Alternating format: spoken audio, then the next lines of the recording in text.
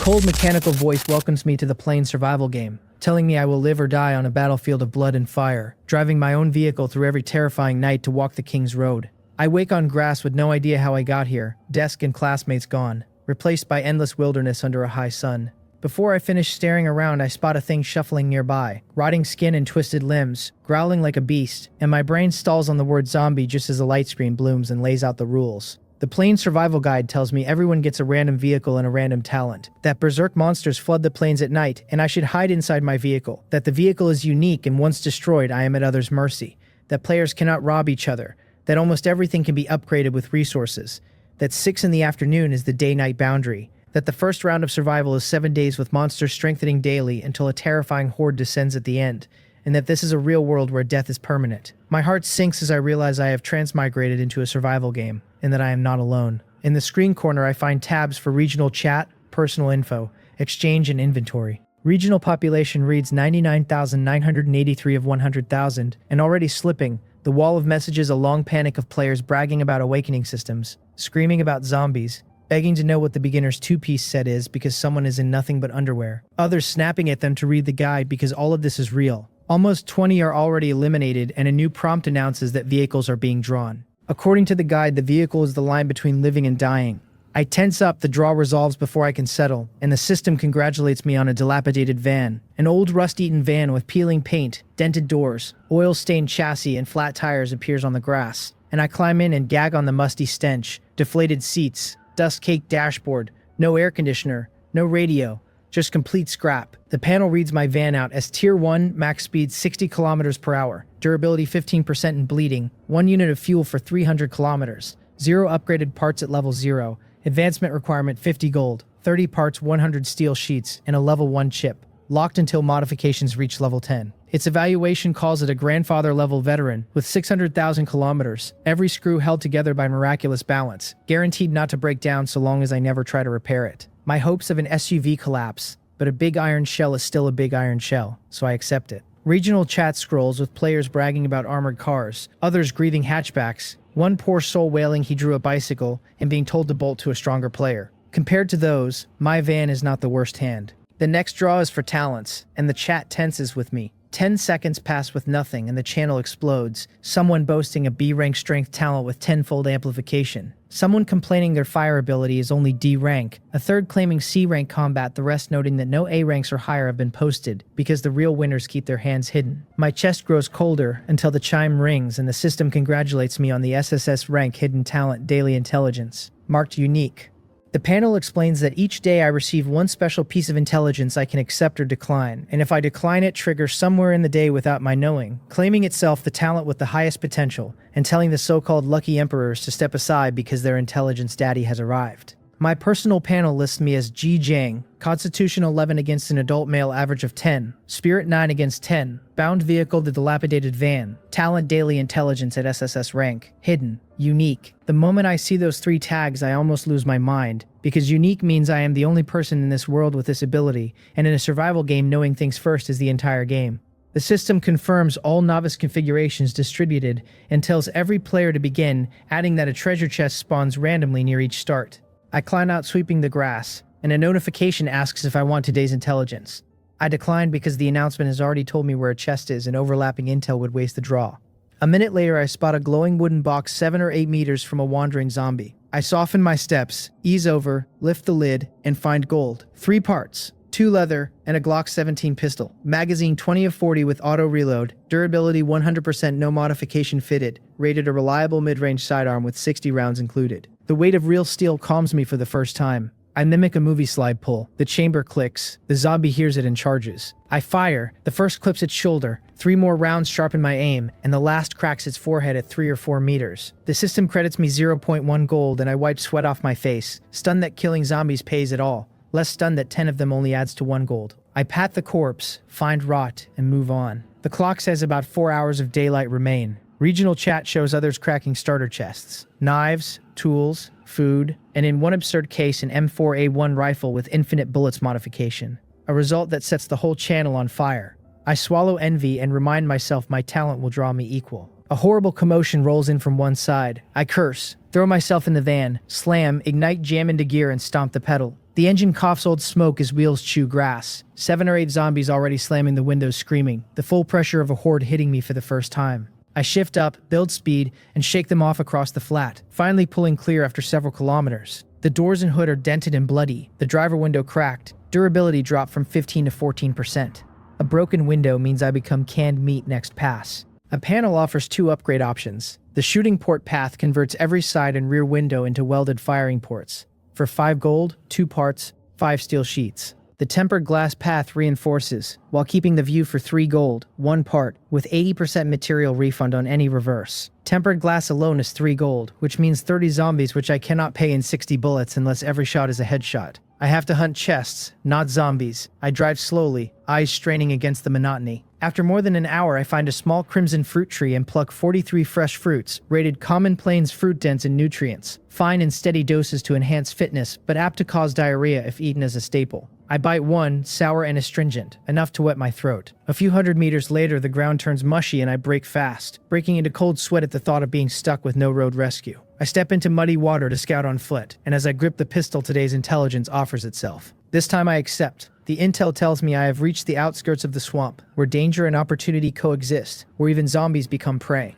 And that about 100 meters southeast, an unusual bronze sheen has appeared, advising me to explore carefully with my weapon. I move in low and slow, mud climbing above my ankles. My sole's nearly sucked off, winding python tracks crisscrossing the wet grass, which makes my scalp tingle. After 100 meters, I reach the target and find a wooden chest half buried in muck. Inside, 1 gold, 5 python skins, 200 universal bullets, an AK-47, and a short dagger. The rifle reads 100% durability, no modification, magazine 30 of 180 with auto reload, rated the most mass-produced rifle in the world, beloved of pirates and gangs, takes everything down in one burst and only needs another if the first did not. The dagger is full durability, no modification, sharp and easy to hide, rated for life or death sneak attacks, the description telling me not to hesitate and just stab. The python skins will craft armor, and the universal bullets reload everything but sniper rifles. True hard currency. I slot dagger and pistol on either side of my belt and lift the AK, confidence flooding back. Then the intel nags about the bronze sheen. The wooden chest cannot be it. I crouch and watch. A python 7 or 8 meters long and thick as a bull glides 4 or 5 meters in front of me, and I freeze. In 10 minutes, I count at least 5 large pythons, one well over 15 meters, big enough that an embrace would grind every bone in my body to dust. After a tense half hour, I notice a flicker of bronze in a patch a python just crossed, the surface already filming back over with mud. I plunge my hands in until I feel a hard box, heave, and the chest breaks the surface clean. The panel calls it a bronze treasure chest, 3rd tier in the order of wooden, black iron, bronze, silver, gold, purple radiance, black diamond, and legendary, and tells me to be secretly happy because finding a 3rd tier chest on day 1 is a result almost nobody else will match. I pop the lid and a crisp clang sounds as brilliant light spills out. The bronze chest gives me a sniper rifle, an armor core rated rare, a stack of universal bullets, and a hot weapon modification called ballistic correction. I take the haul in and turn the van back to safer ground. The regional chat scrolls past, a handful of players stumbling into second chests, one veteran bragging about a long knife plus 200 bullets and being cursed as a European emperor who hogs all the luck, others unable to find their first chest at all, several posting buyout requests for ammunition at any price. Everyone is racing to arm up. I push toward an upgrade. The shooting port path makes more sense given my new firepower, so I sync the materials and confirm. In a single flash of white light, the cracked, blood-stained windows become welded steel sheets fitted with sliding gates sized for weapons from 20 to 300 millimeters across. 5 heavy gates along the sides and rear. The front windshield upgraded into tempered glass is an unexpected bonus. The dilapidated van has become a mobile bunker with a faint cyberpunk wasteland edge. The panel notes that engine, tires, doors, exterior armor, roof machine gun, comfort features like air conditioning, sound system, central screen, heated ventilated massage seats, generator, and refrigerator are all upgradable, each counting as 1 level. An advancement unlocks at level 10. I open the trading post. Day 1 is the most chaotic and the best window for bargains. Most players dumping materials and buying weapons and ammunition. Handguns at 3 gold or more with ammunition separate. Rifles and machine guns priceless, and traded by private message ammunition the most absurd of all at 2 or 3 gold per 100 universal rounds. The math is brutal. I only profit if I drop a zombie in 3 bullets or fewer. The starting population has fallen from 100,000 to 97,000 in only hours. Nearly 3,000 gone for good. The chat is a rolling wave of bravado and panic. Players urging each other to dump everything into firepower and become a nuclear-powered tiger. Recruiters demanding fully enclosed vehicles and at least 1 hot weapon. Someone begging to be taken in with only a cold weapon and being mocked for sitting at the dog's table. buyers shouting for unlimited bullets. Almost everyone is over-investing in firepower and ignoring defense, which means parts and steel sheets are at their historic low. I take 1,500 of my 2,000 universal bullets and break them into 15 lots of 100 at 3 gold each, keeping 500 for emergencies, and they clear in minutes for 45 gold, my purse reaching 64.4. Then I pivot and buy parts in bulk at 0.1 to 0.2 each, doubling my money even if price ticks up by half. Worst case, I keep them for personal use with a 7-day countdown coming. I rip through purchase after purchase, a small cluster of other players starting to do the same, narrowing the window. By the last minutes before dusk, I have bought over 500 parts. The regional price has climbed by 0.2, and I switched to 30 steel sheets and a small stack of food and drinks before stopping. 7.3 gold left. Sniper rifle, handgun, short dagger, 450 universal bullets, 1 ballistic correction, 583 parts, 30 steel sheets, 12 python skins, 2 leather, 1 rare armor core, 42 fresh fruits, 10 bread, 3 cola, 5 mineral water. The window for seizing initiative has closed, and time to prepare for night begins. The sun slips under the horizon, the whole plain darkening together. I arrange the 4 weapons, dagger and handgun on my belt, sniper mounted at the rear side window, Alaska in hand. I load 50 rounds into the handgun and 200 into the AK, then apply ballistic correction to the sniper, since the modification lets a non-professional hold steady at extreme range. That is the gift of modifications and the reason most sit unsold at 20 gold or more. Prices like no recoil, infinite durability, super barrel cooling, and super silencer, all far above the weapons they bolt onto. And legendary infinite bullets is not even listed because the early game cheat would only be bartered for something of equal value. And nothing of equal value exists yet. The sky has gone fully dark, the bright moon climbing, stars scattered, a soft breeze through the grass that would feel like a perfect summer night if monsters were not roaming. As the clock passes 6, a scrolling announcement mocks weak little rabbits to hide because night has fallen and the monsters are hunting. The channel goes tense in a heartbeat, players shouting for teammates, posting coordinates. A user named Lee Jong-gook posts his coordinates and welcomes any brother who cannot hold out tonight, says over 20 are already gathered, that he only asks for upright values, unity and obedience. The chat explodes with awe that this is the boss who pulled the tank, others gasping that another user is recruiting in the Black Mountain mining area for their leader Jang Dongjae, the boss who drew the infinite bullets M4A1. I watch and stay silent because I have no intention of joining anyone.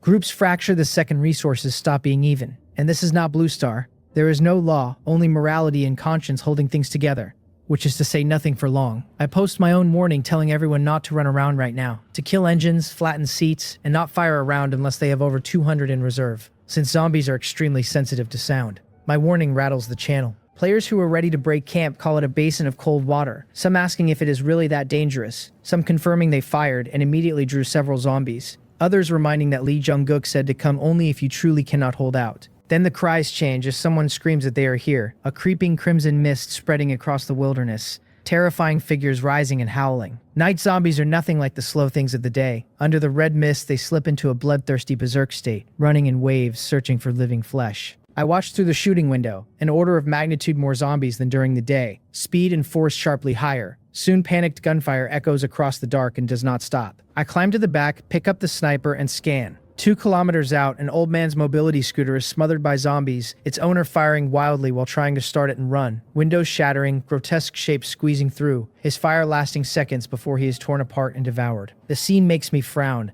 The online count drops in real time, 97, 96 and a half, 96,000. The channel is wall-to-wall screaming for help, players boasting they barely broke out of encirclements, veterans yelling to drive away because staying gets you swarmed. One numb voice asking what scale the 7-day horde will be if this many do not count as a horde. Then a paid rescue cry catches my eye, a player offering 2 gold plus a super silencer modification for anyone who can save him, while others bicker that everyone is for themselves and that cold weapons are better against zombies because they do not attract more, with someone snapping that letting a zombie grab you at melee is instant death. I sit up. A super silencer is good, only one currently on the exchange listed at an outrageous 30 gold, and this could be the same. I private message the seller telling him I will take it if he is within 10 kilometers. He answers instantly, pinging 7 kilometers off. I ask how long he can hold.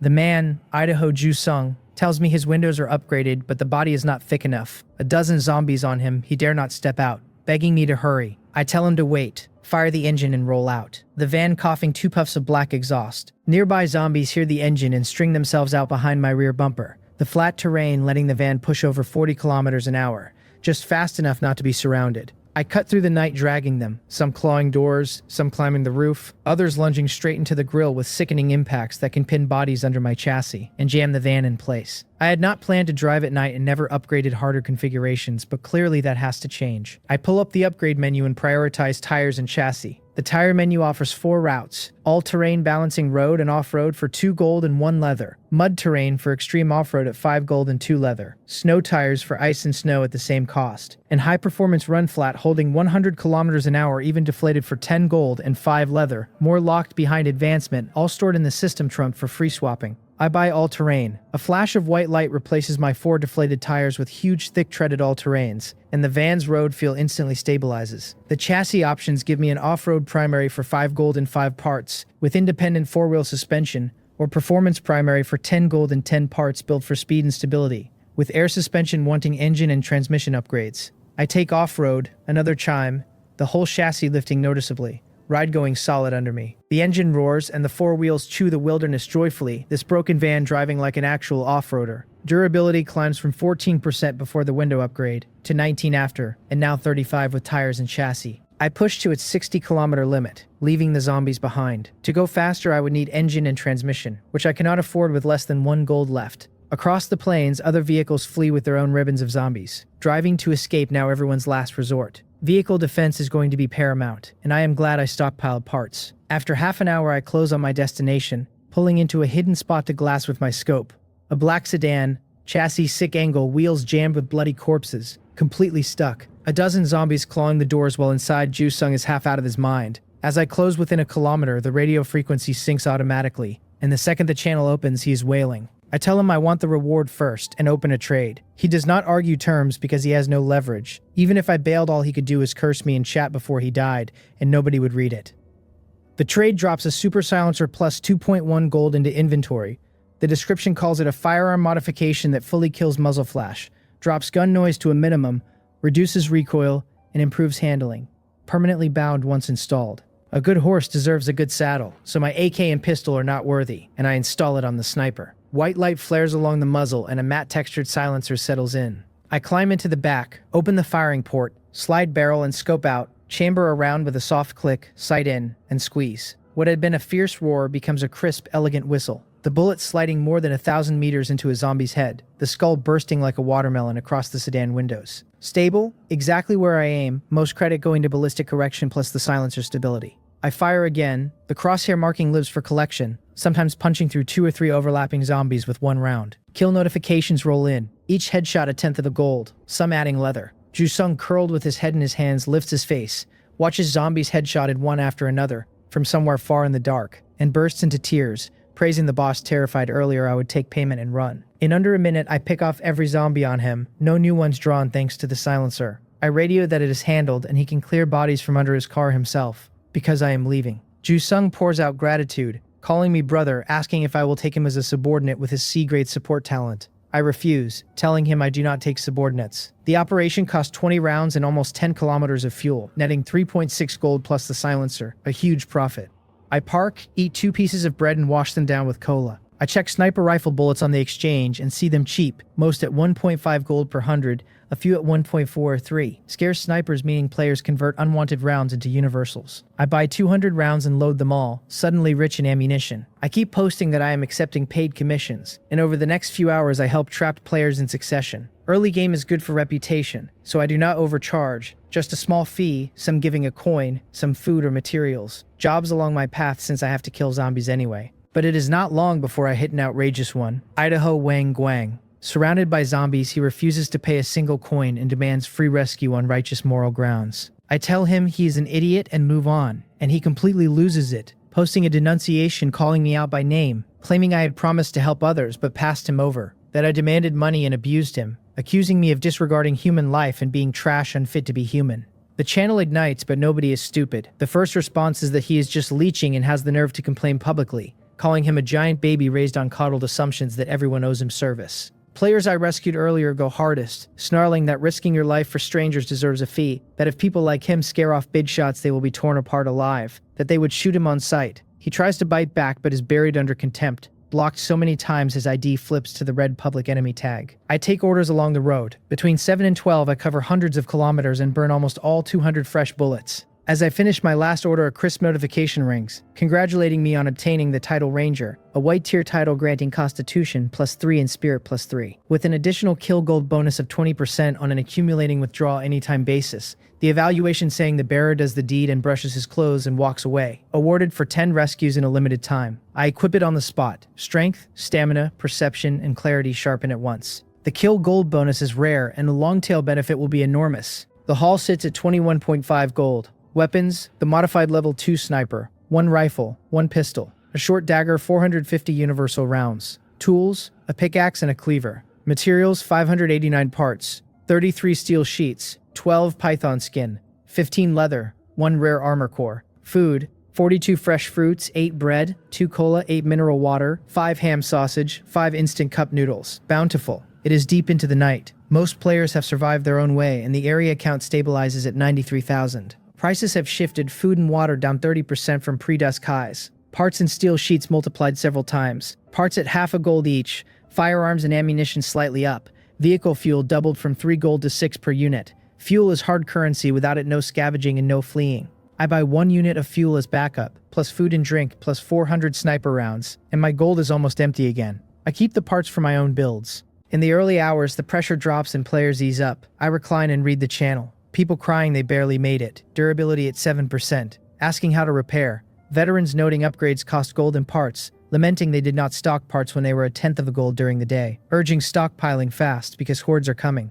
Someone asks if anyone has tried night exploration. The answer being who would dare, since 1 scratch is basically death without antiviral serum, which now lists at 100 gold a shot. A voice cuts through shouting sunshine broccoli for parts, that it boosts physique when eaten, with another snapping at them to stop spamming because nobody trades parts for food now, especially not with free fresh fruit available. My eyes light up. I private message the seller, Idaho Vegetable Pig, an interesting handle since most are just their own names. The seller replies instantly, attaching the broccoli with the system description. Sunshine broccoli, high-grade vegetable, a unique plain specialty abundant in the starry sky great forest, nurtured by ample rain and sun. Crisp and sweet, with consumption raising physique by 0.1 per plant, and a daily growth limit of 5 times. Direct physique boosting is on another level than fresh fruit, which only ticks up gradually over long use. Before I can reply, Vegetable Pig fires off messages back to back, insisting it is cheap, 1 part for 1 plant, 2 if I push, listing other inventory including white winter melon and aquatic eggplant,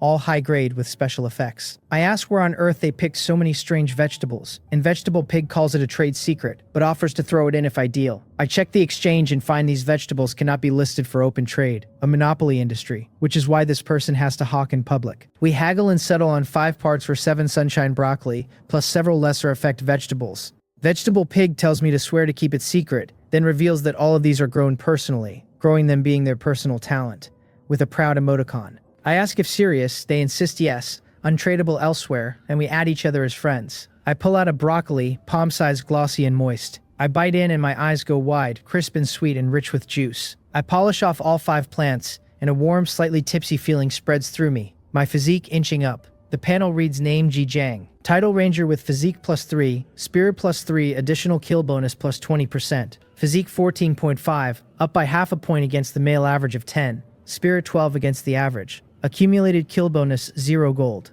Bound vehicle old minivan at modified level 3. Talent daily intelligence at SSS rank. Hidden and unique. I close the panel satisfied, telling myself that if my physique keeps climbing, I might try cold weapons later. From what I can see, most players have 4 upgrade paths. The first is the vehicle path, dumping resources into gold and parts to push the car up tiers fast, aiming at second-tier vehicles. The second is personal attribute, prioritizing constitution then spirit, the most fundamental physical evolution route, though everyone is cautious about close-quarters knife work without a foundation. The third is the weapon path, fastest results and safer, but durability means weapons need reinvestment. My sniper already losing 8% in one night, so unless infinite durability exists, weapons may not stay top tier. The fourth is hoarding supplies, simplest and lowest risk, finding a hole to hide in, but lowest late-game survival since nothing keeps up with rising monster strength. Each has pros and cons. The survival guide recommends developing comprehensively, none ignorable. Ideally, a small group splits the four, each specializing, but that requires extreme trust, because one betrayal collapses everything, which is exactly why I refuse to team up. Luckily, I have daily intelligence and only need to stabilize early. I drift off in the stiff driver's seat, exhausted.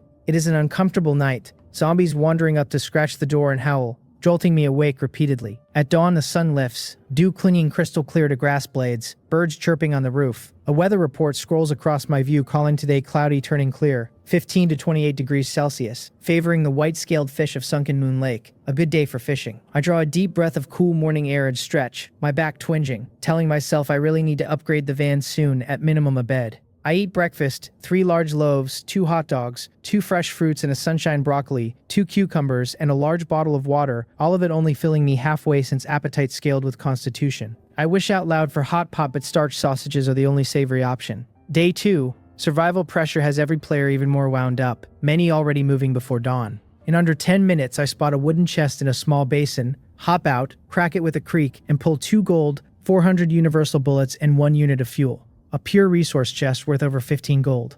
A strong start. With the upgraded tires and chassis, the van's effective speed is nearly doubled. Eyesight sharpened by added spirit, search rate markedly higher. I do not find another chest for hours, though I kill around 20 zombies for 2 gold. And I spot a wild deer that I take down with a sniper, then bleed and skin for 1 deer hide, and 10 units of fresh venison. Without fire or cookware, I cannot eat the venison, and fresh meat cannot be listed on the exchange. Only modern foods like noodles and ham trade, so I bag it for storage. The backpack has no time flow, so food never spoils. As noon approaches, I chew through Vegetable Pig's vegetables while driving. The familiar voice chimes in my head with today's intelligence. I accept. It reads that to my southwest lies a low vine forest, vines suitable for armor, tools like axes for gathering, but fierce beasts and venomous insects appear often, and one must be extremely careful, with a note that an unusual metallic glint seems to have appeared there in the past few days. That metallic sheen again. I open the right firing port, spot the vine forest, drive over and gear up, pistol and dagger at waist, Alaska in hand, sniper slung across my back since this place is bound to hide something on the order of an adult blood python.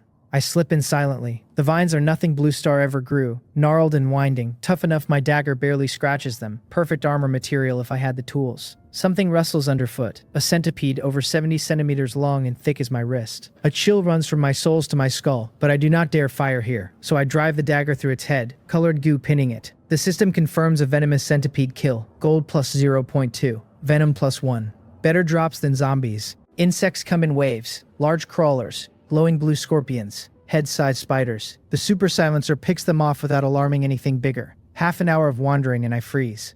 2 completely black boxes lie among a dense knot of vines, surfaces shimmering metallic in the sunlight. 2 of them. My heart trembles. I push through, but the vines thicken, and a meter out I can no longer pull them apart. I switch to slow dagger work, 10 minutes sawing my arm raw for a handful, then give up and burn dozens of sniper rounds shooting the vines apart, until I reach the boxes. The system identifies them as black iron treasure chests, a step above wooden. I pop the first. A crisp clang, a flash, and the system rolls out 9 gold coins, 20 dwarf vines, 1,000 universal bullets, 1 melee weapon modification called Super Edge Sharpening, and 1 firearm modification called Infinite Bullets. I freeze for several seconds, then wild joy crashes through me. Infinite Bullets, the legendary early game cheat. The descriptions roll in. Super Edge Sharpening, the strongest core of the melee modification series, permanently bound, and Infinite Bullets expanding any firearm magazine to infinite with reload cut to 3 seconds. Also permanent. 2 core modifications in 1 chest. Infinite Bullets is almost never listed. Prices on the order of antiviral serum. I crack the second. 12 gold, 24 dwarf vines, 1,300 universal bullets, 1 dwarf vine armor, 6 C-level talent shards, and 1 B-level talent shard. The dwarf vine armor is common, woven from toughest core strands, stops ordinary bullets and blade slashes, self-repairs in water. The shards are more interesting. 10 C-level synthesize 1 random C-level talent, 10 B-level 1 B-level talent.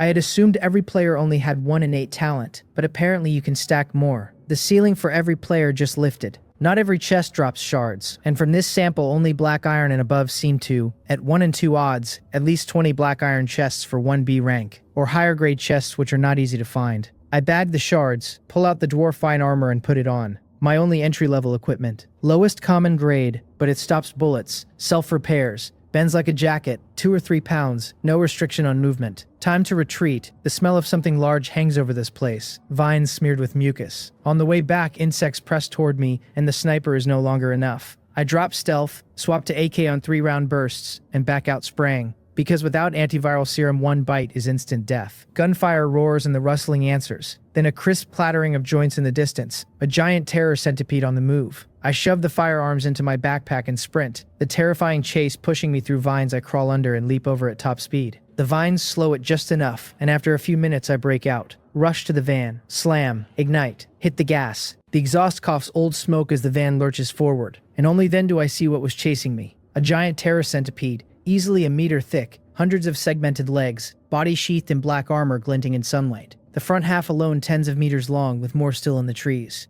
The system profile names it an elite monster, large arthropod nesting in the dwarf vine forest. Not venomous like its smaller kin, but ferociously territorial, capable of cutting a human in half with its pincer teeth. I had thought the adult blood python was elite, but this is what an elite actually looks like. Outside the forest, it catches the van in under 10 seconds. Its body rears onto the roof, segmented legs hammering until the thin metal dents in a dozen places. Then its pincers bite the door and durability drops 5%. The mass kills my speed and the van starts to drift. In that moment, an upgrade prompt opens. Vehicle body route 1 external armor, replacing the frame with integrated die-cast alloy, plus 8mm military bulletproof layer. 10 gold, 10 parts, 20 steel sheets. Upgrade now. The van flares with blinding white. The pincer teeth severed clang to the cabin floor, and as the glow fades, every dent is gone. The exterior reborn as thick riveted steel sheets. The centipede screams, blue blood pouring from where its pincers used to be, antennae thrashing. It throws itself at the van, but the upgraded armor is on another tier, and without pincers it cannot scratch me. I empty a full AK magazine into its body.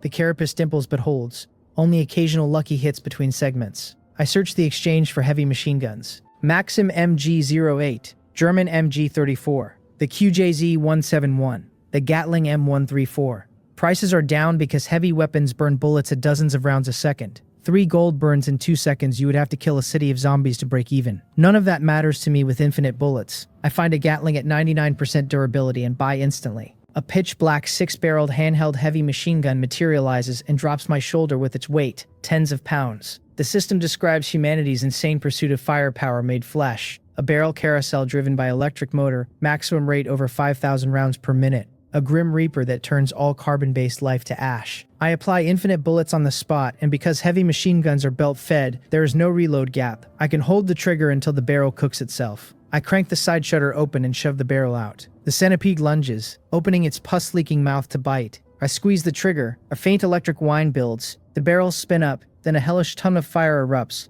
over 60 rounds a second pouring into its mouth and shredding the oral cavity in a heartbeat. It shrieks, arches backward, hits the ground twisting. I keep the trigger down and walk the stream across its body, punching through carapace and tearing flesh, until its escape instinct kicks in and it drags its mangled length toward the forest. I am not letting it walk. I kick the door, lift the Gatling, and pursue, sweeping it for a full minute until the massive shape stops moving. The barrels glow red as they slow. The system confirms giant terror centipede kill. Gold +2, 1 giant terror pincer, and congratulates me on the area first kill. Bonus reward 10 gold. I sag gasping. The recoil of a handheld Gatling brutal, but worth it. 12 gold from the first kill alone, and the pincer described as incredibly tough special material, usable for forging special growth equipment. Equipment that evolves and grows. The exchange shows nothing, which makes sense since I just took the area first kill. The Gatling barrels are still red. Overheated barrels have to cool or durability drops fast. That single spray cost me 3%. I make a mental note to grab infinite durability and super barrel cooling soon. It is already 4 in the afternoon, 2 hours to nightfall. I open my backpack, gold 19.5, up 6. Weapons, 1 sniper modified second tier, 1 heavy machine gun modified first tier, 1 rifle, 1 pistol, 1 short dagger, 3,150 universal bullets, 1 dwarf vine armor normal grade. Tools, 1 iron pickaxe, 1 machete. Materials, 574 parts, 13 steel sheets, 12 python skins, 1 deer hide, 21 leather, 44 dwarf vines, 9 venom, 1 giant terror pincer, 1 rare armor core, 2 units fuel. Food, 40 fresh fruit, 5 bread, 5 mineral water, 3 ham sausage, 5 cup noodles, 1 aquatic eggplant. Talent fragments, 6 C grade, 1 B grade. The bag is bloated. Each category caps at 10 slots, so I move deer hide and longer-lasting food to the trunk, and list python skins, venom, and dwarf vines on the exchange at market rate. About 10 gold together. I also list 2,500 universal bullets at 3 per 100. Total listing 75 gold. Prep phase is in full swing. Plenty of buyers, the bullets and scrap clear quickly, and my gold pushes past 100. A rich man does not shortchange himself, so I open seat upgrades. Fabric is breathable and tough at 3 gold. 2 parts, 2 leather. Imitation leather close to real leather at 5 gold, 2 parts. 3 leather. I pick imitation leather since I am covered in mud constantly and fabric would stink. White light flashes, all 5 seats reborn soft and cool. The musty smell gone. Next, the engine. Naturally aspirated 1.5-liter smooth linear at 7 gold and 5 parts with gearbox included. Or turbocharged 1.5 turbo strong low rev punch at 10 gold and 10 parts with gearbox. I pick turbocharged. White light flares under the hood. Engine and gearbox both refresh. I turn the key, drop into gear, and press. A powerful vibration shudders up, the van leaping forward with actual push into the seat. The panel reads Tier 1, top speed 120 km per hour, durability 57% and slowly dropping. Fuel 0.2 units with a 50-kilometer range. Fuel critical flagged. Upgraded components. Shooting bay, tires, chassis, exterior armor, seats, engine, total level 6. Advancement requires 50 gold, 20 parts, 100 steel sheets, and 1 level 1 chip. Only unlocked when every component hits level 10. The evaluation calls it a grandpa tier veteran with 600,000 kilometers brought back to a normal vehicle. The turbo burns more fuel. 1 unit now only 250 kilometers, so I burn both stored units to push my range to 550. I open the exchange for a level 1 chip. Find only a handful listed at 15, 14.9, 14.8, message sellers one by one, haggle, and lock one at 11.8. I move on to daily life. 20 slices of high-grade Black Mountain toast, 10 cheese sandwiches, 10 each of puff pastry, crispy sausage, and custard buns for breakfast over the week. Hot food. Rujiamo, donkey meat fire-baked buns, Cantonese dim sum, roasted duck, braised goose, cumin chicken racks, snacks konjac jelly, spicy strips tiger skin chicken feet, potato chips, nuts, spicy dried fish. 2 cases of cola at 24 bottles. 5 cases of bottled water at 12. 2 changes of clothes, tissues. Total damage 12.5 gold. Trunk finally stuffed with real food. It is already 5 less than an hour tonight too. I drive up to a high spot, pull the brake, open chat. The wall today is the usual prep mix. A rare rifle at 5 gold. Battlefield Alliance still recruiting at Sunken Moon Lake with strict gear requirements. A Black Mountain repair guy charging 2 gold per repair. A Twilight Canyon heckler scoffing his side charges 1. The Black Mountain man explodes. Asks if anyone has heard of the Ghost Dragon Society in the Black Mountain mining area. Threatens to deal with him in person. The Twilight Canyon side fires back that of course they have heard of Jang Dongjae's Ghost Dragon Society. Reputation filthy lately. His Hyung is Lee Jong-guk, president of the Mountain and Sea Alliance, daring them to come. The Black Mountain side jeers that the Mountain and Sea Alliance is a pile of old, weak, and sick. Only Lee Jong-guk can fight. Most onlookers side with Lee Jong-guk, who acts honorably and has taken in many bad start survivors, while Ghost Dragon behaves like warlords. Both sides go quiet abruptly. The channel works out they hit the daily 10 message cap and got muted.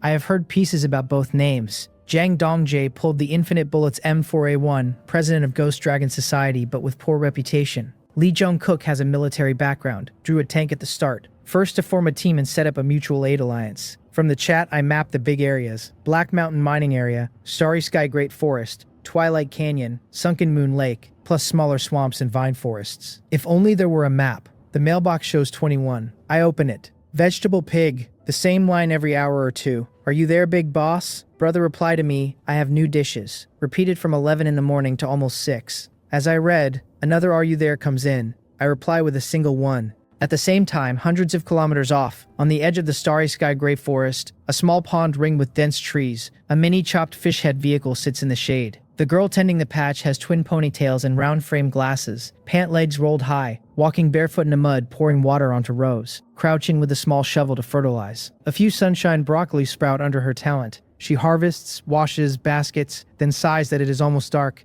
and she does not know what to do about the Lingyam cabbage. Jin Sonon is genuinely at a loss. The cabbage in her basket sits clear as emerald glass, and she regrets pouring most of her energy into it today, because she hoped for a small fortune and cannot sell it. Her 10 daily messages are used up, all buried in the wall, and her only major client has not replied since morning. She does not dare trade offline because untradeable items can be plundered. A lesson learned. She opens her messages dejected to send Ji Jiang one more, only to see his single reply. She nearly jumps. She writes that he finally replied. I ask why she sent so many messages. She tells me she has good stuff. Look at Lingyan cabbage. The system rolls it up. Rare grade vegetable native to the Starry Sky Great Forest with uncommon seedlings. grown through special cultivation and heavy natural fertilizers, rich in spiritual energy and nutrients. Consumption grants +3 constitution with a daily limit of 1, plus a 7-day bonus to stamina and energy recovery. I sit on it before asking how much. She probes that since this is her first time growing it and the cost was steep, would I take a look? I tell her 2 gold plus 5 sunshine broccoli as a gift. She fires back that this is robbery, fuming that 2 gold is not even half her cost, and now he wants 5 broccoli on top. Asks herself why she does not just package herself up and ship herself over. She types furiously that her cost alone was 5 gold, and she cultivated for a whole day. I ask for proof. She copies transaction records for advanced fertilizer, rare cultivation soil, and spiritual water, with material usage details. Total cost 5.2 gold. I tell her, all right, name your price. She stammers her way to 6, then 5.5, feeling pathetic and S-rank talent nervous about haggling, but afraid I will walk, and without selling she cannot upgrade her chopped fish head van defenses for the second night. I offer 8 gold with one condition. From now on, she supplies me at least 1 lingyun cabbage and 5 sunshine broccoli every day. She nearly jumps at the 8, then her face freezes at the condition.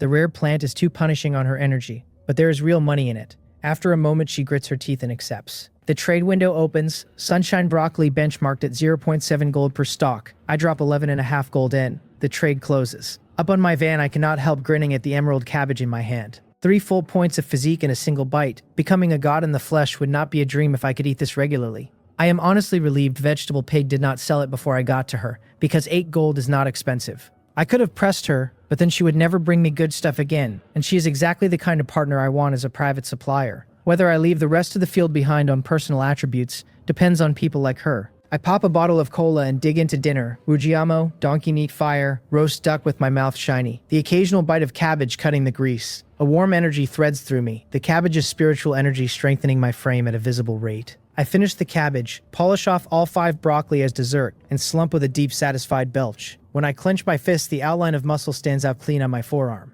The panel reads Title Ranger granting Physique +3 Spirit +3 +20% kill bonus. Physique 18 +3.5 from Title. Spirit 12, accumulated bonus 0.62 gold withdrawable. Vehicle van modified level 6 normal grade, talent daily intelligence SSS. Hidden unique. Physique 18 is nearly double a normal adult. I am about to crack another snack when the radio crackles and a voice asks if I am there. I grab the sniper, crack the firing port, and only then notice 3 vehicles parked in a tight triangle, a small truck, an SUV, and an old man's happy car. 5 or 6 men and women shift sandbags and baffles, building rough fortifications. The leader, a young man with a radio mic and binoculars, glassing my van. When he sees my port crack open, he smiles and waves. I pick up my mic and ask what he wants. He introduces himself as Joe Soryong, points out the flag, explains they are from the Mountain and Sea Alliance setting up defense for the night. He says I look capable, even my external armor is upgraded, asks if I want to join for the night, because with them I will make it through. Adds with real confidence they run 5 firearms with 1,200 rounds between them, and aside from the happy car the other 2 are upgraded armor. I ask if Mountain and Sea Alliance people are not supposed to be in Twilight Canyon. Joe Soryong does not hide it, explains his crew spent the day at Black Mountain pulling iron ore and elemental ore. Resources untradeable on the exchange and untransferable by personal trade. Only haulable by hand. Back at base, members with relevant talents refine the haul into steel sheets and parts to list, an operation they only just started today. My horizons widen. The talented players are already running industrial chains. The Mountain and Sea Alliance is led by Lee Jong-guk, over 600 members and growing, with a complete operating system. 3 of Joe Soryong's small team actually lost vehicles last night and are now living inside the other 3, which is why their SUV and truck upgraded armor quickly. Lee Jong-guk's military background apparently includes combat instruction, because Joe Soryong's fortifications are crude but meticulous. Defending outside the vehicles lets them snipe from a distance, so the horde does not bleed durability, with a plan of holding the peak then retreating inside. Joe Soryong asks if I am in, says we can at least cooperate for the night, but I refuse. No reason to share a position. A fat man next to him tells him to let it go, says when I cannot hold, I will come asking. Joe Soryong gives up with a sigh, warns paid assistance only later. I tell him the same applies in reverse. The fat man and others laugh, 6 of them with 2 armored vehicles, obvious which way help flows. The conversation ends. The sky goes fully dark. Blood mist rolls silently over the plain. The fat man jumps grinning, steps onto a sandbag, raises his AK and burns 1 round into the sky talking about how thirsty his rifle is. A woman snaps at him for wasting bullets. He waves it off, but in the next breath every face on the line goes pale. In the spreading mist, there are not just ordinary zombies but huge bloated ones in numbers, each over 2 meters, covered in horrifying tumors, bellies distended like balloons. A new type. Joe Soryong tightens his voice and orders them to hold the line and wait until they close. In my scope, a readout labels 1 a fleshball zombie, special variant with massive size and thick fat, strength and defense extremely powerful, speed slightly slow. My eyes narrow, because if a special is already spawning on night 2, the difficulty is climbing linearly. I rack the rifle, line up the nearest, fire. The bullet covers more than 1,000 meters and hits between its brows, taking off most of the skull, the 700 or 800 caddy body crashing. The kill rings, fleshball zombie down plus 0.5. Same rate as an adult swamp blood python. Boss tier payout. I am going to make a fortune tonight. My heart heats, kill after kill chimes. The fleshballs are slow, so ordinary zombies have already swarmed the van and started battering. Their attacks tickle the armor. Only an elite like the giant terror centipede could bite through with pincers, but the volume fouls my line. I switch ports and start clearing. Then I glance toward Joe Soryong, and my eyes go wide. Their position is a tightening ring, the safe distance shrinking, the problem being gunfire pulled every zombie nearby. They can grind ordinary zombies, but fleshballs eat body shots, and only Joe Soryong has ballistic correction tasked with headshots, 2 rounds each, not enough. When a fleshball slams in with its full belly, the line collapses. Joe Soryong shouts to get in the cars. They scramble back. Truck and SUV with armor hold, but the elderly scooter takes the worst. 2 girls inside screaming as the fleshball hammers it into a twisted shell. They abandon undercover and bolt to the truck and SUV as dependents. Every vehicle is the absolute territory of its survivor, and others can only abandon their own car and with permission board and bind to someone else's, becoming a subordinate. Dependents cannot change binding, cannot betray, and any gold they earn can only be spent on the owner's vehicle, miserable if bound to someone twisted. I keep working the sniper, rounds slicing the mist, taking head after head. In less than 10 minutes, nearly 10 fleshballs down for 5 gold. The fleshballs on my side thin, the rest out of range, but I am in no rush to drive out, because a job is sitting right next to me. In the distant truck, Joe Soryong and 2 dependents are pale and dripping, terrifying impacts pounding outside, the vehicle bucking like a coin-op ride. Even with armor, durability is dropping 1% every 2 minutes, and they upgraded tempered glass instead of firing ports so they can barely shoot back. The whole vehicle will come apart inside 2 hours, the fat man cracking that he feels like meat in a tin can. Joe Soryong says they can only call for help. Even with an engine, they risk getting stuck. He thinks of me, assumes I am in the same shape, pulls binoculars, sights through the gaps, and freezes. No zombies around me at all, only a handful of corpses. The fat man chokes. How is this possible? Joe Soryong tells him bitterly not to bother. The guy has a sniper and a super suppressor. He admits he underestimated me, remembers my parting words, feels shame, knows sincerity matters and this is not the time to haggle. He confers with the SUV and settles on the maximum, 13 gold plus a cold weapon modification labeled lightweight, then raises me with the offer, hoping I can pull the horde off. I just say accepted. Joe Soryong exhales and opens trade, sending across 13 gold in the modification. Lightweight, usable on all cold weapons, reduces main body weight by 2/3 after application. Permanently bound. Not bad, especially for heavy cold weapons.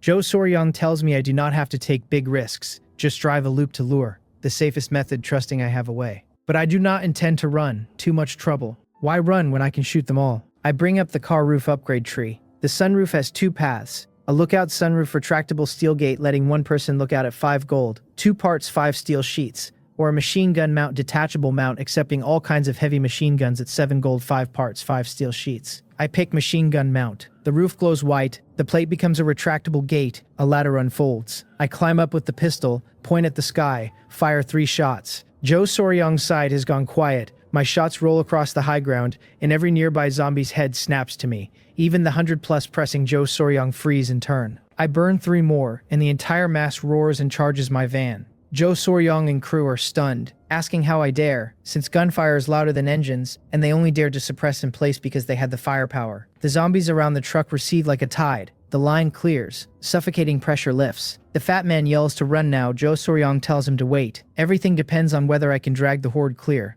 Except I do not drive. Joe Soryong sees me leaning my whole body out of the sunroof, sniper steady, dropping the closest one by one, ignoring the flood. He grabs a megaphone and shouts that I am about to be surrounded, but I keep picking off the closest, then drop the sniper and pull out a long dark thing which I mount on the roof bracket. The moment his eyes register it, his pupils contract. When the fat man takes the glasses, he nearly jumps, swearing it is a Gatling. By the second word, I have already seated it. 6 barrels spinning up to preheat. Then 6 barrels spew flame and a river of bullets pours out, sweeping the silhouettes. Over 200 regulars and at least 15 fleshballs. An assault that would shake any team. But in front of my infinite bullets Gatling, they are walking gold coins.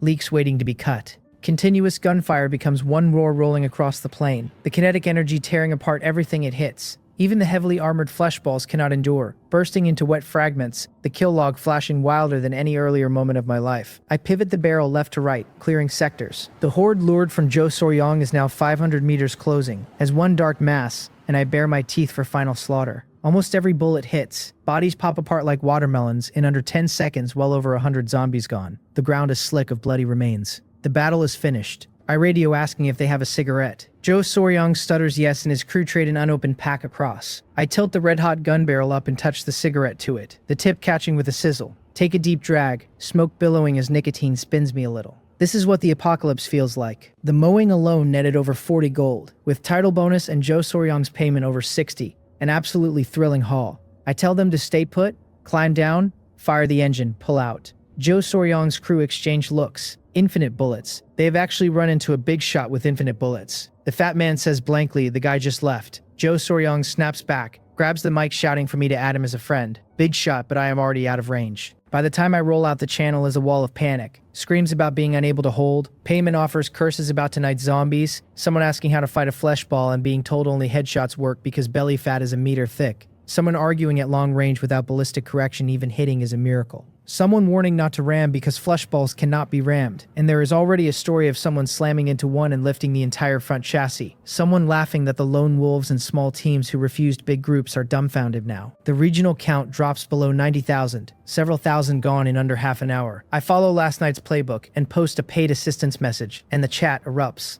Another bid shot is running rescues, save me. Then a warning about scammers running fake rescues, calling out Jin Xian, Zhou Wuwu, and John Bin who promise rescue then open trade before arriving. Then someone notes, is that not Ji Zhang, the lone wolf from last night, running rescues again that confident? Someone else worrying because lone wolves could be scammers too? Then a counterwave, anyone calling Master G a scammer is asking for trouble. He saved them last night. They will personally call him the #1 sniper god of the plains. Someone else calls me Ji Hyung, saying I just saved their team. Then Jo Soryong joins with the first review, and to his credit does not expose my Gatling, only mentions I rescued the mining team. His testimony as a mountain and sea team leader hits hard, and within seconds I have hundreds of distress messages. I am buried in orders. I take a nearby order and start the night's rescue circuit. The rescue fee is bonus. The real money tonight is flesh balls at 10 per 5 gold, but driving tonight is harder. Flesh balls cannot be rammed like ordinary zombies. They have to be avoided or sniped, crushing my efficiency. Several times I stop to clear a path with the machine gun, order success rate down to 2 out of 10.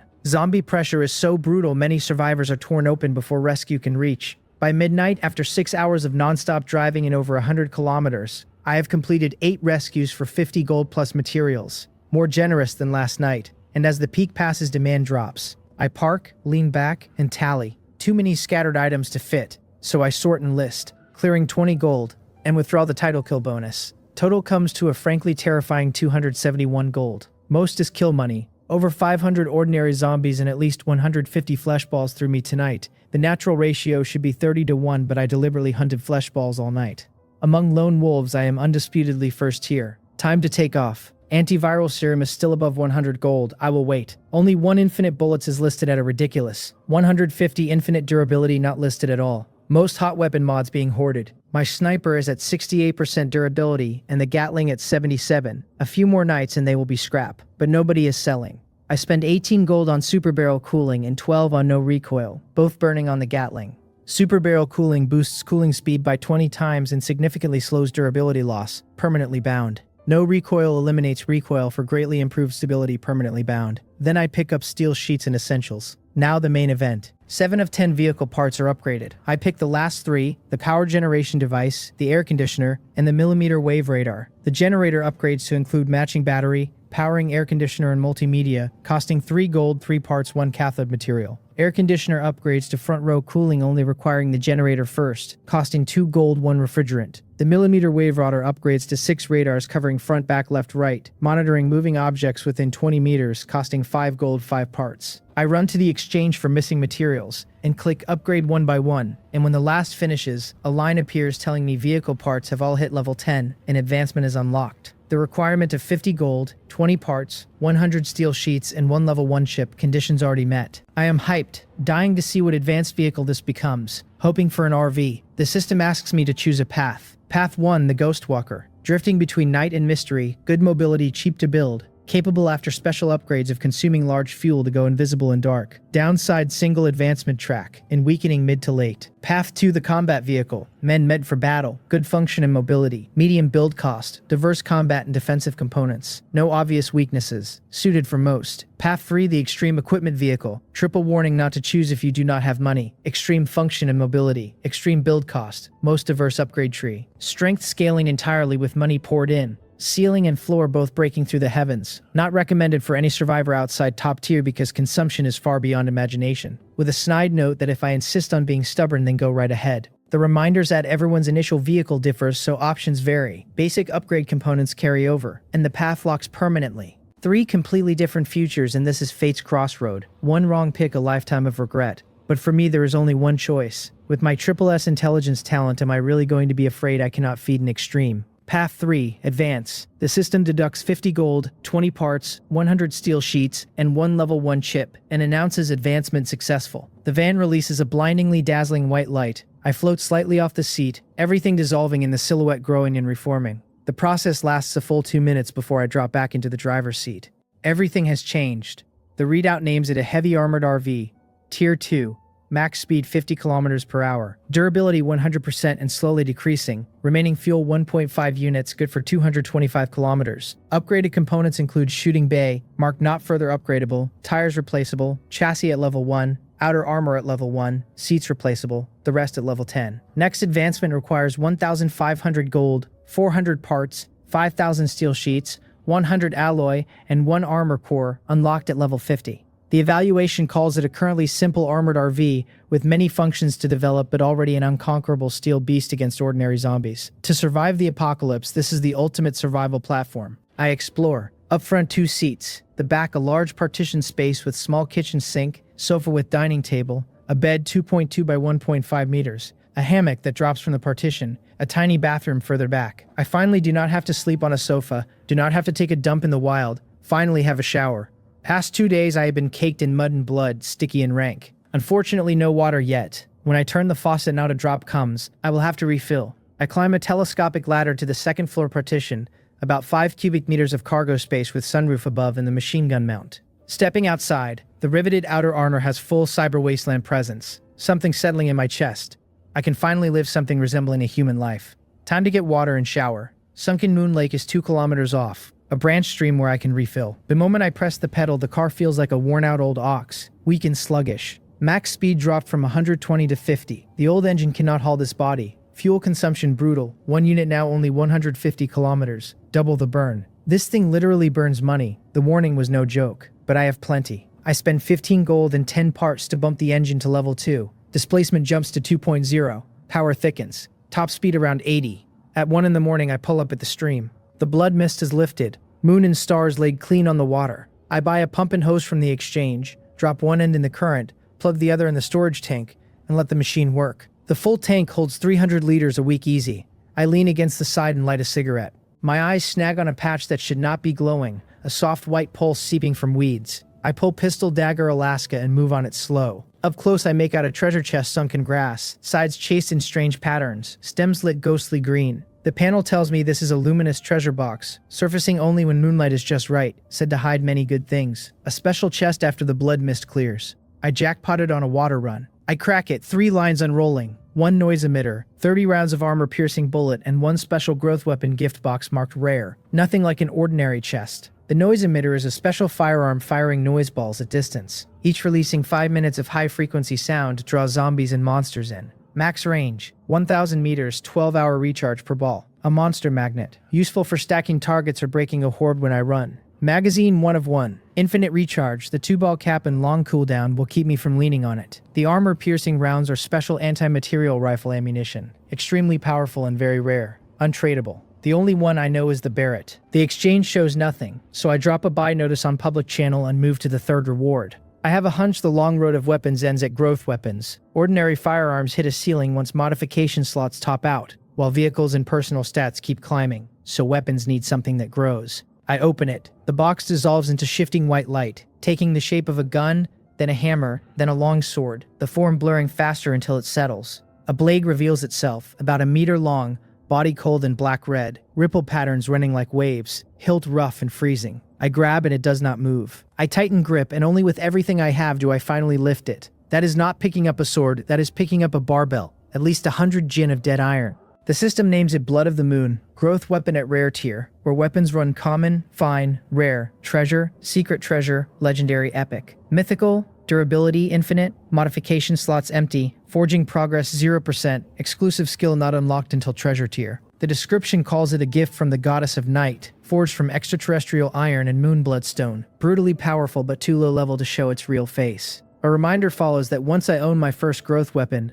odds of pulling another drop hard. A trump card with exclusive skills down the road, and I already have the giant terror pincers, exactly like forging material for this. I drag the pincers out and tap forging, the system telling me I lack a blacksmith series talent. I knew it would not be easy. I will keep stripping materials off elite monsters and find a blacksmith I can trust. The modification slots should take, so I burn lightweight on it. The blade drops weight but only a little, nothing like the 2/3 claim. The listing reading lightweight level 1 with a note that all modification effects on growth equipment are cut by 80%, scaling back up as slot levels rise. Can the modification slot itself be leveled? Another bottomless pit. I apply super edge sharpening to Blood of the Moon. Light sweeps the blade, edge biting visibly keener. The power bump obvious. I let out a breath and run the math. Over 100 gold, vehicles, weapons, and stats all want feeding. I shift focus. Next buy is antiviral serum. I pull up 3 sellers at 145, 130, and 100 even. I message all 3. Whoever holds top tier loot is either a heavy hitter or someone panicking to cash out, and the cheap one reads exactly like the latter. I landed at 89.5 gold. The bottle is small, the liquid dark blue. The panel calling it the antiviral serum. A one-shot granting immunity to corpse poison, insect venom, snake venom, miasma, infection, with reduced effect on certain high-tier toxins. Worth every coin. I inject and feel nothing, but now the world's poisons cannot touch me. The tank is full. I still pump and hose, lock the door, peel off the smelly clothes, scrub 2 pounds of grime in the shower, change clean, dive onto the bed. The mattress takes me like an old friend, and I roll under the warm covers, soaking it in. Most survivors are still sleeping in dirt, and here I am in a luxury RV. I check chat, the anti-material buy notice unanswered. I drop a few more buy requests, watch the late chatter scroll, slide into sleep. I come up at 8, sun on the window, deep enough sleep that zombies clawing the door all night never woke me. I buy a toothbrush and towel and a cup, wash up, eat a small portion of breakfast, tuck the pistol, step outside. The weather panel calls today sunny 19 to 32 degrees, a clear day perfect for hunting in the starry sky great forest. Warning not to trespass into certain entities' territories. A few zombies that have been wearing on the armor lunge for me. I drop them with headshots and get in. I have overslept, so I push. The channel shows regional population down to a little over 80,000. The second night has the survivors wound tight. Early day 3 resource hunt frantic. Battlefield Alliance still recruiting at 5 gold ahead. A small group of 18 begs another team of 10 plus to push into the depths of the starry sky great forest on foot. Life or death. Cowards not welcome. Someone calls them suicidal. The deeper forest wall-to-wall elite nests. 2 hours ago, a 50-person Namsan Brotherhood team went in and was wiped out. The final message warning to stay out. The reply lands fast. Fortune favors the bold. 1 high-tier chest and you take off. Another agrees. Says he nearly got dragged off by a flesh ball last night. Says for a high-tier chest he would walk a dragon's den. Then Divine Wind Group recruits only big spenders with 200 gold cumulative spend. 13 members already and everyone an Apex player. Several defectors from major factions. I flick to private messages. Past friend request, there is one offering an anti-material sniper rifle. I reply the answer instant. The seller calls me Master G and thought I had bought one elsewhere, then drops the panel. Anti-material sniper rifle, Barrett M82A1, magazine 0 of 0 feeding only on armor-piercing rounds. Durability 100%. Extremely powerful anti-material weapon, the upper limit of individual thermal weapons. Recoil so vicious that firing it can crack clavicle or ribs and trigger massive internal bleeding. Forbidden to anyone of poor physical condition. Special gun types cannot be modified and sit at level 3 restricted trade. No exchange listing and no online personal trades. The system divides trades into 4 levels. Exchange, personal, offline, and untradeable. My Blood of the Moon sits at the top wall, fully untradeable. The Barrett at 3rd tier offline only. The seller calls himself Wang Dongriang, says he pulled this on day 1 and has been sitting on it. Finally found a real buyer. There are buyers, he says, but he is afraid of being robbed while I have a reputation. The benefit of prestige is faster than expected. We settle on 13 gold and a meeting point. The armored RV chassis treats anything but real swamp or mountain as flat ground, and I am there in under half an hour. He is in an ordinary sedan with upgraded chassis and exterior armor. A young guy bounces out waving like he has been waiting all his life. The others, several rough watchful men, take in the RV and visibly flinch, mistaking it for a truck then realizing it is a real armored RV. The unmistakable ride of a heavy hitter. Wang Dongriang and the rest raise hands and turn a slow circle, palms out. The formal weapons empty goodwill survivor show. I park and step down. He greets me, Master G, pops the trunk, hauls the Barrett out. Dozens of gin of dead weight. I confirm clean and transfer gold. The thing is heavy as advertised. The so-called cannon. Super sniper. Brutal heft. I head for the van, and at the last second Wang Dongriang and his men exchange looks. He calls out they have one more thing. I stop and turn. He waited until after the gun was paid to mention it, which means it costs trust as much as gold. A treasure map. I tighten at the word. He nods, says the gun, and this both came from a near miss at Black Mountain mining area, pulls a parchment scroll tied with hemp from his jacket, and lets me read. The panel calls it a cursed parchment scroll. Unique item, holding clues to the treasure of the Earth God. But because it lain too long in the Corpse King's tomb, a cursed mist covers its surface, and nothing on it can be read. The last line warns the holder not to let anyone know they possess it. The scroll cannot be carried in inventory and is level 3 restricted trade. A unique item. My pupils tighten. Wang Dongriang is far more frightened, hands shaking, asking if I am done reading. I tell him not to be afraid. I can buy it, relief washing off his face. The others ease. Holding this had clearly been eating at them. The second anyone heard they would be a target. They had wanted to find Li Jungkook, he admits, but were too small to push a message that far, and only my public Barrett buy let them angle in. He floats 200 gold. It is worth far more, just not now. Gold is time-priced brutal to earn this early, and worth far more now than in a month. And in an ordinary survivor's hands, the scroll is a hot potato. Cashing out fast is sane. I tell him I cannot pay 200, and the scroll obviously has usage restrictions. The cursed mist would not be there if it were easy. He laughs and says I have keen eyes, priced it high to leave room. He counters 180. I say 80 final. His face twists like a man wearing a mask of pain. He gives in with a long sigh, calls it the price of getting to know a friend. With anyone else they risked getting robbed, losing everything.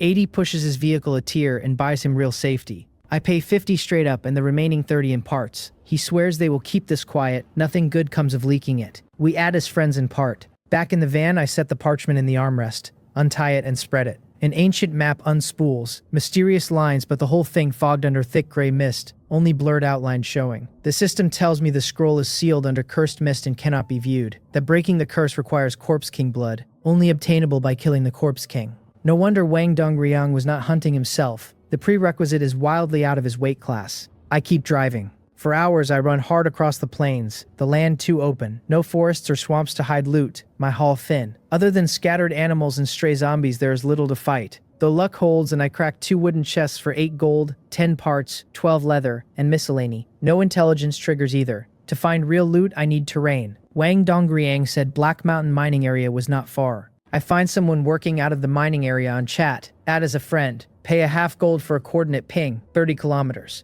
Black Mountain it is. I stop stopping for chests and head straight at full throttle. Halfway there the engine feels weak, so I unload dozens of parts on the exchange and pour 20 gold and 35 parts into a level 3 engine upgrade. 2.0 jumps to 3.0, top speed pushing 120, the familiar shove back into the seat returning. The engine drops into a deeper register and the thrust hurls the steel beast forward. Black Mountain rises on the horizon. A long unbroken line of black ridges laid like a sleeping dragon, oppressive and beautiful. As I close, people thicken. Resource-rich zones pull every kind of survivor. Through the window I pick out distinctive vehicles parked along the slopes in broken rock, mostly small trucks flying faction banners, men sweating and swinging pickaxes, the clang of metal on stone everywhere. Iron ore can be smelted into steel sheets or with the right blueprint turned into parts. The hardest job around but the steadiest income. Mostly run by residents. The chat said normal pickaxe in person pulls 5 to 7 gold of ore a day. A fine pickaxe doubles that to 10. Survivors with vehicles hardly mine. They either rest or roll out hunting chests. The whole perimeter is wrapped in barbed wire with one main gate. Guards on it, every vehicle paying a fee first. Only one faction those toll collectors can belong to. The Ghost Dragon Society.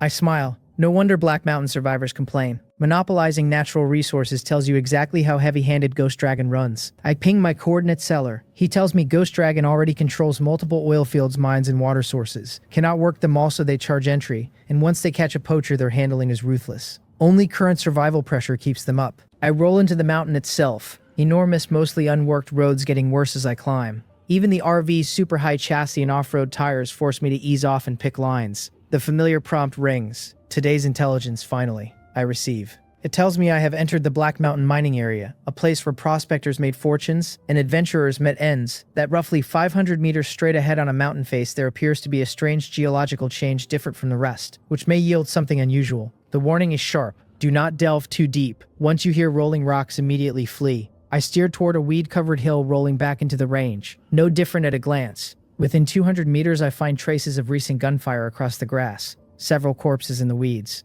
Death's gruesome. Blood still tacky. My face hardens. The intel said run at the first sound of rolling rocks. I roll up to the foot, keep the Gatling in hand, work my eyes. I pick up messy tracks, and where grass meets rock catch a metallic gleam. A bronze chest sunk in the mountain stone, the rock around it gouged with chisel marks. The dead survivors had found it, tried to break it free, then panicked and run, dying dozens of meters off. I pull a fine pickaxe from my pack. Last night's reward worth 10 gold, tip ferociously sharp. I scan once more, see no threat, put my full weight into the swing. With nearly 20 in physique and a fine tool, a fat chunk of rock face caves on the first hit. The moment I move, from the top a low grinding rumble rises, the unmistakable terrifying sound of rolling stone. It really is real. I yank the pickaxe into my pack, snap the Gatling up, and back off, eyes on the crown. A rolling cloud of dust spills, the rockfall building louder. Then a massive body shoulders out at the top, 5 meters tall, charging straight down. A giant stone ball with 4 limbs, no face, only 2 crimson eyes.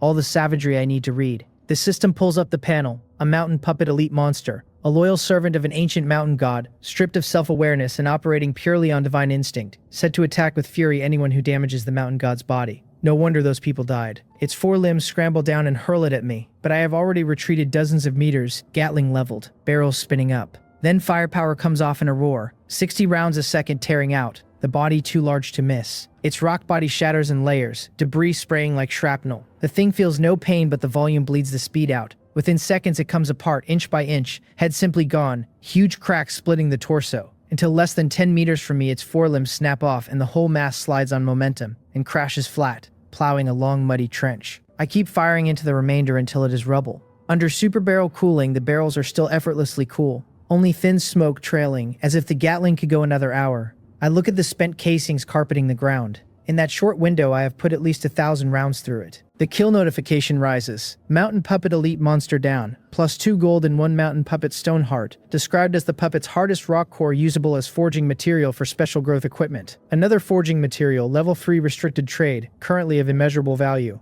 I tuck it away, I walk to the bronze chest, pull the pickaxe, chip after dozens of strikes, free it. A clean metallic snap and rewards roll up. 100 gold coins, 8 C-level talent shards, and 3 B-level talent shards. A gold coin chest and talent shards on top. The haul of materials lighter than last bronze, but 100 solid gold is very pleasant, and on top of it the shards I have been hungry for. The last black iron gave me 6 C-level, these 8 stack to give me 10. I tap talent synthesis. The system tells me C-level talent synthesis is complete, and congratulates me on my second talent, Eagle Eye, at C-level. Eagle Eye is activated by focusing attention on the pupils, multiplying normal vision by 5 and dynamic vision by 10, with a note that using it rapidly consumes stamina. The description calls it a direct upgrade to a physical aiming scope, usable for long-range firearms and close cold weapons, both yielding superhuman performance. A hint follows that a survivor can hold at most 2 talents of the same level. Excess can be broken into shards and traded up to higher level shards at 5-1. A second hint adds every talent can undergo a transcendental awakening, survivors invited to discover that path on their own. The talent locks in and a warm energy runs through my eyes, vision subtly different. I narrow attention down into my pupils and instantly the field sharpens, like focus and resolution have been redone. Every leaf, every shadow, every grain of dust snapping into brighter, clearer color.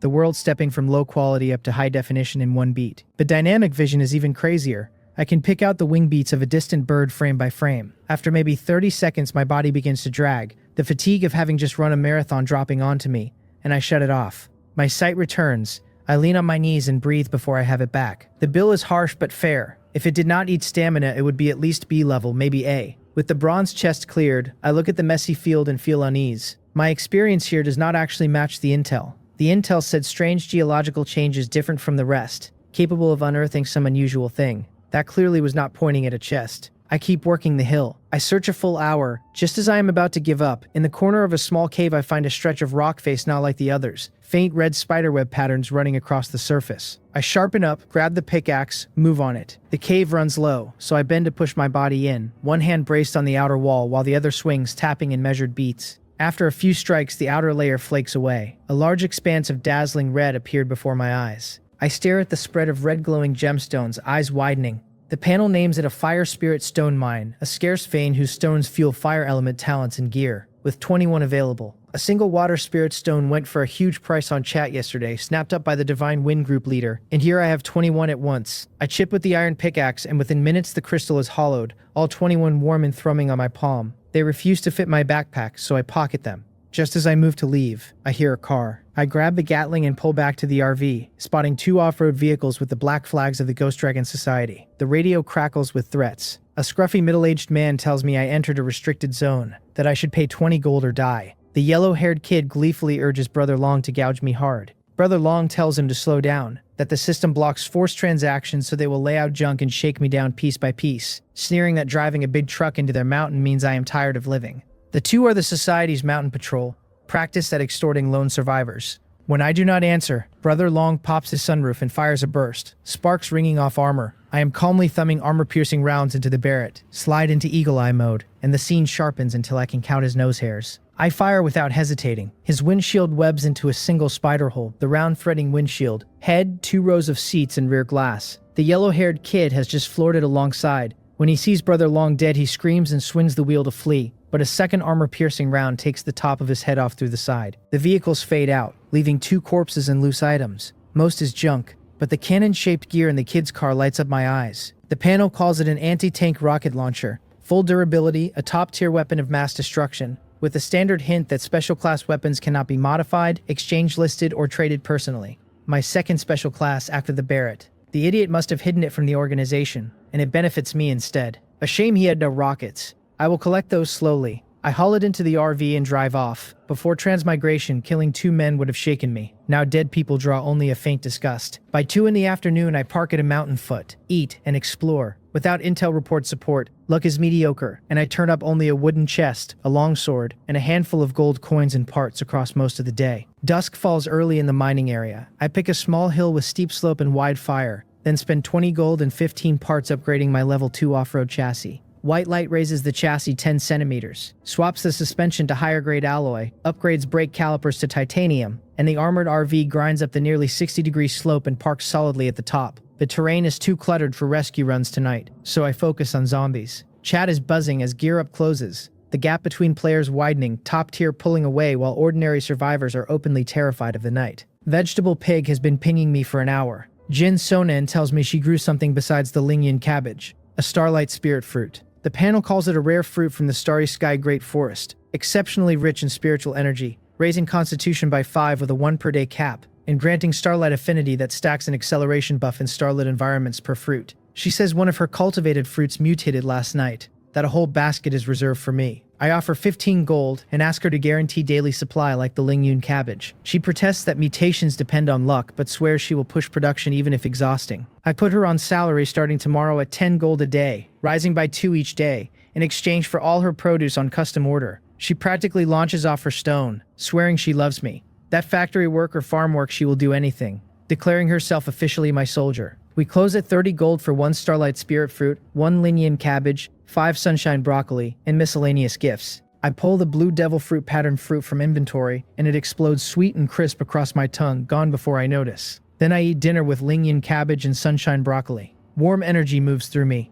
The attribute panel reads Jijang, Ranger title granting Constitution +3, Spirit +3, and 20% additional kill bonus. Constitution at 26.5 with 8.5 from gear. Spirit at 12, accumulated kill bonus 1.32 gold withdrawable. Anytime, bound vehicle armored RV at modification level 13. Talents daily intelligence at SSS rank hidden and unique alongside Eagle Eye at C rank. My constitution already more than double an ordinary person's. A step from the superhuman bracket. I step out and pull Blood of the Moon, the nearly 100-pound crimson blade no longer punishing one-handed, but still rough to swing, and drill with both it and the plain longsword as the night curtain falls. The clock passes 6, and the third night begins. I crack a cola and watch the black mist climb. Terrifying howls roll through the mountains, grotesque shapes appear. I climb out the sunroof and slip into Eagle Eye, the dark snapping into crisp clarity. Besides ordinary zombies and flesh balls, no new types tonight, but the count is half again as high as last night. I tell myself to wait for peak density at 10 to 30 minutes in, when I will pop a noise emitter and pull a real horde. In chat, survivors crow in relief that no new zombies show. Then the tone snaps. Someone names herself Li Ya, vice president of the Ghost Dragon Society, announces that 2 members were murdered in the mining area this afternoon, offers a 2 gold reward for clues, and warns whoever did this will face endless retaliation. Chat drops silent. Outside the top brass at a few huge guilds, almost nobody has the nerve for something that bold. Plenty are quietly delighted at the society's loss, but no one dares goad the lunatics into making them the next example. Even the Mountain and Sea Alliance and the smaller groups that routinely flame the society stay quiet. Stepping out now reads as a declaration, and with the Horde days away, no one can afford a clash. For the society, mishandling this erodes their deterrent. So everyone watches. I watch too. Let them investigate. If I run into more of them tomorrow, I may add to the count. About 10 minutes in, the valleys fill with bodies, numbers genuinely staggering. The broken terrain locks down anyone without high-grade chassis. Many spot the RV and charge to ram it, but the armor is a class above a minivan's and ordinary zombies cannot scratch durability all night, while a flesh ball at full charge scrapes only a faint threat before rolling back halfway up the slope. Half an hour later, with howls saturating the peaks, I fire a noise emitter into a sunken basin down slope. It arcs like a red flare, drops dead center, and punches out an ear-splitting noise rippling outward. The horde roars. Every zombie within a kilometer is pulled toward the sound, and I feel a subtle tremor through the ground. Zombies pile at visible speed into a writhing ball, more streaming in like ants. The mountain of corpses builds, scalp crawling. This is all money. I throw open the sunroof, mount the Gatling, and pull the trigger. Bullets streak like golden meteors, zombies bursting like rotten fruit, notifications cascading at 0.1 gold each, flesh balls at 0.5, more than 10 kills a second. The super barrel cooling lets me feed it the whole way. The surge replaces fallen bodies almost as fast as I tear them down, and I keep spraying until the duration ends. The whale dies and remaining zombies pivot toward me to charge the RV. I grind the climbers into nothing. A half hour later, the last zombie drops. A wide field of dismembered limbs spreads at the foot of the hill, the Gatling's barrel faintly red. But the harvest is unprecedented. Over 1,000 zombies, at least 50 or 60 of them flesh balls. Total gold 392.5. A welfare round. At this pace I will hit tier 3 before the 7th day easily. I still have 1 noise grenade left to spend at peak, but this area is wrung dry. So I roll off the hill onto the gravel road. The rest of the survivor population is not having a welfare round. It is a massacre. Someone screams to be saved. Eaten leg first. Another curses that defense has collapsed. A warning says elite monsters must be focus fired immediately or the line breaks. Ju Jin of the Noxan group answers brokenly that after the monster broke their line, he watched it punch through the leader's car door, nail him to the seat back, and tear his spine out. Lee Jong-guk takes the channel and orders the entire Mountain and Sea Alliance to shrink defenses, retreat in good order, and converge on the canyon, telling them elite monsters are rare and not invincible. My expression darkens. I had assumed no new types tonight, and instead elite monsters, fast and strong. The setup inverts what I had with the giant terror centipede and mountain golem. The enemy is hidden. I am exposed. The sunroof stays closed. After 2 kilometers, the road thickens with zombies swarming the RV, but the chassis and engine plow through like a tank. I am still hunting better terrain when a dark shape blurs out of the forest at undefendable speed. The RV takes a side impact, then another with the screech of claws on metal. I grab the Barrett on reflex, then set it down. Counter-sniping through a port is unlikely to land, and a damaged barrel is a net loss. The Gatling's spin-up is too slow. Time to test the blood of the moon. I take the meter-long Scarlet Longblade, walk to the rear firing port, open the smallest hatch, and slip into Eagle Eye. A shadow streaks past and I catch a blurred outline. Information surfaces. Mad zombie, elite monster, a super variant with terrifying speed that pierces ordinary armor, easily mistaken for a common zombie thanks to its withered build, with the chilling note to pray I never meet it on the plains. Defense seems its weak point. The mad zombie keeps slamming the RV, the racket pulling zombies from every direction, and in under 10 seconds the RV is fully ringed. I fire several pistol shots through the second hatch, and the bursts drag the mad zombie in.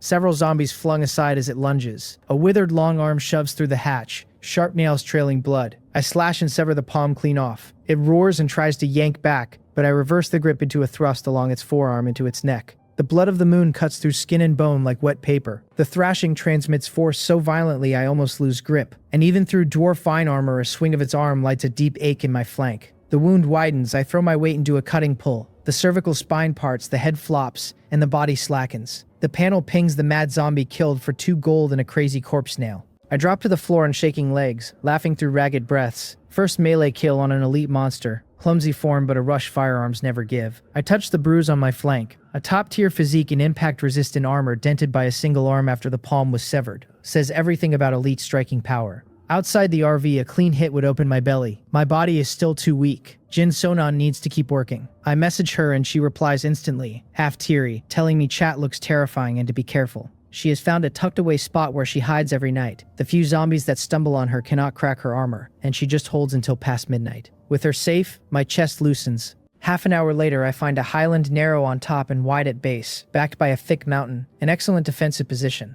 I sweep the scattered zombies, park and fire a noise emitter at distant ground. The ball lands, waves ripple, the wandering horde ignites and gathers. In eagle eye, I spot a slender black shadow weaving through, plowing through the pile stacking at center. Another mad zombie. This one does not register the noise ball, just opens a slime-streaked fanged mouth, roaring and clawing in place searching for the source. The Barrett would be a cannon on a mosquito, and without ballistic correction it struggles at this range. So I take out the TRG-22 sniper, slide the barrel through the port, chamber around, and line up. The instant the crosshair settles, the mad zombie snaps its head toward me. Killing intent perception, I think, and pull the trigger. The round crosses 800 meters, punches through its eye, blows a wide hole out the back of its skull. The body sways, charges the RV anyway, stumbles on bad balance, and 2 more shots blow its head fully apart. The panel pings a second mad zombie down for 2 gold. No forging materials this time. Elite monsters do not always drop loot. The noise ball keeps pulling and the pile builds spectacular. A third mad zombie rushes in. I react faster and rip several shots in a tight burst, its head bursting like a watermelon before it has time to breathe. The panel pings the third for 2 gold and a crazy corpse snail. 3 elite monsters tonight and no more show. The numbers really are scarce.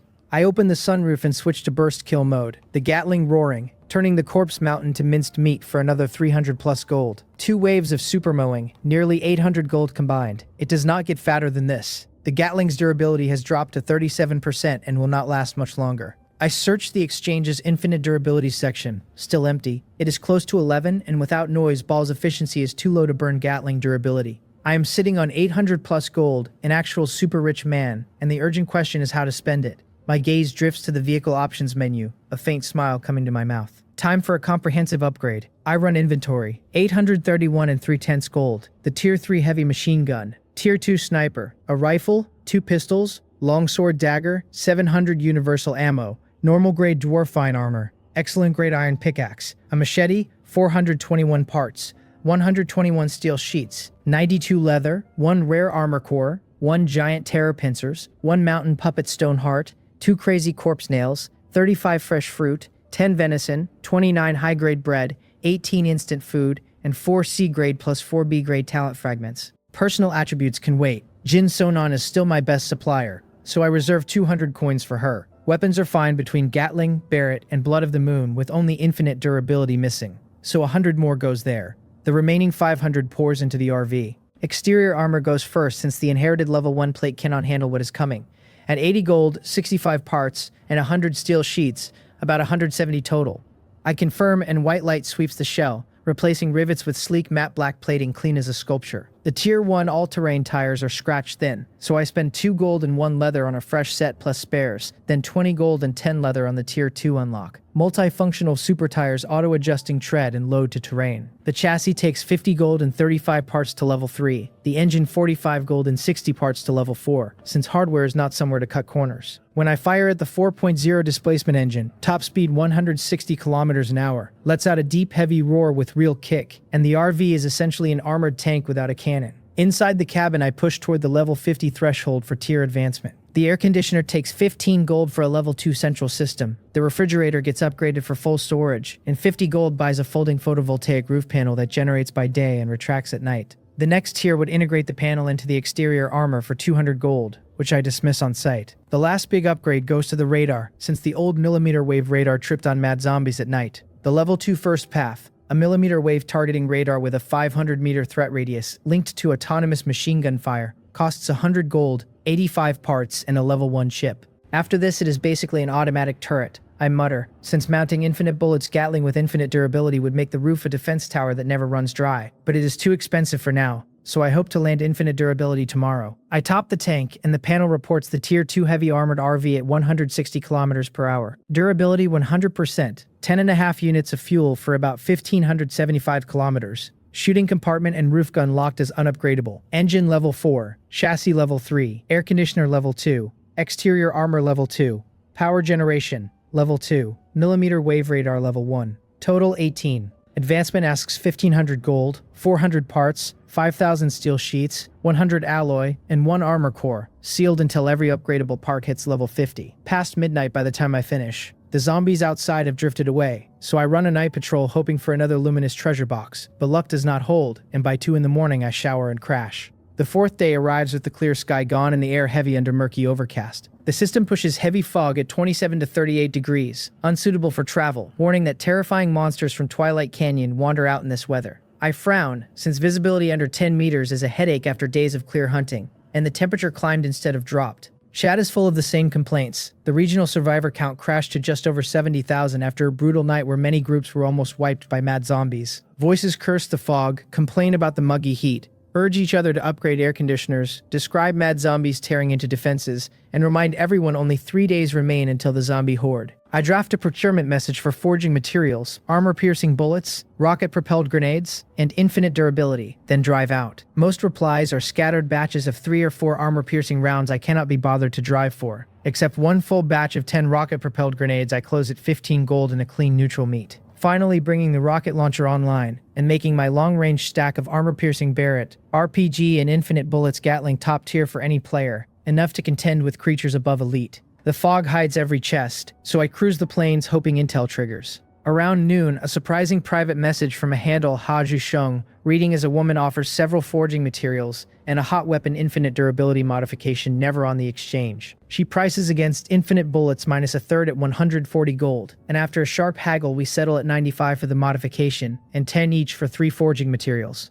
Offline trade. We are only 10 kilometers apart, and I keep vigilance high, since anyone pulling 3 forging materials this fast either solo killed 3 elite monsters, or is moving stock for a larger group. I reach the meet in 10 minutes, hit hazard lights, and stay in the cabin watching. A motorcycle exhaust cuts in. A young woman in fingerless gloves, leather jacket, and hot pants rolls up on a big bike, ponytail whipping, cold blank face giving an aura that keeps everyone at arm's length. I fire Eagle Eye to read her threat, and she feels it instantly. Face turning more wary as she diagonal drifts to a stop and asks through her intercom how I want to trade. Her voice is pleasant but as cold as her expression, her ride less a motorcycle than a 2-wheeled high-tech vehicle. Clearly upgraded, and instead of firearms she carries cold weapons on her person and in the rack, marking her as combat talent and probably the strongest lone wolf I have seen in days. I tell her to drop the materials and back off 100 meters. She agrees flatly, drops them, mounts up, and pulls back. I confirm with Eagle Eye, transfer 30 gold, and she drives off without another word the moment her balance updates. I think she really is rude, but I send a friend request after her receding figure, not for her looks but because she radiates the aura of a strong player and will surface with more good items later. She accepts.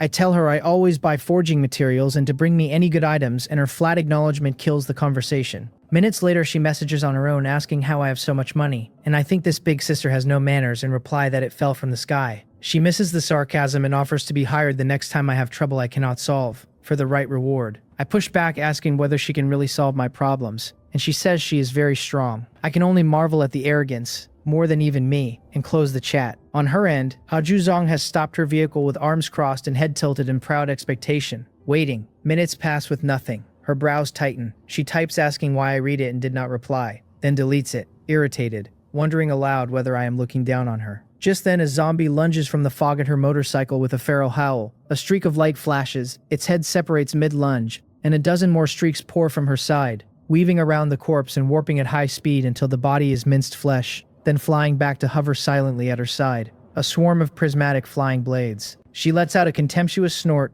drops the gear, and her silhouette on the Tier 2 ghost vehicle vanishes into the fog. I have parked by a stream with the pump and hose to refill, and while I wait I mount the Gatling onto the base and apply the infinite durability modification, watching the durability tick from 37% to infinite.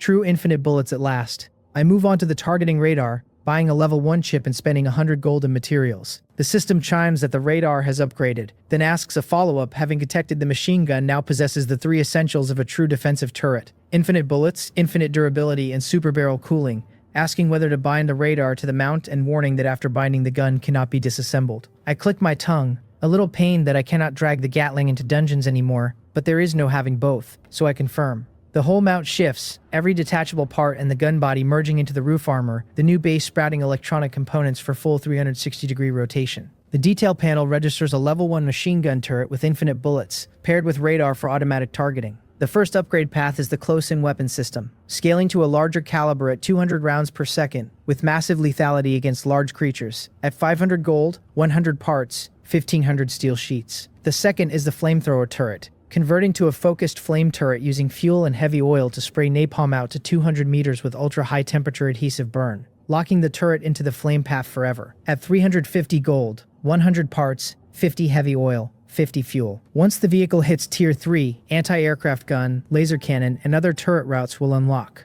Both routes leave my head numb, since both are genuinely powerful and genuinely expensive. Last night's 800 plus gold has shrunk to just over 200, and I feel the powerlessness of being poor all over again. Time to make money, I sigh, buying lunch from the exchange. Bad news drops from Jin Sonen, who tells me the fog and missing sunlight have slowed her plans to a stop, apologizing with a crying emoticon. I tell her it is fine. The public channel is wall-to-wall complaints, and many survivors have abandoned chest hunting to gather in mining areas and forests for steady income, dropping raw material prices while firearm ammunition has ticked up. Voices curse the fog as infuriating, complain about the near 40-degree afternoon, warn that monsters in the fog have killed people without a single message of warning.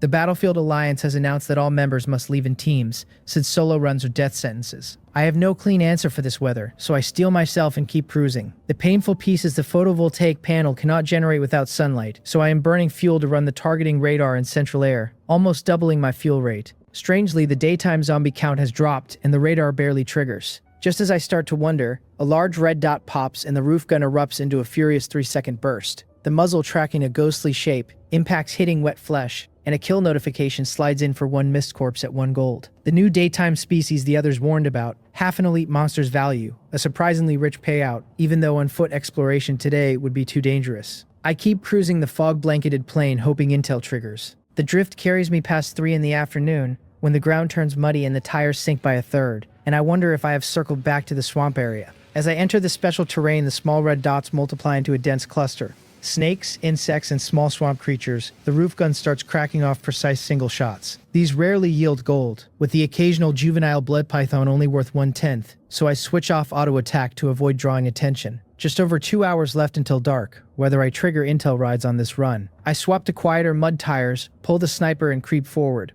The RV handles the shallow swamp without threat of getting stuck, and I take the occasional adult blood python or larger swamp creature with careful sniper shots. Half an hour in, the intel chime asks whether I want today's intel, and I tell it yes twice. The report opens with a danger warning, that I am about to enter the territory of a terrifying giant creature 500 meters ahead, that any vehicle below Tier 3 should not venture in, with the usual teaser that fortune favors the bold. The little secret is that starting 300 meters directly ahead, swamp depth jumps from half a meter to 10 meters, and during the dry season, mysterious white light has been seen flashing from cracks in the mud. Mysterious white light has to be a silver treasure chest. My breathing speeds up, since I have only ever found wooden, black, iron, and bronze chests, and the 4th tier prize has finally surfaced. I cannot afford to provoke the terrifying creature, which rules out the Gatling and Barrett and leaves only the sniper quiet enough. I creep forward at 15 kilometers an hour until the mud climbs to half the wheel hubs and stop. I pick off the dozens of red dots one by one, with the sniper half an hour spent. And with the area clear, I spend 10 gold on a full diving kit and oxygen tanks, then 12 more on a silenced Desert Eagle I slip into my waistband next to the dagger,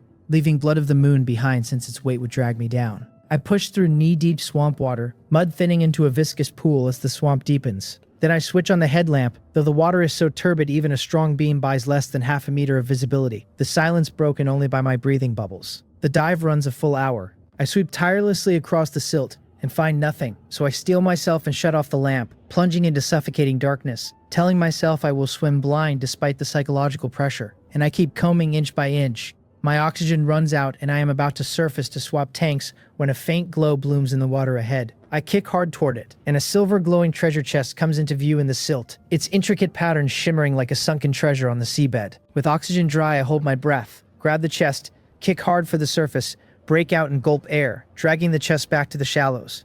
I throw it onto the bank and collapse, exhausted and filthy but grinning. The sky is fully dark, so I haul it to the RV, strip the diving suit, shower clean, and switch on the air conditioner. It is already 7 in the evening and night fell an hour ago without my noticing, and I tell myself I got lucky this was a swamp with no zombies, because surfacing soaked into a fight would have been a nightmare. I look down at the exquisite chest on the floor, silver patterns glowing on the lid, the system tagging it as a silver treasure chest, and asking whether I am ready to become a powerful figure.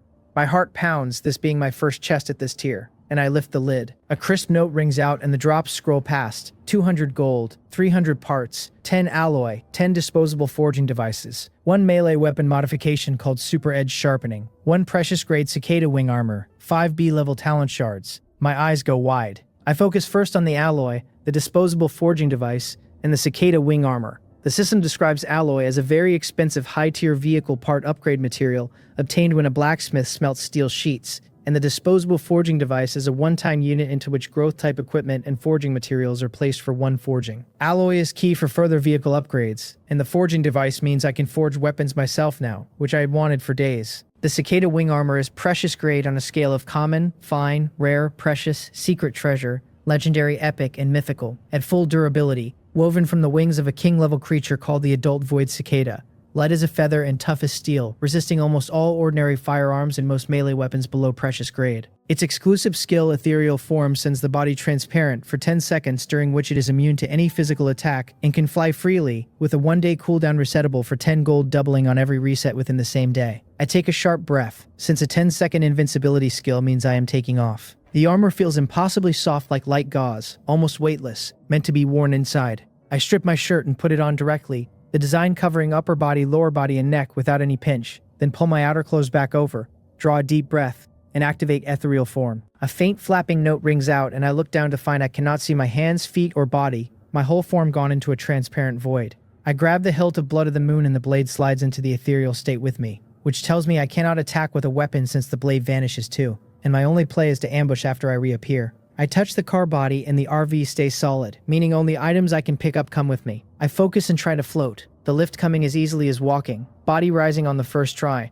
the feeling intoxicating. I laugh, throw open the car door and shoot out into the night. Even ethereal, I can still feel wind and smell air, though flight speed seems tied to physique and caps at about 30 kilometers an hour. I sweep back and forth several stories up. Then the state cuts out midair and I drop, slapping into the mud, covered in grime as I drag myself up half laughing. Back in the RV, scrubbed clean a second time. I sit with the feeling still in my chest. The cicada wing armor is my strongest life-saving trump card, not only for the 10-second invincibility, but for the resettable cooldown, which means as long as I have gold I can extend the window again and again, so I have the conditions to explore high-risk dungeons. With this chest open, my B-level talent shard count has hit 9, just one shy of synthesizing my first B-level talent. Bronze chests can drop B-rank talent shards, so I make those my priority. Past 7, the swamp has gone unnaturally quiet. Chat is full of survivors griping that ordinary corpses are scarce, and only Mist Corpse shows up. An informed voice explains the large groups have announced the fog as the cause, since Mist Corpse only spawns in fog, and as long as no one leaves their vehicle, the night should pass safely. Smaller complaints about heat, one bragging about running his AC full blast, another pointing out a single unit of fuel costs 10 gold, a whole day's wage in the mining area. I might as well sleep early, except I have not eaten, and my appetite has roughly doubled since Constitution shot up. Jin Sonan has pinged me about a new mutated fruit, the Mist Treasure Fruit, a special mutation born from a rare fruit soaking in fog dew energy, raising Constitution by 10 with a 1 per week cap and granting a permanent healing buff that speeds wound recovery and grants immunity to the fog's breathing and dizziness debuffs. I tell her she did great work and is getting a raise. She opens a trade, but the fruit refuses to transfer, panicking her until I explain special fruits work like special guns, so we go offline. She is too scared to leave the Starry Sky Great Forest, so I tell her to send coordinates and I will come instead, and she does, warning me to be careful. I am over 200 kilometers out, but the night is dead, so I treat the run as a trip. I have only been to the Black Mountain mining area among the named regions, and the Starry Sky Great Forest is supposedly larger and richer, dangerous enough that no one has reached its true depths. The RV hits the plane. I push to 100 kilometers an hour, and the auto-targeting radar keeps things lively, gunning down mist cores, enough to cover fuel. The one-time forge comes back to mind, and when I pull one out, the alloy furnace fills both front seats and nearly crushes me, so I shove it back. I switch on cruise control, walk to the living area, and set the forge down. I load Blood of the Moon and a crazy corpse nail, start the cycle, and the deep red light with a 10-minute countdown ends in a successful forge for 7% progress. Only 7, I think, disappointed, before going again. For the next hour, I drive and forge in parallel. All 5 crazy corpse nails add 7% each. The mountain puppet stone heart pushes the bar 10% in one cycle. Curious about the strongest material on hand, I load the giant terror pincers, and halfway through the red light burns gold instead. The timer resets, and the chime announces a lucky critical hit, a forging great success. Blood of the Moon gaining 26% for a total of 71. Even having the bonus is roughly 2 crazy corpse nails of progress. A few more materials tomorrow will push it to precious artifact grade, unlocking its own exclusive skill like the cicada wing armor. Back at the wheel, the starry sky great forest still tens of kilometers off, the grass thickening taller than a person, the armored RV mowing like a harvester, the green wall swallowing the windshield. A special terrain zone. I turn to detour, and just as I swing the wheel, a rustling erupts behind me. A huge red dot blooms on the radar, and the roof gun whips around and opens up. The noise stirs the whole grass sea. The radar floods with dense red dots, mostly creatures too small to drop coins, but so many the perimeter glows red. A heavy droning of wings follows, palm-sized locusts boiling up in a black mass.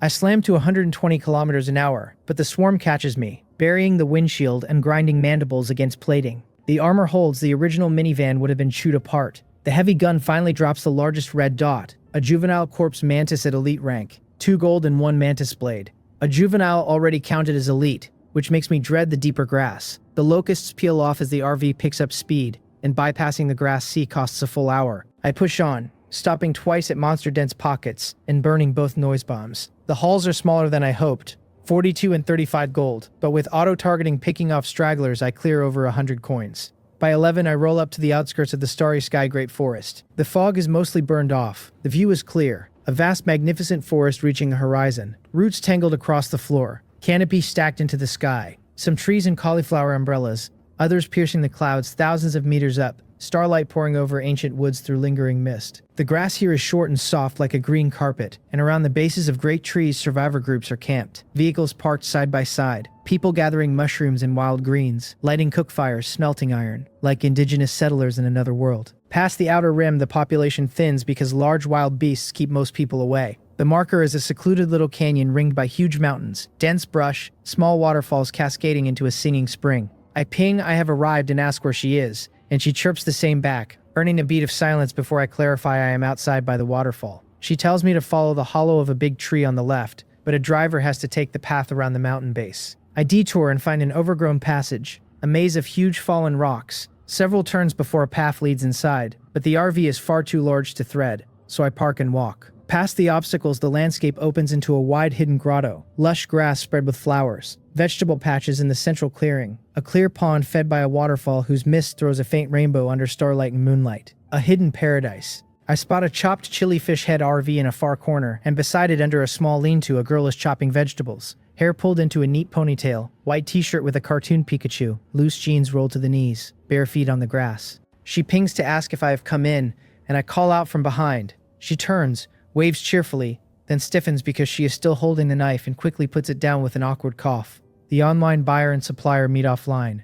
She is visibly nervous, ears tinged red, and introduces herself as Jin Sonan. Pleased to meet me. I tell her not to be that formal. She twirls her fingers and lets out the exact silly little laugh I had imagined every time she typed it. She tells me she was making a vegetable salad since she had nothing presentable, asking me not to mind. After traveling on almost nothing, I swallow at the dishes on the table. She brings a basket of vegetables, mostly sunshine broccoli and aquatic eggplant since the fog killed the rest, but on top sits a translucent light blue fruit, and she beams, says she has cultivated several new seedlings today, and promises a garden tour after dinner. I open a trade and transfer 60 gold for fruit, vegetables, and wages, and her eyes spark. She almost jumps thanking me loud enough to startle birds. I tell her to keep it up and she will be well rewarded. She snaps to attention and swears she will be the boss's good ox and horse working overtime, so the boss can drive a Bentley, and I ask where she picked up the nonsense. She sticks her tongue out and says it is a meme, and I tell her to just eat because her boss is starving. We sit on small stools. With no lingyun cabbage today, I make the mist treasure fruit the main dish with sunshine broccoli. My constitution jumps 10.5 at once,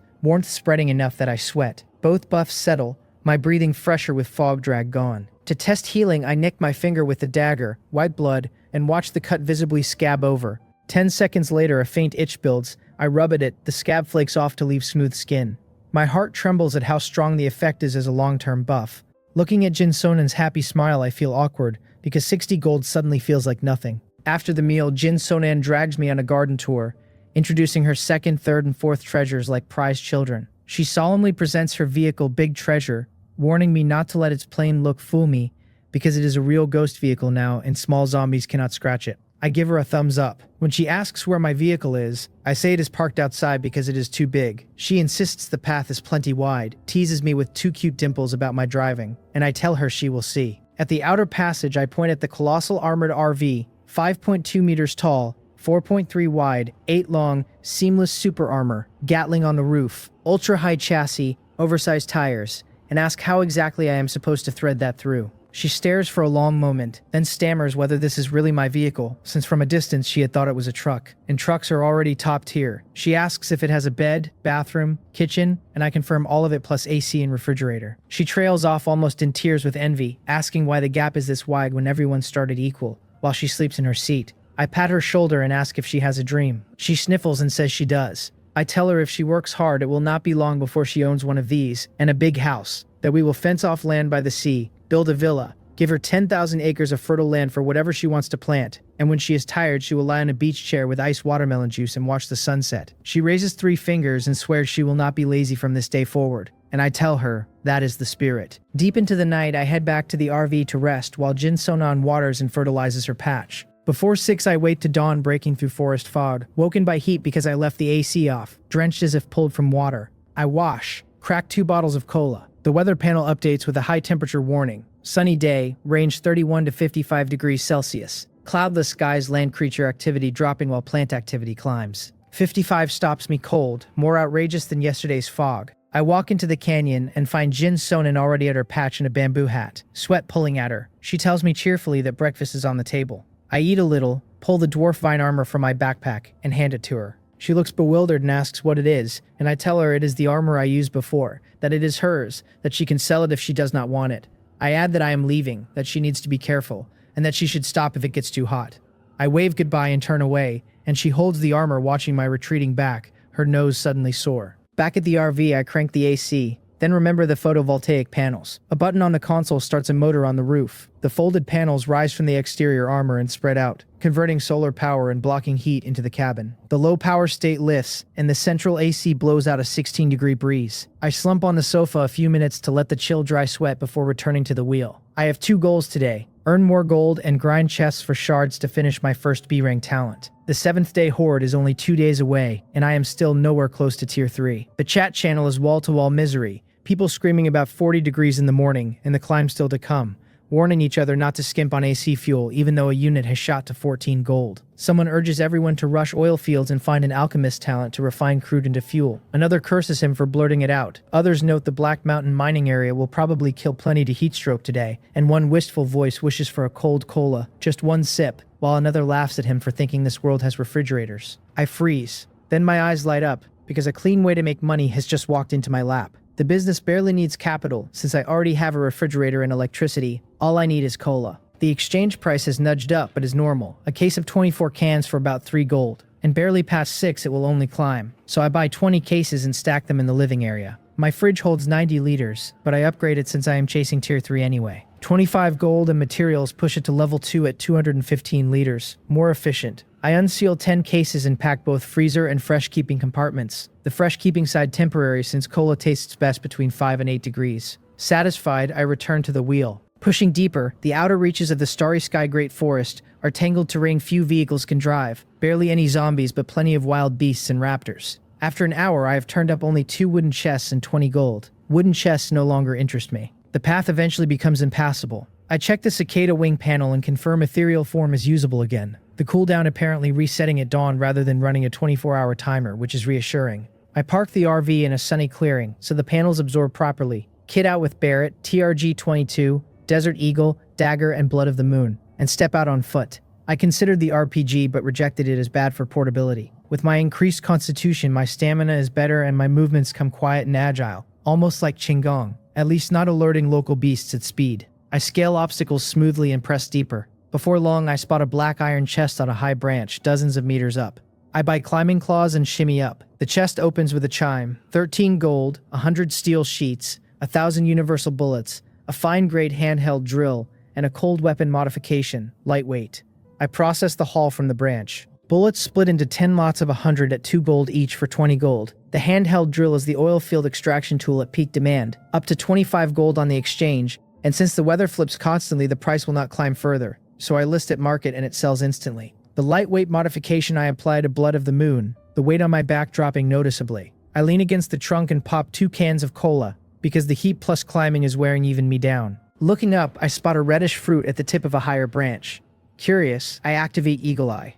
Kiwi, rare fruit, growing in the outer reaches, mildly toxic to anyone with constitution under 30. After consumption raises constitution by 0.5 and spirit by 0.1. A rare fruit that raises spirit on top of constitution, with no daily limit. Essentially a launch ramp. I climb to the trunk next to it, but the kiwi sits at the very tip where my weight would snap the branch. So I draw the desert eagle, key on Eagle Eye, and clip the branch off with a precise shot. The kiwi tumbles into the weeds. I scan the canopy and find a second, then a third, picking them off. The yield is thin, only 13 after stripping the tree clean. I climb down and trace the line the fruits fell along, bagging them until I am drenched and breathing hard. A little past 10, and the forest sits at 47 or 48 degrees, a giant steamer my physique cannot take much longer. 2 energy drinks, and half an hour later I am back inside the RV, stepping out of hell into the human world. I pull a bottle of cola so frozen it smokes white vapor, hiss it open, and let the cold rush from heels to crown. Iced cola really is the god of summer.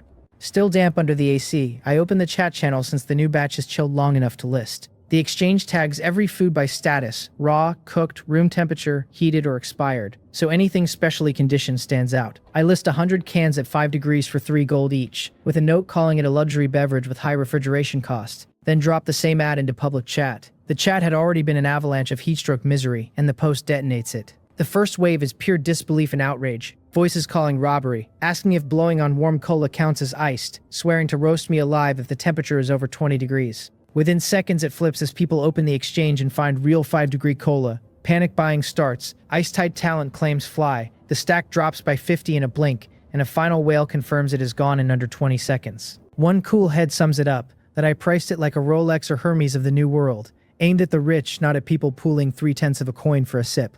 300 gold land. My inbox blooms into a red 99 plus. Guilds asking for 5 cans. A model offering one of those videos. A student begging a discount. A manager of the Battlefield Alliance's first guild asking for 20 bottles and friendship. I post another announcement. No offline orders. 5-degree gone. 12-degree listing in 1 minute at 2 gold per can. Next batch in about 4 hours. I pull every cola from fresh keeping. 139 after the one I drank. Hold back 9 and list 130 at 2 coins. Sold out in half a second, 260 gold credited. Faster than killing zombies. Scalpers resell at inflated prices and still move instantly. Demand silencing complaints and quietly cementing iced cola as a brand. I will not raise the price. Scalpers are part of a reputation and bumping the number would drain the pond and ruin my name. The money is invisible upfront investment, since almost no one with a tier 2 vehicle picked the extreme heavy-duty route. Almost no one starting from a broken minivan committed to it against the disadvantage. And almost no one then stacked tier 2 power generation and refrigerator on top.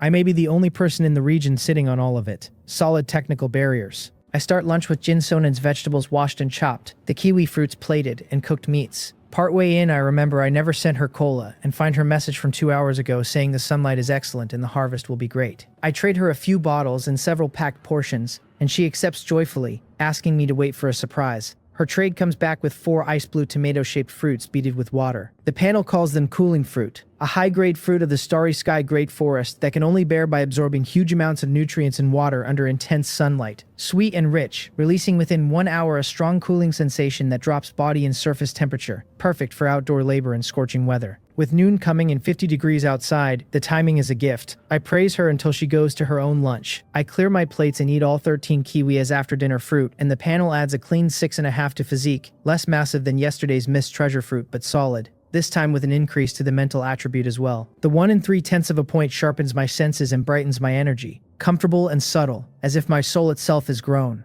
Once physique reaches a certain level, mental may be the next road. I nap briefly, gather gear, and step into a wall of heat that films my skin instantly. I eat a cooling fruit and the oppressive weight eases, not ice but mint, radiating from inside. I do not charge straight in. I pick a tree several hundred meters tall, hook on my grappling line, and climb. When my head breaks the foliage, the wind pushes the canopy below in rolling green waves, and ahead stretches a boundless ancient forest, folded like a mysterious scroll. At the edge of my vision, among impossibly tall, hazy divine trees, stands the giant shadow of a creature too far for even Eagle Eye to identify. Compared to it, I am not even a mosquito. I sweep the nearer forest and pick the most promising route, also the most dangerous. With kiwi boost and cooling fruit effect, I move noticeably faster. But danger climbs. Before 2 kilometers, I am hit by brown bears, tigers, gorillas, none docile, each twice the size of their blue star counterparts. all worth half a gold each. Handguns are not enough, so I switch to the sniper for long-range headshots, and when one with a thick enough skull closes, I draw Blood of the Moon. My physique is above 44 times an ordinary human, enough to pull off a Wusong fights the tiger on Jingyang Ridge back on Blue Star. But here any tiger can be 5 or 6 meters and over 2 tons. I dare close quarters thanks to the cicada wing armor, impenetrable and dissipating impact, and Blood of the Moon, razor sharp with level 2 super edge sharpening, severing a massive head in one stroke. Once comfortable, I put the sniper away and stick to blade work to sharpen close range awareness. Less than 2 kilometers in, I meet my first elite monster. Resting against a tree root with a cola, I look up to find branches moving, a massive hand of twisted vines and limbs, and lunge as it slams down where I was. A blow that would have folded me in 3. Roots tear up into walking vine feet. A pair of murky eyes opens at the top of the trunk, pupils glowing crimson. The panel labels it a treant, elite monster, an ancient race of the outskirts whose ancestors guarded the mythical forest before being exiled, able to live up to 10,000 years, often forgetting themselves into deep sleep, generally not aggressors but pursuing anyone who wakes them without end. The thing holds a grudge that hard. It lumbers at me again and I roll sideways as the ground jolts, clumsy for all its size. Sniper up, eagle eye on, 2 precise shots blind it. It goes berserk, flailing, more shots like firing into a wooden stake, until I spot a red lump on its chest with fine threads radiating like blood vessels. The Barrett puts one armor-piercing round through the lump, the kinetic energy punching a bowl-sized hole, and the treant freezes and topples in a cloud of leaves and dust. The system credits 1 treant kill, 2 gold, 1 treant heart, another forging material. A notification chimes that today's intel has triggered. Strange since I have been in this area a while. Maybe the fighting pulled monsters in. I confirm. The intel slaps me with a high-risk warning that my gunfire has alarmed the terrifying creature on the outskirts, that 5 kilometers to my southeast it is already advancing in my direction, and that I must avoid it. But, it adds, within that dangerous area mysterious colorful light often flows, and maybe, if I have the courage, I could go and see. My pupils snap tight on colorful light. If the thing is already coming my way, I can use it as a diversion and raid its lair while it is gone. I throw the Barrett into a bush, pack everything else away, keep only Blood of the Moon, and spend 45 gold on 3 stacks of lightweight pushing the blade to its cap at level 5. The weight on my back lifts. I press my ear to the dirt and feel the rhythmic thumping of something giant running and leaping, very close. I cut into the woods on a roundabout route, weaving wide around the giant. Undergrowth too dense to sprint, so I leap up, catch a hanging vine, and swing tree to tree like a monkey, an exhilarating soaring pace. The rumbling is unmistakable. We pass a few hundred meters apart and I stop deliberately, eagle eye on, catching a massive dark shadow flashing by with overwhelming force. The tremors cover my noise, so I move at full speed. 4 kilometers, 3, 2, then my face falls because the thing is turned around. How is it that fast? But going back empty-handed is not on the table. If I face it, I face it.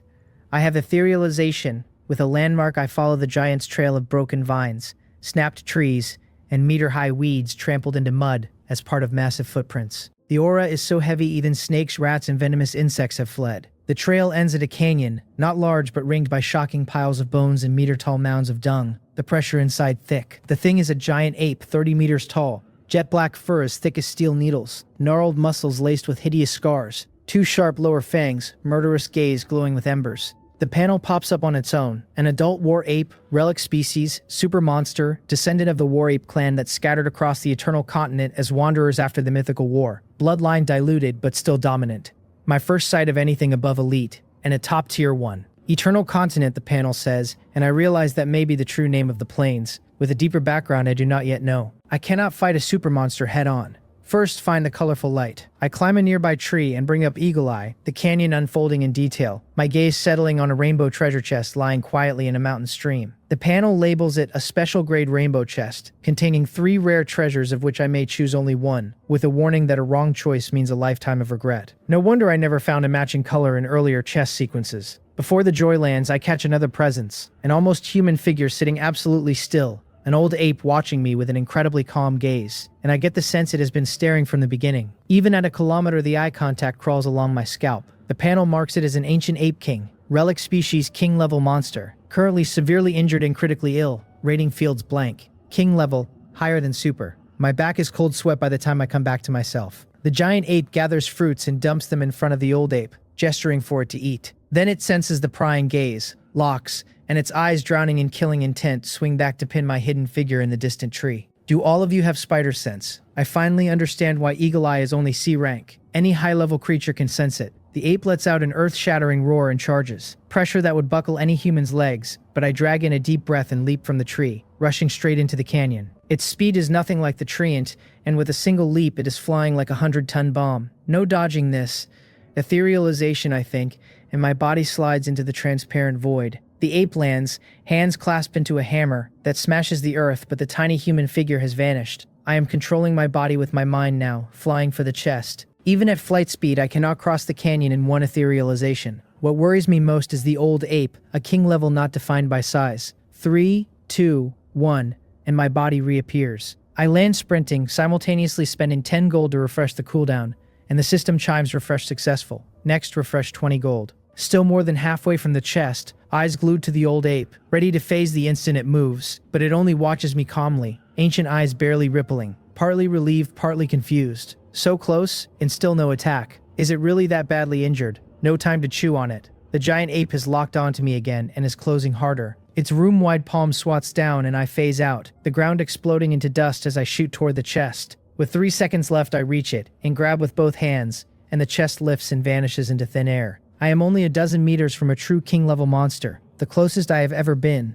and I notice the natives here seem to know treasure chests exist, since a large rainbow glowing box vanishing in front of the ancient ape king draws no reaction. Cracking it open is not for now. Getting out fast is the only thing. The second etherealization ends with me less than 50 meters from the rampaging ape, and I refresh again. Next 40 gold. Its combat bloodline has learned the rhythm, and the instant I solidify it has hurled a massive rock so fast I burn another 40 coins to phase. This time I clear the canyon, but its intelligence is terrifying and it pursues me out in the exact direction I left, lantern-sized eyes scanning with rage. I weave into dense forest, opening distance, but the keen sense thing still pins me and the chase resumes. With a wrench at the cost, I spend 80 gold to refresh and break in a new direction. Good thing I had reserves. Played several times, the ape is wild with rage, smashing trees. I am calculating one more refresh to fully shake it. A heavy investment when the old ape still in the canyon slowly opens its mouth and lets out an almost inaudible syllable. Faint but fast, like a resonance frequency fed straight into the giant ape, which recovers a sliver of reason mid-fury, breaks off, snorts at the air, and turns back. My etherealization runs out at the same moment, and finding myself no longer pursued, I let out a heavy breath. Several ethereal flights stacked on the early sprint have drained me. Legs weak, head throbbing, I sit with an energy drink and functional fruits until I can move, then push back to retrieve the Barrett from where the treant died. By the time I reach it, I am lightheaded, only wanting the RV. Etherealization and Eagle Eye both eat through stamina hard, and if not for the lingium cabbage, I would have collapsed. Another cooling fruit and I push on slowly. On the way I get a pleasant surprise, a bronze chest in a tree hollow seething with spiders and venomous insects. My third one. The first gave armor core, the second gold plus shards, and I quietly beg this one for shards since I am 1 B level short. I clear the insects with my pistol and reach in. The chest glows out 35 gold, 100 parts, 10 units of super lumber, 7 C-level talent shards, 2 B-level talent shards. The shards appeared, and 7 C-level puts my second C-level talent right around the corner. Super lumber is a top-grade 3rd-level material, refined from ordinary wood, market small but worth at least 10 gold per piece. The trip is paid for itself. I pull into the RV around 4 in the afternoon, scramble in and collapse under the AC, drained. After 10 minutes, I sit up to deal with the rainbow chest glowing at my feet. I rub my hands and lift the lid. Light balloons and dazzling ribbons, and 3 treasures float inside, each in a colored band, the system telling me to choose one. The first is a dragon-slaying sword, legendary tier at full durability, with a passive dragon's grudge that loads each slash with soul-corroding damage from slain dragons, and an active sword chi domain that throws a 50-meter damage zone for 20 seconds on a 30-minute cooldown. The evaluation calls it a blade that once cut down countless dragons on a battlefield of gods, divinity gone but still able to scare mid-tier opponents, with the footnote that anything legendary or above cannot be modified. Impressive, but I cannot wield an ancient divine sword now. Blood of the Moon is already overpowered for me and shares the same niche, so taking the sword means abandoning the rifle build. I set it aside. The second is the Dragon Imprisoning Marsh quest book, an S-ranked dungeon with 20 invitation tickets at a recommended 1,000 gold each. The evaluation warning extremely high death risk and noting personal vehicles cannot enter. 20,000 gold in pure entry fees, and my heart pounds then deflates because no one at this stage can afford it. It would gather dust like the cursed parchment. The third is a mysterious egg, grade unknown, evaluation a single shrug asking if I want to try. The first 2 are dragon-themed, which means this might be a dragon egg, and my eyes light up at the thought of gambling on a dragon pet. I lift the egg out. The chest closes and dissolves into shattered light. I wonder how the thing hatches. Bed or microwave, and the microwave would probably make a very fragrant egg. I shake it gently and hear faint thumps inside, life already shaped. And as I move to set it aside, the egg shifts on its own. I plant it on the bed and squat beside it, praying for not a snake or a chicken. The shell cracks, a cute little head pokes out blinking, and it scrambles on 4 unsteady legs and totters toward me.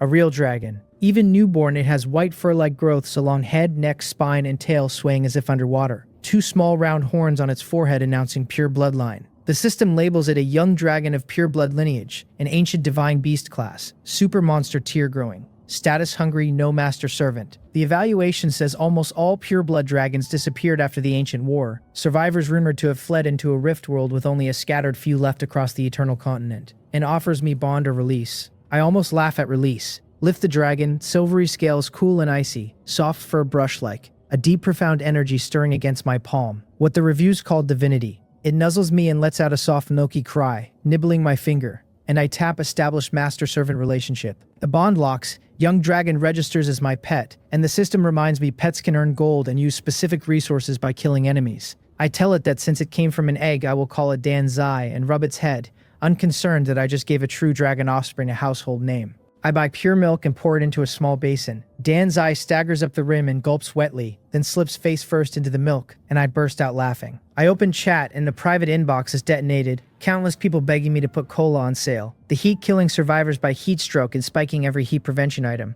Magnates offer private premiums, but I refuse to open that loophole because I want a real brand. I post a public notice items go up soon, and the screen explodes. Voices shouting the boss is here, readying hand speed begging 1 can for their millet.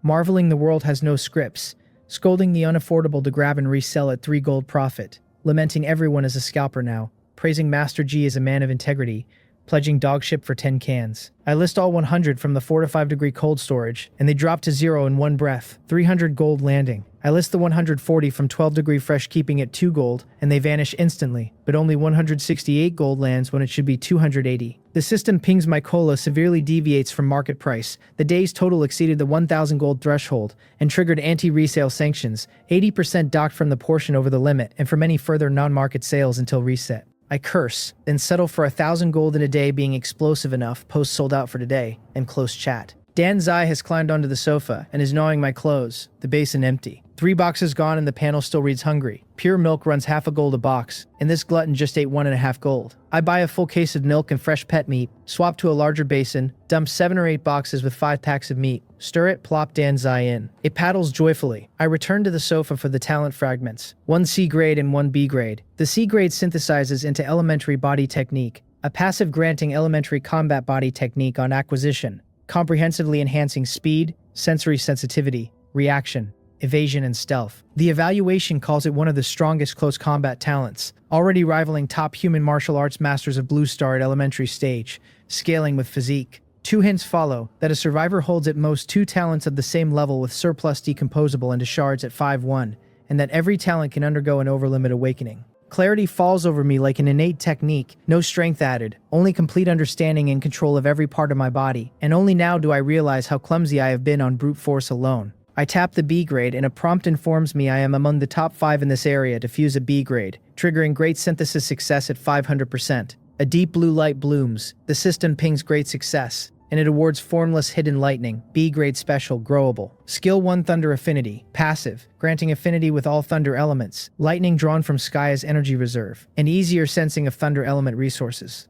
Skill 2 Formless Thunder, releasing the thunder energy in my body into 3 evolutions, Thunder Flash, Thunder Curtain, and Thunder Fire Robe, growth at 0% fed by resources like Thunder Spirit Stone. The evaluation calls Thunder Talents the most mysterious and powerful of all elementals, one of the most terrifying destructive forces, and to wield it is to wield death itself. The instant it locks, I jerk back as if electrified. Dazzling light bursts from my eyes. An invisible thunder field unfolds, bangs and collar drifting in it. I exhale, staring at my hands. Past 5 in the afternoon, dusk closing red, I step out and raise my hand at a tree stump. Arcs of lightning crawl off my body and converge into a dazzling ball of suppressed destructive energy, sparks clawing scorched trails across the ground. Thunder Flash. The ball snaps into a deep blue beam that lights the forest like noon, pierces the stump, slams into a boulder behind and shatters the rock, and the stump creaks and crashes sideways. My face pales, cold sweat beads, and I stagger back gasping because that one shot burned more stamina than I had to spare. Yet my eyes burn with fervor, because one thunder flash tore stump and boulder apart, and thunder curtain and thunder fire robe are still to come, and the talent is growable.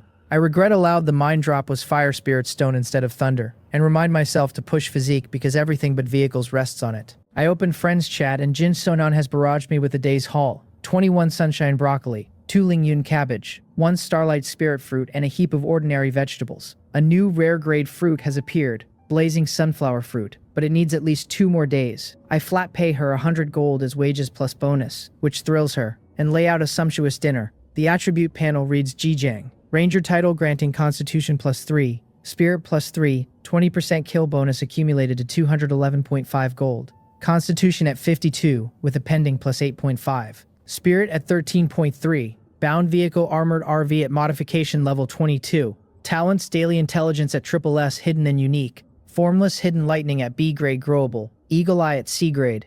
Elementary body technique at C grade. The vegetables hit daily caps, so I tuck spares in the fridge. Maybe because of elementary body technique, even past 50 constitution I no longer feel the old expansion and loss of control jolt. Only refinement. A little over 10 minutes to nightfall. I roll out of the dim forest.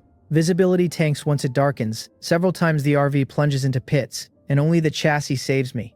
I lose my way, post on public chat, pay 1 gold for a coordinate, and orient. I think out loud that vehicles should upgrade to autonomous driving and turn to the center console, which I have never touched. 3 gold and 5 parts push it to level 1, which only unlocks music playback, but the catalog contains every type of music from Blue Star, and I grin that I get it all without premium. I buy a level 1 chip and spend 15 gold and 20 parts to push to level 2, which upgrades the screen to a 4K ultra-large LCD and unlocks voice control system over every electronic device, and map navigation showing every explored terrain. Both fix real problems. Level 3 is intelligent driving, costing 70 gold, 100 parts, and a level 2 chip the exchange barely stocks above 100 gold. I haggle and land one at 89 and upgrade. The console glows white, the screen jumps to 8K, plastic interior refurbishes into genuine leather and mahogany, and outside the targeting radar integrates 3 laser radars and several millimeter wave radars. An intelligent driving paddle appears on the wheel, the system noting that engaged it drives itself along the navigation route at 80% of max speed with high power consumption. I flick the paddle, a mechanical female voice announces intelligent driving mode. I let go of the wheel and the RV continues steadily. I laugh because with autonomous driving plus targeting radar plus defensive turrets, I can literally kill monsters in my sleep. The RV rolls into open grassland, giant trees scattered through, the night sky pouring starlight, luminous insects rising like fireflies. I throw on heavy metal, crack the window, light a Yushi cigarette, the white smoke dissipating into the roaring outside heat as the music pounds inside. The 5th night descends. A faint blood mist rises, the heat thickens into torturous sultriness. My pupils tighten because giant lanterns are lighting in the distant mist like swaying ghost fires. I switch on Eagle Eye and resolve them as zombies wrapped in flame. 3 meters tall, no facial features, only bare mouths and eye sockets ringed in fire, dark red magma-like skin dripping and scorching white smoke off the ground. The system calls them furnace zombies at elite level, a super variant only appearing in high heat, body almost entirely lava, warning never to let them touch the vehicle, or I will experience the most terrifying death. More than a dozen are already in range, everyone elite, and I pick out plenty of mad zombies too. The 2 types running half and half, no other zombies. I curse. Last night was bad enough, and I did not expect this jump. The radar alarms, a red dot blooms, a violent impact rocks the RV. The mad zombie has arrived. I pick up Blood of the Moon, glance at the closing furnace zombies, reconsider, and order the targeting radar online. The Gatling kicks alive and tears the mad zombie to shreds for 2 gold. The gunfire pulls everything around, more than a dozen furnace zombies and nearly 10 mad zombies charging at once.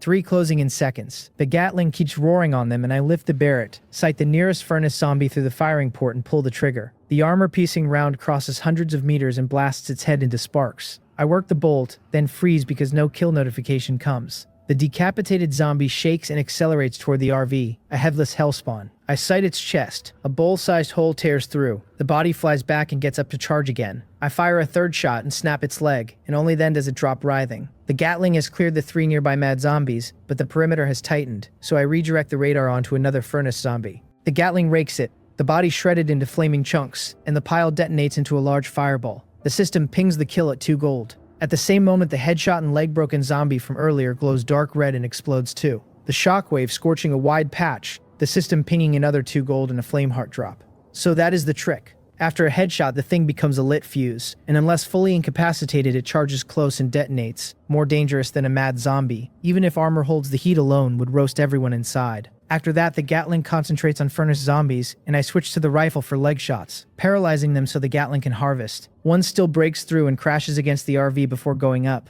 a personal fireworks show that throws several nearby mad zombies off their feet. The flames do not breach armor, but cabin temperature jumps at least 10 degrees. I curse and floor away, deploy the Gatling on the last few mad zombies, and only when the field clears do I climb out. All 4 tires are melted to bare hubs in places. Durability down 2%. I hose them cool, buy a fresh set, and swap. I exhale and wipe sweat. The opening battle went smoothly because I have the zombies' tactics now. I messaged Jin Sonon first, telling her not to be cheap with money to keep her vehicle in ghost mode all night and lie low. Then I opened chat. One continuous wail, voices begging never to let furnace zombies close, telling everyone to drive and run rather than hold, wondering why tonight is so much worse, reporting 100-person groups buckling, offering heavy reward for canyon rescue, snapping back that no one can rescue when everyone is struggling to live, spreading word that even major factions are taking heavy losses because furnace zombies are undefendable, and headshots are useless. I post the furnace zombie characteristics I worked out, immediately pulling attention. The channel lights up that Master G is out, that they detonate after a headshot, that everyone should follow Master G and hit the legs first then the head, that these elite monsters are truly not meant to be fought by humans. Knowing the trick to handling furnace zombies gives the survivor channels a thin sliver of hope, but it does not change the shape of the night. Furnace zombies are only half of what is loose out there. The mad zombies are the other half, and most teams cannot stop a single elite, let alone the dozens swarming every camp at once. Less than half an hour into the dark, the regional chat lights up with collapse reports from any group under 10 people,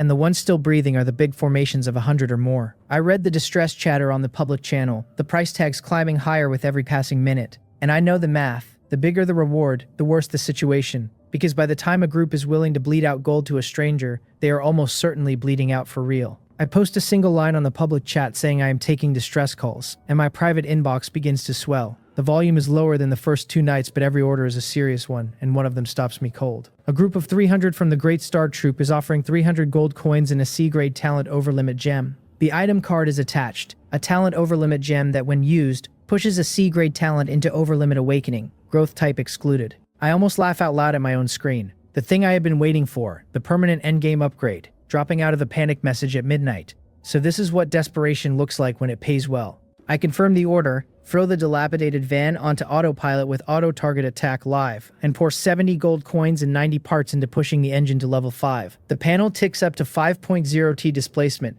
top speed 180 kilometers an hour, the absolute ceiling for a second-tier vehicle. The engine roars and the heavy armored chassis lurches forward, nearly 1,000 horsepower flattening the rugged plains, the speedometer pinning near 130. The lava zombies trying to converge are left behind almost at once. Only the mad zombies can keep pace, their long limbs twisting at impossible angles, and even they cannot land a hit on a target moving this fast. I ignore them. The coordinates put the canyon a dozen kilometers out, which means a few minutes, which means I am about to walk into a slaughter and either turn it around or trade 300 lives for a shiny rock. I prefer the first outcome. Inside the canyon, the picture is exactly what the distress message described, and worse. 300 plus survivors from the Great Star Troop are crammed against the back of a stone basin. Only one narrow path leading out to the open plains. 3 defensive lines once strung across that path, 2 of them already overrun. Their leader, Lee Taehyung, sits in a second-tier combat vehicle on the front line, with cold sweat sliding down his temples, watching the third line bleed under a flood of furnace zombies and mad zombies.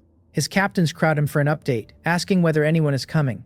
He tells them to wait, and the wait sounds to all of them like the polite word for dying. Then the panel pings on his end. Lee Taehyung's body goes rigid, and he tells them that someone has accepted the rescue. The captains light up at once, asking whether it is the Sinpung Group or one of the 3 major powers, the Battlefield Alliance, the Mountain and Sea Alliance, the Ghost Dragon Society. He gives them a bitter smile and answers that it is none of those. It is Ji Jiang. He says my name like it might still mean something. The captains stare at him like he has lost his mind, because they all know me as a lone wolf, the man who has been dropping survival guides on the public channel all night, and the idea of one person coming alone to save 300 reeds is either a miracle or a fraud. Lee Taehyung does not look any more sure than they do. He admits to himself that the Sinpung Group is 2 hours out behind 3 other contracts, and there is no holding this canyon for 2 hours, so a powerful lone wolf is the dead horse they are riding. He keys the radio anyway and tells the entire group that rescue is incoming. No one falls before dawn. Morale cracks open again. Bullets pour forward like they cost nothing, and his men start screaming back at the zombies, because at least screaming is not surrender. Meanwhile, I am still bouncing across the plains, peeling off wave after wave of furnace zombies. The mad zombie pack hanging behind me like hyenas waiting for a lion to bleed. The targeting radar cannot lead them, only locks linear targets, so I cannot pin them on the move. The thought of dragging this many maniacs into a packed canyon makes my temples ache. I grab my TRG-22 sniper rifle, walk to the rear shooting bay, and start picking them off one by one. Ballistic correction and eagle eye stacking to land a headshot roughly every 3 rounds. 2 confirmed dead, more than a dozen limping, and the pack finally decides I am not worth the chase and scatters. Free at last. I head back toward the cab. The cabin feels off the moment I step in, and I realize Danja is not where I left him. I dig through the back and find a tuft of white fur jammed in a sofa seam. I pinch it and lift, and the upside-down little dragon wriggles in my grip, eyes huge and pitiful. I tell him he is a mischievous dragon and a complete coward, that hiding the second a fight starts is no way to earn his keep. I dangle him by the tail and notice he is heavier than yesterday. The autocannon hammers again on the roof, and he shudders and whimpers. So I drop him back into the cushions, where he immediately burrows his head back into the seam. Fearless beast.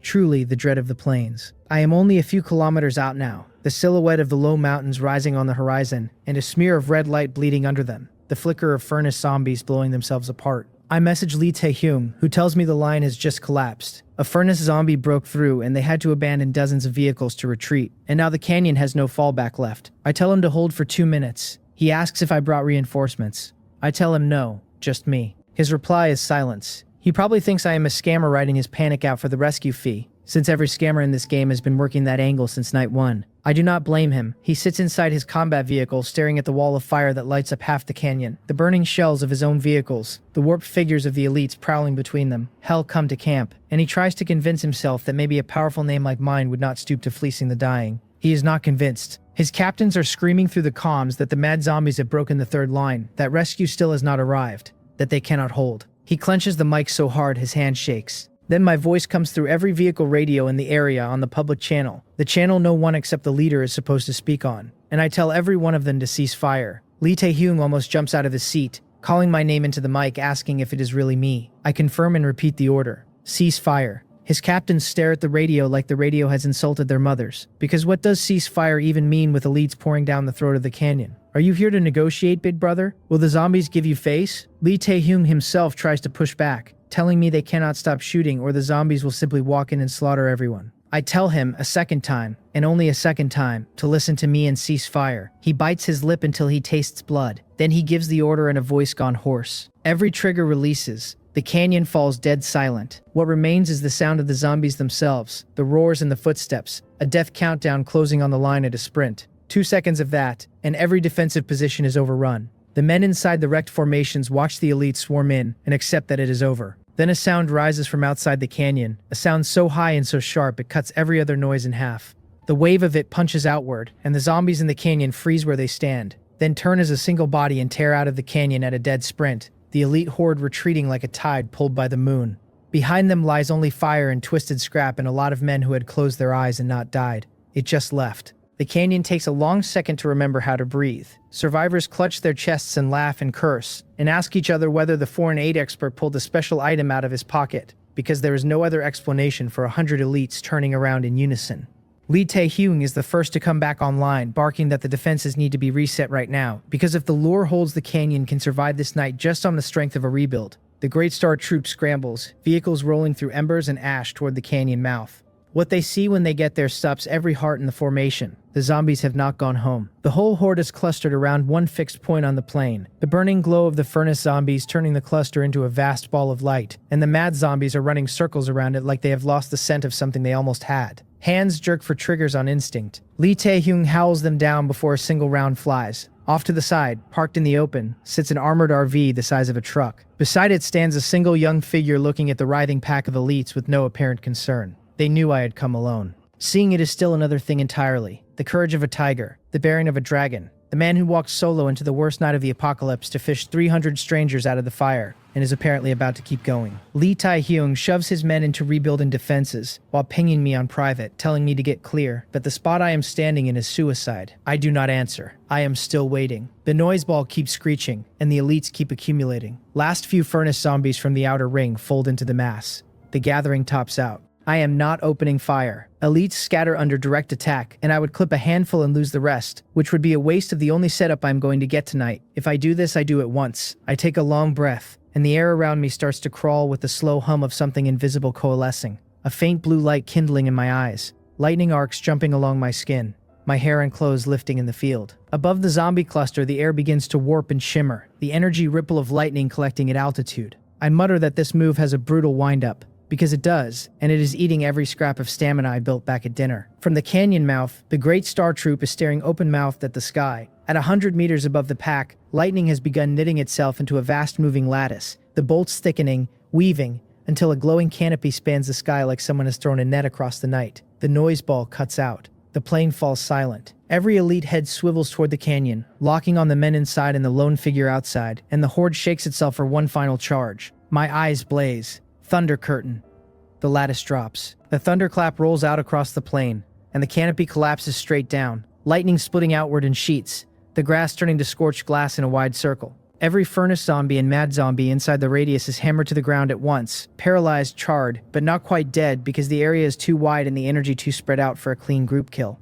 I expected that. A skill that locks down 100 elites in one cast is a divine skill at this stage of the game even without the kill bonus. I exhale a tired breath, walk back into the dilapidated van, and pull the rocket-propelled grenade launcher out of storage. The men at the canyon mouth have completely shut down. The visual was too much to process. A few seconds in, the canyon erupts. Holy crap! GA is a monster, lightning type and honest-to-God lightning type talent, the kind that is supposed to belong to legend along with ice. Even Lee Tae-hyung swallows hard. Elemental talents are already the rarest tier, mostly limited to gold, wood, water, fire, earth, and a C grade in any of those is already a team's prized asset. Lightning is myth, and here I am casting it in front of 300 witnesses. Now they understand why I came alone. The elites are not dead yet, only paralyzed. Their bodies twitch on the ground as they try to crawl, the arcs still skittering across them, keeping them flat. I tell the Great Star Troop on the public channel that they can open up now, and Lee Tae-hyung finally exhales the breath he has been holding, and gives the order. Rifles and pistols rip into the charred mass at range. They sound impressive and accomplish almost nothing, because they are too far back and their bullets cannot punch through what is left at that distance. So I light up the radar. The dilapidated van's autocannon snarls, 6 barrels chewing at 6,000 rounds per minute, every burst flagged on a different paralyzed mad zombie. With their defense flattened by the lightning, with the autocannon firing from a height advantage onto fixed targets, the gun turns into a battlefield lawnmower, single target lethality eclipsing everything the Great Star Troop is putting out. The killboard scrolls, Mad Zombie Elite killed, plus 2 gold. Mad Zombie Elite killed, plus 2 gold, Crazy Corpse Nail plus 1. I shoulder the rocket launcher at the same time, send a rocket whistling into the cluster,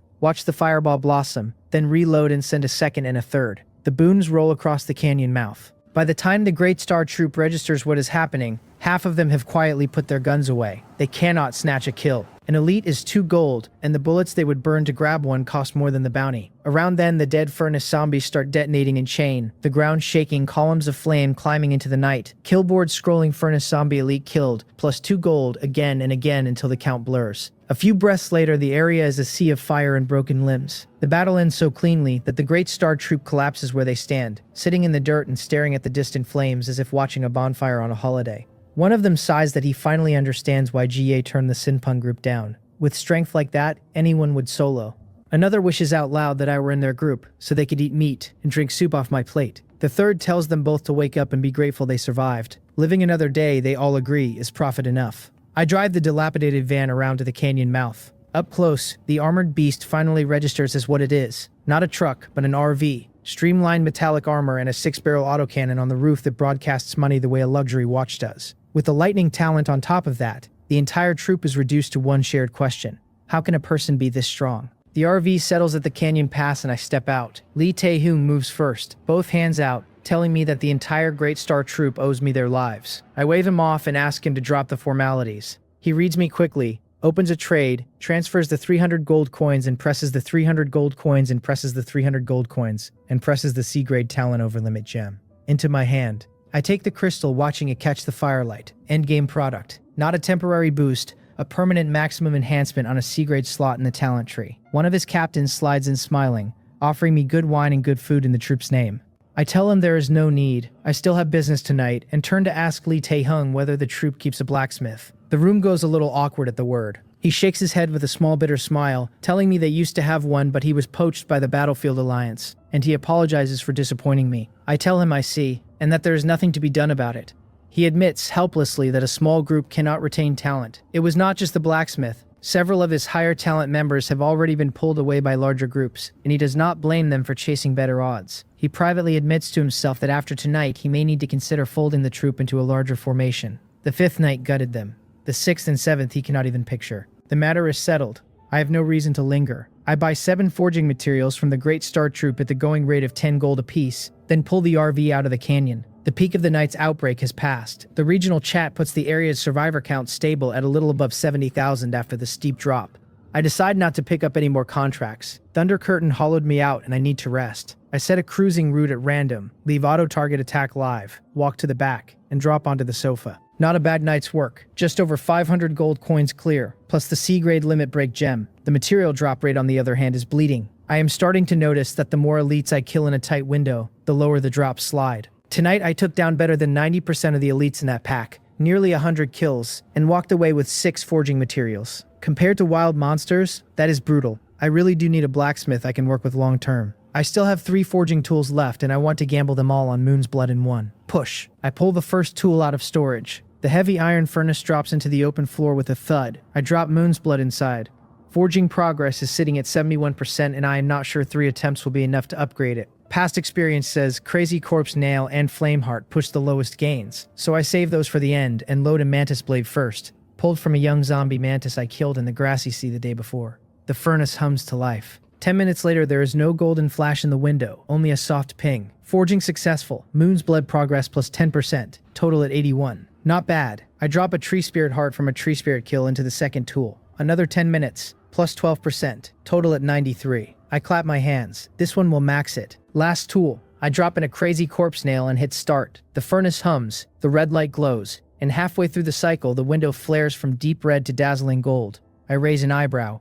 Big success. The timer hits 0 and the panels stack up. Lucky critical hit on the forge. Big success. Progress plus 7.7, total at 100.7%. Upgrade triggered. Rare grade to precious artifact grade. The blade is wrapped in gold light from edge to tip. I reach in, my fingertips brush the light, and it crumbles into sparkling dust to reveal the long knife beneath. To my delight, Moon's Blood now comes not just with a blade and hilt, but with a scabbard, gilded with red patterns. Finally, a scabbard. I grip the metal-textured sheath and slowly draw the blade. The new Moon's Blood is 1.2 meters long, noticeably heavier, the edge shimmering, the black and red patterns down the blade matched by a cold and stark aura. The new panel rolls up, naming it a growth weapon, precious artifact grade, infinite durability, modification devices super edge sharpening at level 2, and lightweight at level 5. Forging progress reset to 0.7%. The exclusive skill makes my heart stutter. Life drain, passive, a kill with this weapon carries a 1% chance to add a random constitution gain anywhere from 0.1 to 5 points, and every hit on an enemy stacks 1% critical hit rate that resets only when a critical lands. A second exclusive skill unlocks at Mystic Treasure level. The flavor calls it a gift from the Goddess of the Night. Forged from meteoric iron and Moon's bloodstone, the dust wiped clean, the crimson moon's edge poised to reflect blood and flame again. A friendly tip at the bottom adds that big success rates vary by user, and a good blacksmith helps you get the most out of your materials. Kill enemies to gain attributes.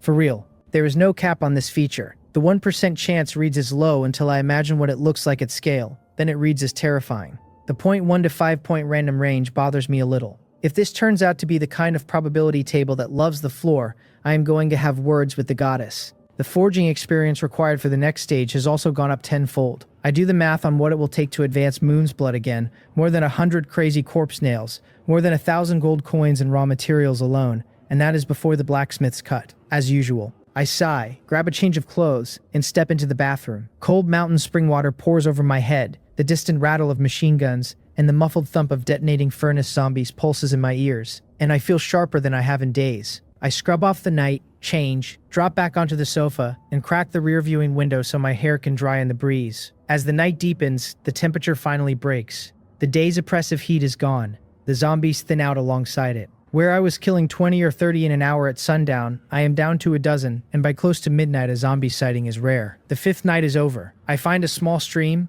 park the RV, top up the water tanks. My expression sharpens. I rub my hands together and open my backpack. Things are about to get crazy. I open the panel and savor the totals. My inventory reads 2,172.5 gold coins, a kit that includes my modified level 2 sniper rifle, 1 rifle, 2 pistols, a longsword, a short dagger, 700 universal ammo, and 1 cicada wing armor at precious artifact grade. The tools rack carries an excellent grade iron pickaxe, a machete, a grappling hook. The materials shelf is fat for once. 281 parts, 51 steel sheets, 132 leather, 10 alloy, 10 super wood, 1 rare armor core, 15 crazy corpse nails, 12 flame hearts. Food is solid, 31 fresh fruit, 15 high-grade bread, 11 high-grade instant food, 20 functional drink, 5 energy bars, 7 cola. Talent fragments sit at 1 C grade, 1 B grade, 1 A grade. After the night's battle, I have cleared more than 300 elite monsters between the canyon and the rest of the run, plus the Great Star Troop payout, which puts me close to 1,000 gold from the action alone. Then my kill count title bonus pays out 336.3 gold on top,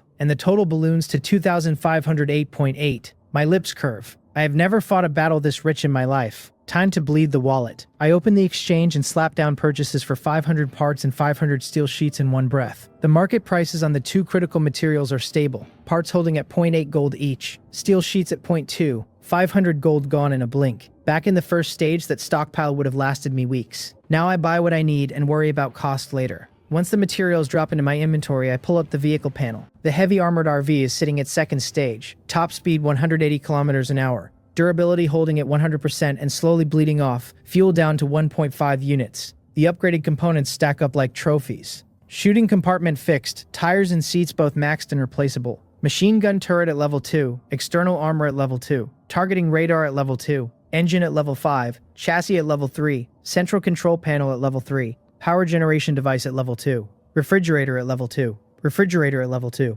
Total level 26. Vehicle advancement needs 1,500 gold, 400 parts, 5,000 steel sheets, 100 alloy, 1 armor core, and a component total of 50 or higher to unlock. The evaluation flatters my heavy armored RV as a powerful chassis that crushes enemies on contact while still keeping a comfortable lifestyle. All the must-haves are done. What I need now is to push the total level to 50 by the cheapest path I can find. Then trigger the advancement. I get up and walk the RV looking for cheap stat points. The gas stove on the marble counter in the kitchen jumps out first, a component I have been ignoring forever. Like tires and seats, it is already at max level, so the only thing left to spend on is replacements. I drop 3 gold and 2 parts on the cheapest gas stove set the exchange offers, top off 1 unit of fuel, and the gas stove level lights up. I am too lazy to cook on most days, so it will probably do nothing but gather dust. But the level is the level. Next stop, the sofa. Its base material is fabric, and there are only 2 upgrade paths. Ordinary artificial leather at 15 gold and 10 leather, or Napa leather at 35 gold and 20 leather. Compared to what I am about to spend on the rest of the night, this is pocket change, and I sit on the sofa more than I do almost anything else. I tap Napa leather without thinking twice. A white flash washes over the cabin. The ordinary 2-seater fabric pad melts away, and a textured leather couch replaces it. I plop down. The cushion gives in just enough to cradle me, the back holding firm, and I close my eyes and exhale. Money really does fix things. I cross to the bed and almost lose my temper on sight. Danja has climbed up onto my mattress and is sprawled across it, dead asleep, a wet patch beside him on the sheet. The damned little dragon peed on the bed. I reach down and pick him up. He startles awake mid-grip, thinks it is another fight, starts thrashing to escape until he sees my face, and his tail droops in relief. I ask him if he peed. I throw him back onto the bed and point sternly at the wet mark. He does not understand a word. He grunts, climbs off the bed, picks up his giant milk bowl in his teeth, drags it over with great effort, and looks up at me with the most expectant eyes a tiny dragon can mount. I give up. I crack open 10 cartons of pure milk, mash in a handful of fresh meat buns, stir the slop together, and let him eat. This dragon is going to ruin my life, and I have already accepted it. Back at the bed, I check the upgrade tree. The bed is a full set swap, 3 tiers, ordinary, elegant, and luxurious, each including mattress, sheet, pillow, and quilt. I pick the middle option, elegant, for 30 gold. The bed glows, the original coconut palm and spring mattress giving way to natural latex over zone springs. The pillow and quilt and sheet upgrading from coarse cloth to natural latex, silk, and long staple cotton. I try it. Soft, supportive, a touch cool to the skin. You really do get what you pay for. A bed like this deserves a maid coaxing me awake and a butler in a tuxedo announcing that, young master, dinner is served. I am exhausted, and I lie there longer than I should, drifting on the edge of sleep, before I drag myself up after 10 minutes of procrastination. After the bed and the sofa, only one comfort feature is left in the cabin: the full car interior. This is the main event. Not just cosmetic, it is the only upgrade that grows the vehicle's footprint without an actual tier advancement. I pull up the panel. Level 1 interior gives the living and storage areas a renewed material upgrade, layers in sound and heat insulation, and adds half a meter to length, 0.2 meters to height, 0.3 meters to width. The cost is 50 gold, 50 parts, 50 leather, 1 superwood. I have everything on hand and I click upgrade. The RV emits a soft white glow and the whole body begins to expand proportionally, like it is growing. 1 minute later, the glow fades and the cabin has been completely transformed. The living area floor is now peachwood with a clear, wear-resistant glaze. The walls have taken on a space gray coating that plays beautifully against the floor color, sliding the whole space toward high-end and elegant. The direct lighting has been replaced with hidden lighting, soft and full instead of harsh. The extra inches in every dimension have opened the cabin up, the cramped feeling completely gone, and the place is suddenly quieter. The outside wind barely reaches in. If a lava zombie detonated nearby, the cabin's interior temperature would not climb the way it used to, worth every coin. I look at the second tier. Level 2 interior adds a wine cabinet, a bar counter, and a 52-inch 8K resolution television, deepens the insulation, and tacks on another half meter, 0.2 meters of height, and 0.3 meters of height. The cost is 70 gold, 70 parts, 70 leather, 1 level 1 chip, and 2 super wood. The price is steeper but still inside the comfort zone. I buy a level 1 chip and hit upgrade. Another white flash washes over the RV. The cabin, expanded twice in a row now, has become a real space. Even the driver's seat is larger. The new wine cabinet, bar counter, and the wall-mounted television reshape the layout into something coordinated, almost designed. I nod at the result. It feels like a star-rated hotel. I sit on the new leather sofa, cross my legs, and tell the panel to turn on the TV. The 52-inch screen flicks alive. No ads, no apps, no internet handshake, just a clean and practical client interface. The categories include television series, movies, variety shows, even novels and short dramas. I run a search. Almost every popular film and television work from my previous life is here. Highest definition, uncensored, no buffering. On a whim, I search for some less mentionable things. There really are some. This television alone is worth 70 gold. I turn it off anyway. There is still work to do tonight, and I am not the kind of person to surrender to pleasure on a deadline. I check the level 3 details. Level 3 interior unlocks a secondary vehicle, unlocks a sentry robot, deepens insulation further, and adds a full meter to length, 0.4 meters of height, and 0.6 meters of width. The cost is 300 gold, 300 parts, 300 leather, 1 level 2 chip, 5 superwood, and the panel kindly reminds me that I cannot upgrade because I am still a tier 2 vehicle. So level 2 interior is the cap until I advance. Fine. A tier 3 vehicle that mounts a secondary vehicle though, that is huge. Moon's Blood's passive has me committed to close combat now, and rolling the full RV into every fight is going to get clumsy. A secondary vehicle would let me peel off and engage on foot or on a smaller frame, and the sentry robot, whatever firepower it brings, is going on my shopping list. I am very much looking forward to it. Total level after the interior push climbs to 31. I keep walking the cabin and find the air conditioner at level 2 and the refrigerator at level 2, both cheap to max. I push each 3 levels and both land at level 5.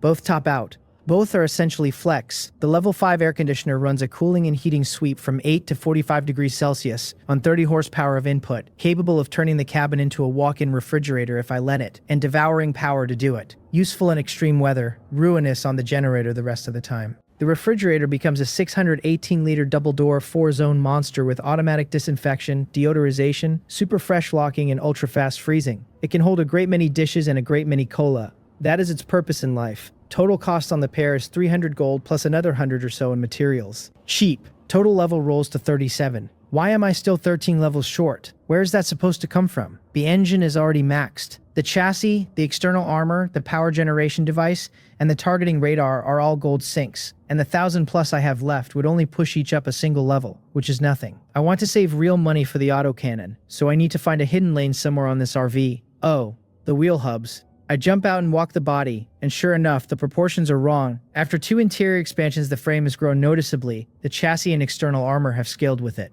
but the hubs have stayed where they started. The RV is now a turtle with a giant shell perched on stubby little legs. The upgrade panel obliges. Path 1 swaps the 17-inch traditional steel hub for a 21-inch low-carbon steel hub, brings the brake calipers up to match. Double strength drops weight by 10%, and bumps braking by 10%. 3 gold, 3 parts, 10 steel sheets. I do not even read it twice. I click upgrade. The hubs swell, the tires inflate to match, the chassis lifts off its low slouch. After that, I burn through the chain in one breath. Low carbon steel to cast at level 2, cast to flow formed at level 3, flow formed to forged at level 4. Forged to full carbon fiber at level 5. Maxed out direct. Total cost 270 gold, 270 parts, 800 steel sheets, 1 alloy. The hubs hit a frankly excessive 45 inches with multi-spoke matte black paint and a set of red carbon ceramic brake calipers. The whole assembly broadcasting top-tier luxury car. Overkill on performance, but the level is the level, and the level is what I am buying. I walk the body a final time and find one more unlocked project. Headlights. With autonomous driving on, headlights barely matter. I throw a few gold at the cheapest LED high-power set just to light up the upgrade.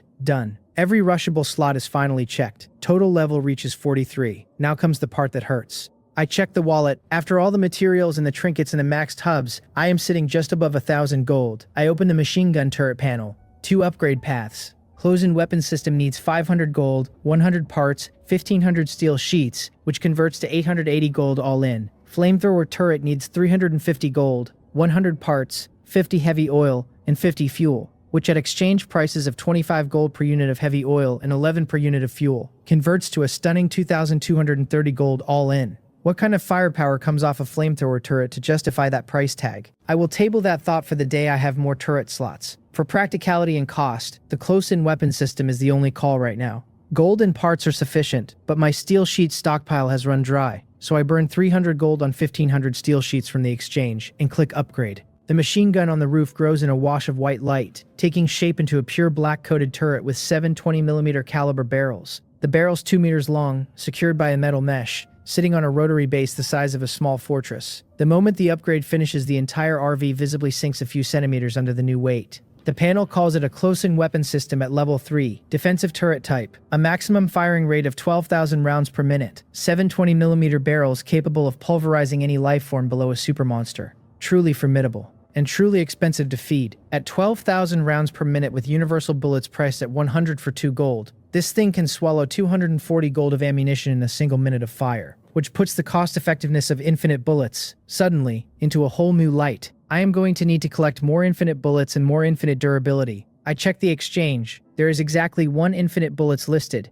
asking 500 gold. There are no infinite durability listings at all. I close the panel and sigh. These items are inherently scarce. The holders are not selling. The prices are climbing, and I am genuinely lucky I bought what I bought when I bought it. I step back and look at the transformed armored RV. Every upgradable slot is finally lit. Total level 44. A little over 200 gold left in the bag, which I plan to spread across the power generation device, the targeting radar, and the materials for vehicle advancement. The gold deficit on the advancement itself is going to be somewhere between 4,000 and 7,000. Whether I can push to a tier 3 vehicle before the next zombie horde is a question that gets answered tomorrow. It is 1 in the morning. The heat wave is gone, the deep night cool sliding over the cabin. I yawn my way back inside. Danja has finished his bowl of milk and discovered that the house is suddenly larger and prettier, and he is now ricocheting around it like a husky, leaving milk stains on every surface in a celebratory pattern. I watch him in silence. This damn little dragon is set for life. I pick him up and tell him to stop sprinting around like a 4-legged snake, that one of these days he is going to get stepped on and die without realizing it. He calms down a little, which is the best I am going to get.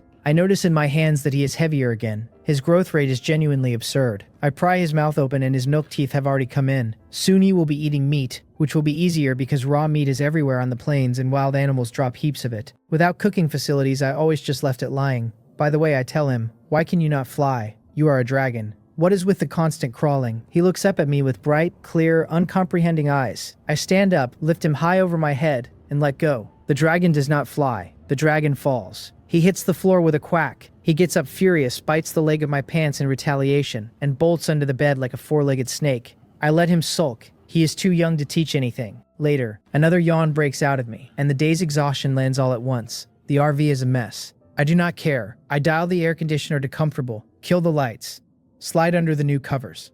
I had planned to study the C-grade overlimit gem tonight. Sleep takes me first. Morning, soft sun on my face. Something is tugging at my collar. I crack my eyes and Danja is standing on my chest. Seeing me awake, he leaps to the floor, drags his milk bowl over, and waits expectantly. The clock reads 8. I stretch. The sleep restored every scrap of energy I burned last night. I get out of bed, prepare him a full bowl, but before he can dig in, I pick him up and stretch him out head to tail to measure. Almost 50 centimeters long. Yesterday at birth, he was under 20. He has grown that much in one day. I put him down with a sigh and let him eat his fill. I wash up, plate myself a hearty breakfast, open the chat and eat while scrolling. The chatter is the usual mix. Thank heavens the weather is finally normal today. Last night was brutal.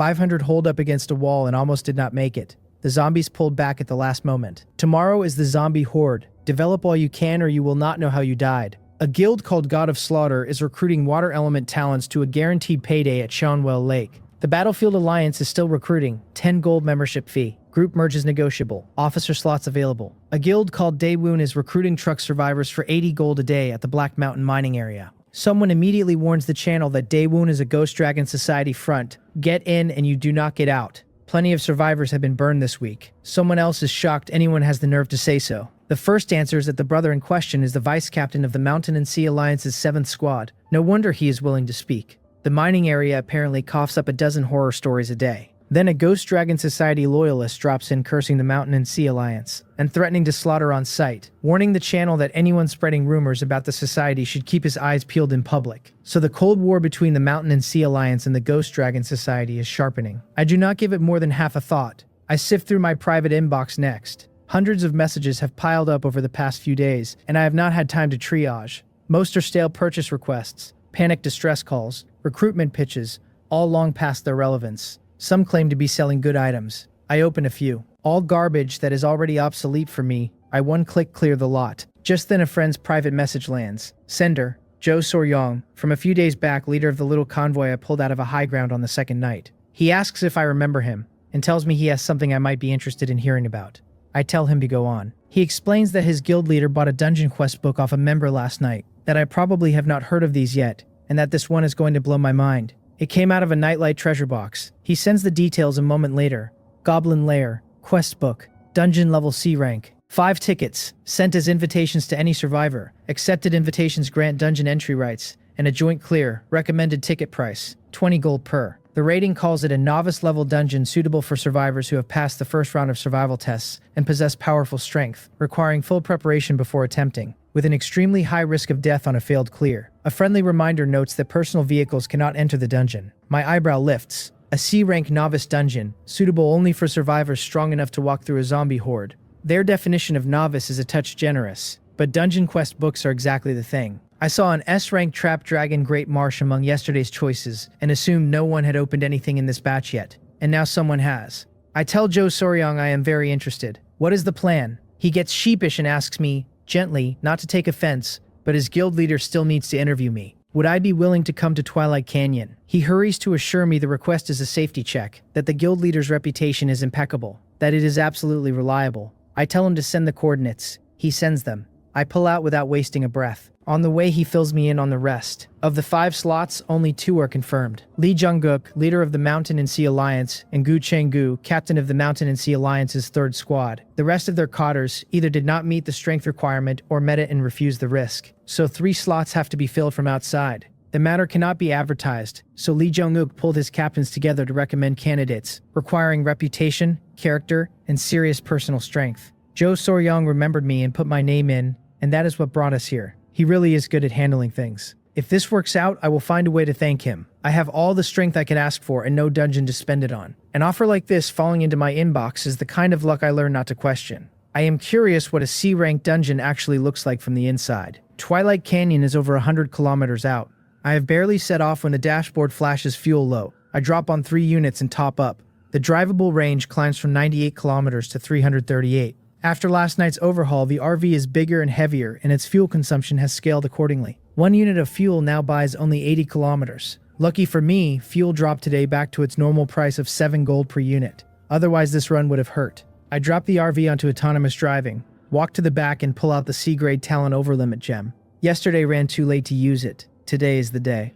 The moment I focus my gaze on the gem, the usage prompt fires. Warning, talents that undergo Overlimit Awakening are permanently fixed in the talent tree, cannot be unequipped or replaced. Please consider carefully. Permanent. Right. Let me think. My 2 C-grade talents are Elementary Body Technique and Eagle Eye. Elementary Body Technique is the all-purpose close combat enhancer. Faster, more agile, sharper reaction, better evasion, sneakier, no glaring weakness. Even an idiot would call it a winning pick. Eagle Eye is more specialized, useful for long-range close combat, intel work, but it asks more of my combat IQ and burns stamina hard on a short active duration. I pick Eagle Eye. The bait of Elementary Body Technique is the prefix, elementary, which means a more advanced body technique is sitting somewhere downrange. And if I overlimit awaken this one now and then later inherit a real upper tier body skill, the combat ecology overlaps and I will hate myself for the wasted slot. Eagle Eye does not have that ceiling problem. Use, I tell the panel. The gem shatters with a bang. A wisp of gold flies into the space between my brows. Clarity blooms in my head. Something I cannot describe surges into my eyes. The old Eagle Eye was like a pair of glasses I put on. The new Eagle Eye feels innate to my body, woven into me. The system pings. Talent Eagle Eye has successfully undergone overlimit awakening. A fresh panel rolls up. Talent Eagle Eye at C grade, overlimit awakening. Skill 1, penetration, an active that focuses my attention on my eyes, multiplies normal vision by 10, dynamic vision by 15, enhances visual stealth so I am less likely to be spotted by higher level enemies. Drains stamina continuously while active. Skill 2, discern, a passive that lets my eyes more readily spot an enemy's weak points in a normal state. The flavor calls it the gaze of an eagle, beneath which even an enemy's most perfect combat form looks clumsy and full of openings. The active is sharply stronger. Multipliers up by 5 times across the board, and the new passive discern looks simple but is concise in a profound way. It is the kind of skill that scales beautifully into higher level fights, low ceiling on paper, ceilingless in practice. I crack the panoramic window. Outside, a wide plain of green grass runs to the horizon under good weather. I focus on my eyes and penetration kicks in. The world snaps into a clarity that feels like a high-speed motion camera mounted to my face with a wide-angle lens grafted on, and I can clearly see the wings hidden beneath the body of a cricket as it jumps in the grass. Not bad. I grab an iced cola from the fridge, drop back onto the leather sofa, turn the TV on, and let the journey roll. By 10 in the morning, I am parked at the legendary Twilight Canyon. The land here rolls in low folds, forests woven with winding streams, the flora lush and bright. 2 colossal mountains stretch into the sky ahead, their rift cut as cleanly as if a giant sword had split them open, forming a smooth fracture zone. The mountains are too vast to take in, their summits hidden in cloud and mist, their actual scale unknowable from where I sit. Twilight Canyon runs between them. Calling it a canyon is generous. It reads more like a small plain, open terrain, a complete ecosystem. The Mountain and Sea Alliance's camp sits on the periphery. The interior and the depths are buried in dense forests and fog, and no one has yet explored them through. I roll all the way to the camp. The Mountain and Sea Alliance has accepted nearly 8,000 members now. The vast majority are ordinary low-level survivors, but the weight of 8,000 bodies behind a single banner is real power. My RV gets stopped at the outer gate. The guards are sharp and ask for my pass. I ping Joe Soryong. He emerges a moment later. The crowd around the gate has caught sight of the RV and is openly staring.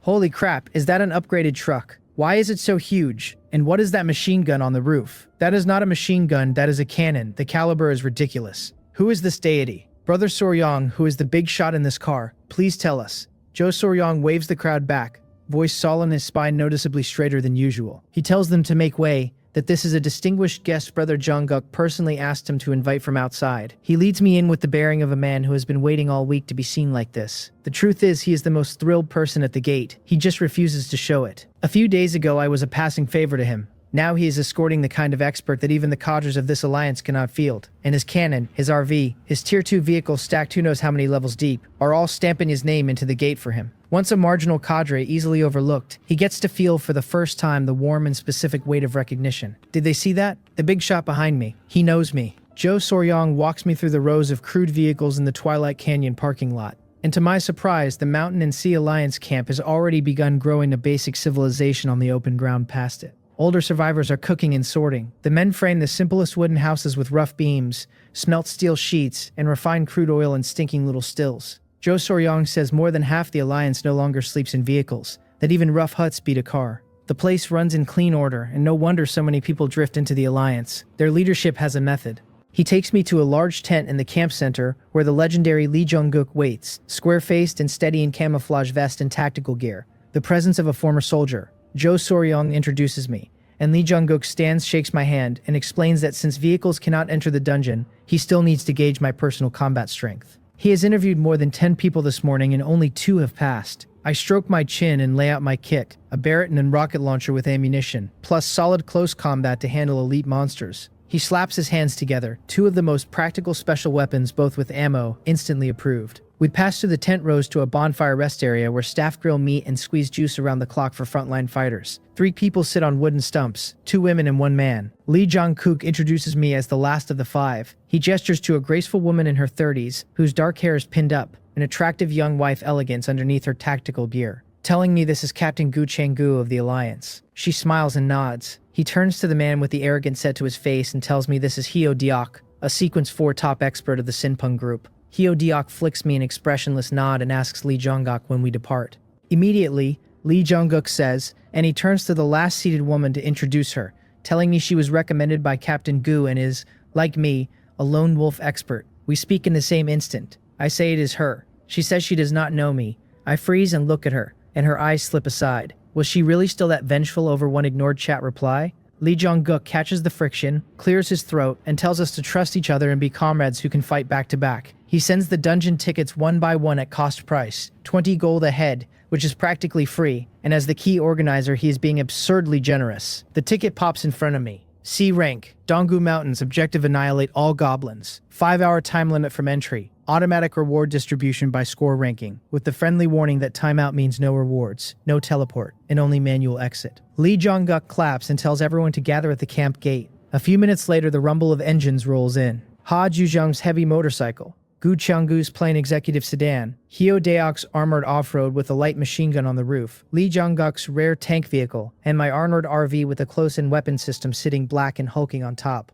The moment they get a clean look at my roof, the rest of them freeze. They can wrap their heads around the armored RV. The other thing is the problem. Hyo Deok has been leaning out his window with a cigarette, playing the cool number 2, parked right behind Lee Jong-guk's tank. He stares at the absurd 7-barreled tower on my roof, falls into ugly silence, and presses a button. With a soft whir, his cute little roof-mounted light machine gun retracts back into the cab. Even Lee Jong-guk's eyebrows climb. He knew my vehicle was high level, not ridiculous to the point of a close-in weapon system on the roof. His tank generates one shell every 25 seconds at the smallest caliber, 85mm, and in raw firepower his shell is arguably weaker than a 7-barrel 20mm cycling at full song. For a lone wolf to climb this fast in a handful of days, the strength is off the charts. He is curious whether my ammunition is auto-generated and what the reload runs, but those details, like talents, are personal secrets. The convoy moves out in formal order. Behind our 5 rolls more than a dozen escort vehicles led personally by an Alliance captain, the guard team assigned to camp at the dungeon teleport point and wait for our return. A little over an hour later, we reach a mountain range close to the Black Mountain mining area.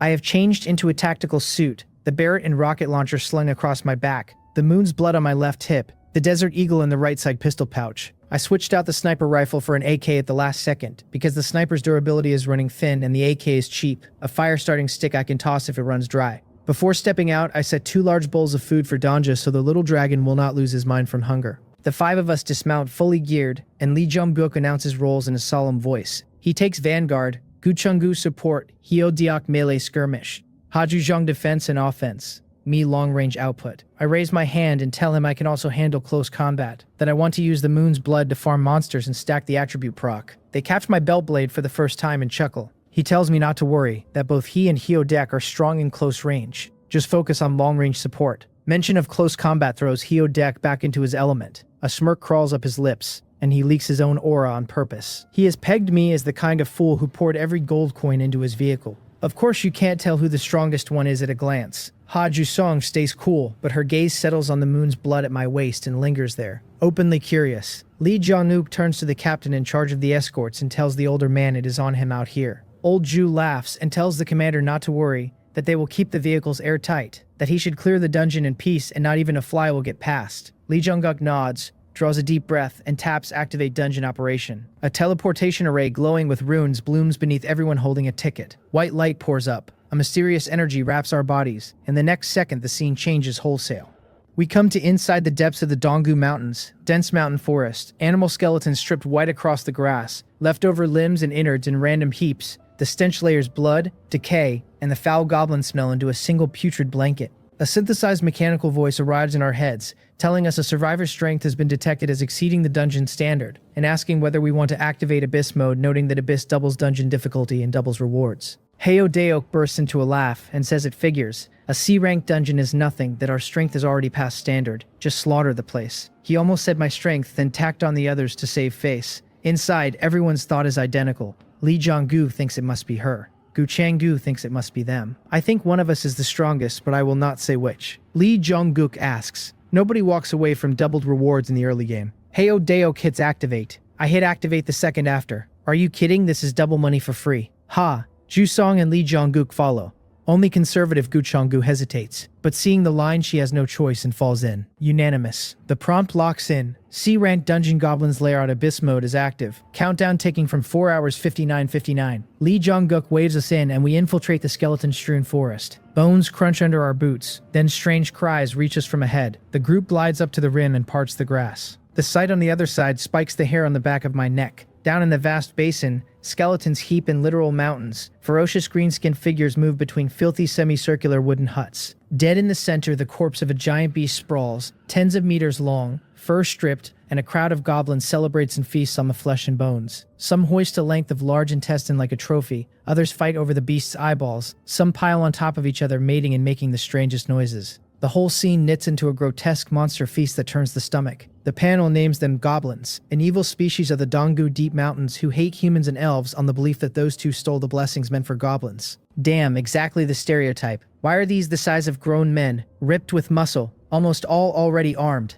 I shift my gaze to dozens of larger figures among them. Giant goblins at elite monster level, special variants that ate mysterious fruits, broke their growth cap, gigantized warning never to engage them head on. I count roughly more than 1,000 goblins with dozens elite. Is that all? A bit simple. Lee Jong-guk's eyes darken and he tells everyone to prep weapons and armor. Several pull armor and weapons from packs. Lee Jong-guk lifts a wide broadsword in his right and a shield in his left, the silhouette pure tank. Heo Deok slips into silver-white light armor and unsheathes twin swords, declaring guns are for kids and a real man plays with blades. Gu Changgu climbs into mobile armor heavier than Lee Jong-guk's and carries not a weapon but 2 enormous shields. How afraid of death can one person be? She catches our stares and mumbles she is the support. Only Ha Ju-song and I have no obvious change. Most of my weapons cannot fit a backpack, so they are already on me, and the cicada wing armor is under my clothes. Ha Ju-song came already in a black tactical suit similar in cut to mine, but hers combines defense and speed into rare-grade armor, an actual precious piece, while mine is cheap exchange floor gear. Lee Jong-guk feeds out battle orders, telling Heo Deok and Gu Changgu to anchor a formation with him, telling me to snipe elites from distance, telling Ha Ju-song to babysit me and create an output environment.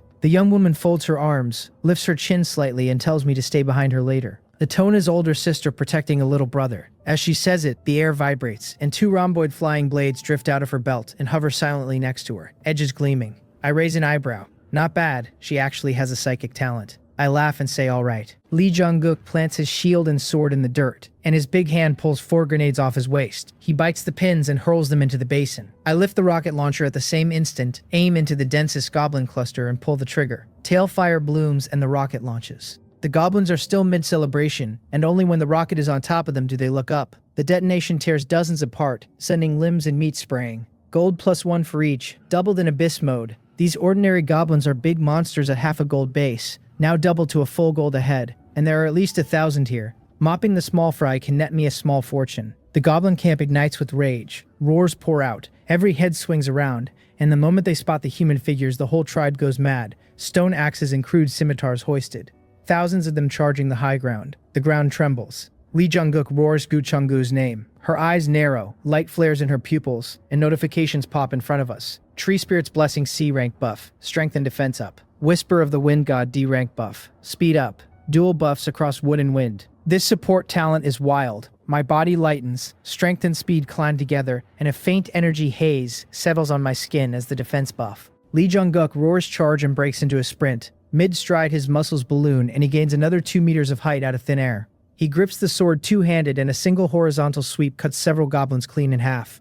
Heo Deok leaps after him with dual swords flashing. Rated 4th inside the Sinpung group with metal element talent, golden light bursts from his blades and inflates their reach and edge, mowing the goblin horde like cutting vegetables. I do not rush trash kills. I fire another rocket, swap to the Barrett, sight a giant goblin and squeeze. The round punches its head into red mist. Giant goblin elite kill, gold +4, goblin fang +1. I work the bolt and fire a second shot, then a third. After I down nearly 10 elites, the broad goblin army reaches the foot of our high ground. Ha Ju-song's cold eyes do not move. The 2 flying blades by her side begin to tremble. With a clean metallic chime, they disintegrate into dozens of slender shard blades and shoot out like lightning. More than a dozen goblins go down in a single sweep. Then the shards swerve and weave through the horde, taking lives like mowing grass. She carves a vacuum zone around the two of us in the middle of an overwhelming tide. Only one giant goblin breaks through, body bristling with bloody wounds, roaring as it crashes in front of her and raising a fist the size of a water vat. Before the fist can land, its body floats off the ground. An invisible telekinetic grip wraps it. Its head shakes as if wrestling something, and then suddenly twists 360 degrees, even the neck skin spiraling like a pretzel. The body crashes to the dust. Her figure stays perfectly still, the high ponytail whipping in the wind, looking absurdly cool. Another giant goblin charges in, but the instant she raises her palm, an armor-piercing round comes screaming in and bursts its head into a rotten watermelon. She turns, annoyed, and tells me that was her kill. I stand, holster the Barrett, still chewing gum, and tell her what does she mean her kill. I aimed first. Stronger ones are coming and I am only worried she will not handle them.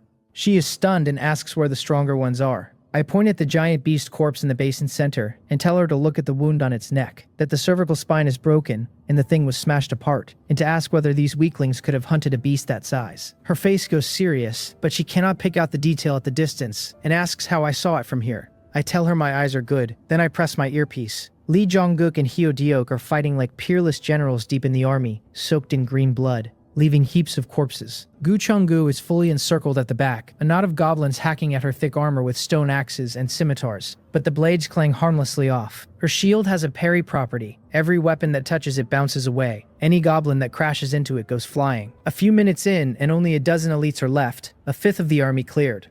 Battle pressure starts to drop. Right when everyone thinks the dungeon is a guaranteed win, my voice goes out through the earpiece telling them to pay attention, that another boss should be on the way. The next second, a tremor rolls up from beneath our feet, and from beyond the basin, a sound like a mountain collapsing into a tsunami surges in. We turn and scan. Countless green-skinned ferocious figures have appeared in the forest at the basin's edge, frantically surging towards us, far too many to count by eye. Lee Jong-guk roars to fall back and shrink the combat circle, yanks his broadsword from an elite's neck, and turns to fight back. With wave after wave joining, our 5-person situation inverts in seconds, and the annihilation flips into a defensive grind. The one taking the most pressure is Ha-ju Song, who has to keep a safe vacuum around me for my output. Her pretty face goes taut, fully focused, beads of sweat on her fair forehead. I lock in on sniping elites, and whenever she starts to drown, I drop a close-range rocket to relieve her pressure. After bringing down 7 or 8 more elites and blasting nearly 50 goblins, I stop. Out of ammo. Just in time, Lee Jong-guk and the others fight their way back and the pressure plummets. He warns in a low, solemn voice that we are in for the long haul, that this new wave is at least 1,000. But the moment everyone resets to a numbers grind, oppressive footsteps shatter that illusion.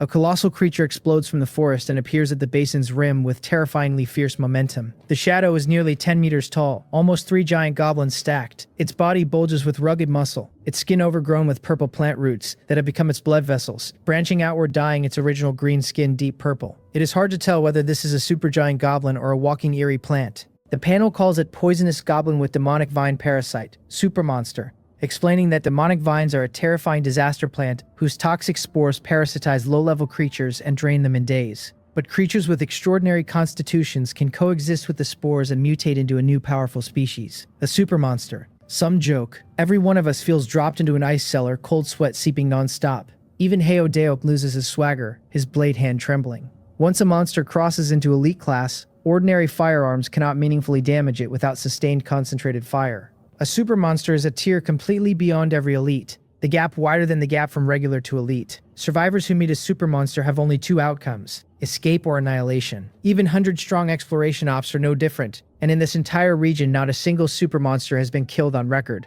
Looking at the new stream of goblins still pouring into the basin, our expressions go grim past the line. It looks like we really have to fight for our lives, Hyo Deok says with a bitter laugh. Who would have thought a so-called novice dungeon would be this terrifying? He remembers how excited he was to vote Abyss just now and wants to slap himself. Win or die? Lee Jong-guk stares at the terrifying figure and asks how much ammunition I have left. I casually toss the rocket launcher and the Barrett into the bushes and tell him it is all gone. The news hits them like a thunderclap.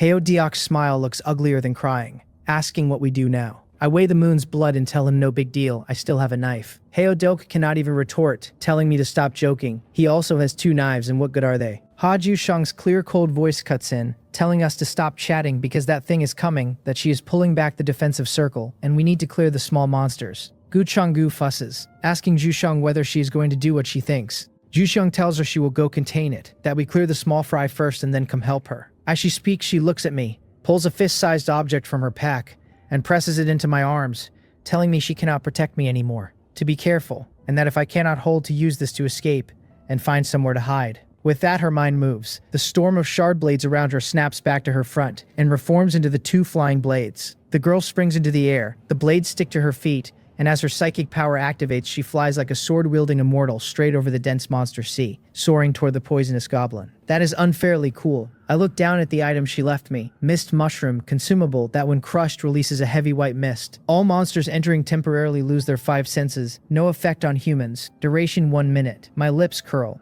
Thoughtful, the goblin army crashes forward the second her defense vanishes, screaming bloodthirsty cries. Lee Jong-guk roars for me to follow them, raises shield and broadsword, and a charging slam sends 6 goblins flying. Gu Chong-gu pulls in close behind him. Heo Deok's eyes flash golden again, his twin blades reignited with metal element edge, and he charges into the horde. He turns mid-stride and shouts at me to hurry up, but the words die in his throat, because I am no longer where I was. A flash of blade light sweeps the horde beside them. Heads and severed limbs leap up out of the green mass with arcs of blood, like a chef shaking a pot of braised pork. Before any of them can process it, my figure is already deep in the enemy ranks, moving too fast to track, like a startled dragon weaving through monsters. The red-patterned long saber is unstoppably sharp. Before goblins' attacks land, heads are already in the air. Monsters fall in chains. The dense cluster on the side is more than half cleared in the blink of an eye. My killing efficiency rivals Haju Sang's flying blades. I cut my way to the front of a giant goblin. My figure ghosts past its palm strike, the saber stabs straight into its neck, and I ride the momentum and leap.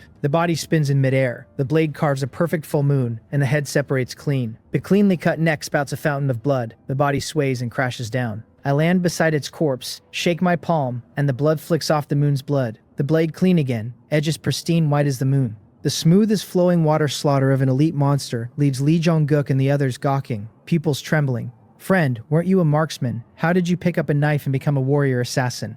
Heo Dok panics and dives back into the horde. If he, a top 4 of the Sinpung group, cannot match a lone wolf junior who specializes in vehicles in close combat, where does that leave his face? Lee Jong-guk's old face flushes deeper, throws himself into the fight harder. The brawl enters its white-hot stage. The goblins are many and varied, but their defenses are flimsy. Numbers are exactly what I want. I am in a killing frenzy. Every kill speeds up my feel. After 70 or 80 kills, I finally trigger my first kill attribute. Gold +1, Moon's Blood Kill passive procs, Constitution +2.7. The range is 0.1 to 5, and I rolled 2.7, not some factory probability. A warm current surges through me and my stamina recovers slightly, which catches me off guard. The others are also in their slaughter rhythm. But just as the monsters visibly thin, an absurdly heavy thud hits the ground, muffled, like a war drum hammering inside our chests. We all look up. A green head, taller than the surrounding trees, is moving through the distant forest toward the battlefield. Trees buckle and snap. Dust kicks up from the ground. Under successive tremors, that terrifyingly massive figure finally shoves the trees aside with its palms and appears at the basin's rim. It is an enormous grass-green giant, 30 meters tall, with a slanted pointed nose, several meters long, bat-like triangular ears, and lantern-sized crimson eyes. Thick white mist hisses from its fangs and between its teeth. That is the king's wrath. The panel for this nightmare opens in front of us. Goblin King, super monster, the only king born of countless years of goblin reproduction, capable of living several hundred years, peak strength reaching the top tier of super monsters, his tribes fanatical and bloodthirsty, a living nightmare for every other creature in these mountains. The Goblin King opens his blood-red mouth and lets out an earth-cracking roar. Rolling sound waves spread through the basin, and on the king's command, every goblin in the field falls into extreme frenzy. Weapons up, hoarse cries pouring from every throat. The goblin side's morale surges, and they charge with even more speed and even more insane posture. Ferocious figures from every direction nearly drowning Lee Jong-guk and the rest.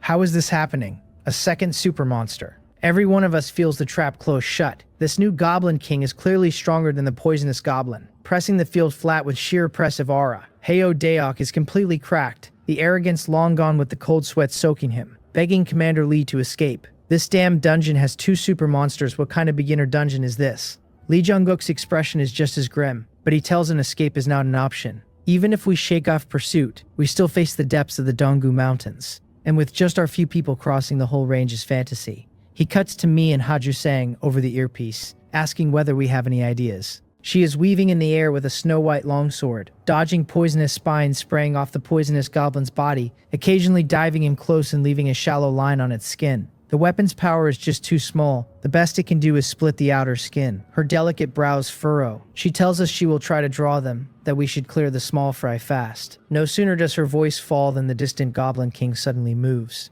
Despite the body, the speed is heart-shaking. The densely packed goblin offspring on the ground are pulped under the king's own feet, and within 2 seconds the king is slammed into her vicinity with overwhelming momentum. Another soul-stirring roar. She was about to retreat, but the sound waves pour like shockwaves into her ears and drop her into a brief daze. Her body sways midair, then steadies, but when she looks up again, a huge dark shadow has already wrapped her.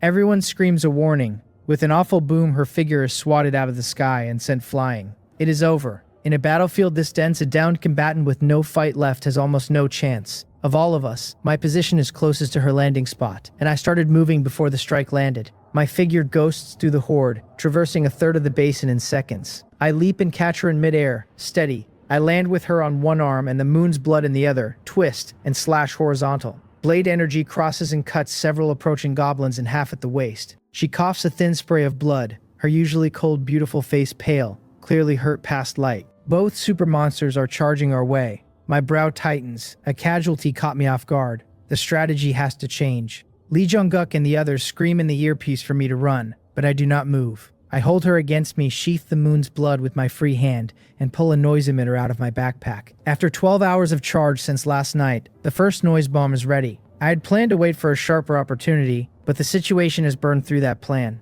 I pull the trigger. The noise bomb fires across the basin to the far side. 1 second. 2. Just as the goblin army starts to close and the two super monsters bear down, a tooth-grinding shriek explodes from the far end. The highly penetrating noise carries a sound wave frequency that drives the monsters into extreme irritation and hatred, and it floods the basin wall to wall. Every monster freezes. The Goblin King and the poisonous goblin roar, eyes filled with fury, swing around, and charge straight for the noise. The remaining thousands of goblins follow the king's footsteps. A guaranteed death sentence resolves clean. I tell the team over the earpiece that the noise will last about 5 minutes, that they should find somewhere to hide, that we will work everything out when I am back. With the girl clinging like a koala, I turn and leap into the mountain forest behind us. Lee Jong-guk and the others stare at the bizarre scene, completely stunned.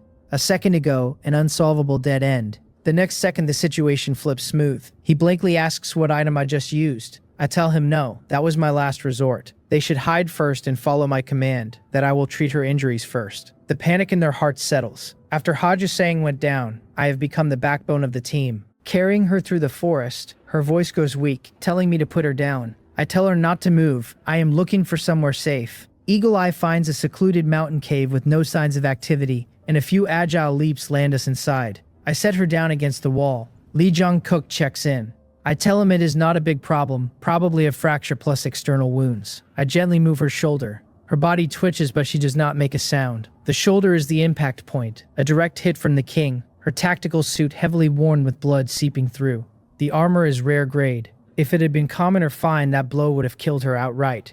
Heo Deo cuts in, all swagger gone. He calls me Brother G and excitedly asks whether my item was incredible, because the monsters are circling the noise source and completely ignoring them, asking whether this is the moment to clear the small fry. Lee Jong-guk seconds the idea. I flatly refuse. Killing 100 ordinary goblins is meaningless. The real threat is the two super monsters. The noise grenade's pull on high-level creatures is very limited, and if we kick off their sustained pursuit right now, we will not even get a chance to catch our breath. Better to rest and eat recovery food. He agrees and asks if I want a first aid kit. Guchong jumps in and trades it to me. I open it on the ground, fully stocked with emergency tools, hemostatic bandages, and healing powders. The girl shrinks back and tells me she is fine. I tell her hurry, she is bleeding too much. I try to pull down a corner of her tactical suit, and an awkward problem appears. The thing is one piece. I freeze and ask whether she will handle it or I should. She closes her eyes, resigned, says nothing. I cough twice, then with the righteous expression of a man on duty, unbutton and lower the zipper for her. Even with the version of me I am now, the scene throws me for a half beat. She turns her head away and tells me not to look, ears burning hot. I tell her it is fine. I used to be a surgeon, that in our eyes a body is basically a piece of pork. Being described as pork annoys her, but the shyness eases. I disinfect with povidone iodine, sprinkle the special healing powder, and wrap bandages in tight circles. The bleeding stops the moment the powder hits. And the info says this stuff can slowly heal fractures and internal injuries too, a divine medicine. Tears well in her eyes from the burn, but she bites her lip and refuses to cry. Only when the rap is finished does she glance down. The two of us are quite close, and she sees the man's face right there, profile serious and focused. I look up to tell her it is done. Our gazes meet, hers slips away, the red in her ears not faded. I ask her what is wrong. She tells me nothing, that she did not expect me to be a doctor. I tell her I was lying. She stares. I stand, pick up the moon's blood, tuck it into my waistband, and tell her she does not need to be in the fight anymore. I hand the mist mushroom back and turn to leave. She calls out and stands to follow, asking what I plan. I tell her how, just hack at them with a knife, unless she wants to bite them. I chuckle and tell her I am very strong too. She presses her lips. Was it just about pretending not to know me back in Twilight Canyon? This person really holds a grudge. She tells me she is going anyway. I ask whether she is sure. She tells me not to underestimate her. She has several mist mushrooms and is very good at escaping. I tell her all right, just fly higher. We walk slowly through the forest. As we walk, I eat a few energy bars and toss back 2 bottles of energy drinks. Several minutes have passed since the noise grenade's window. From here, we can hear the commotion in the basin's direction, the goblins searching everywhere. She whispers, asking whether we have to walk this slowly. I tell her walking fast will not work, that I cannot exert myself hard right now. I am building momentum. She notices the change in my aura, starts to ask. A lightning arc snaps across my body and disappears, then a second, then a third, then a rolling cascade.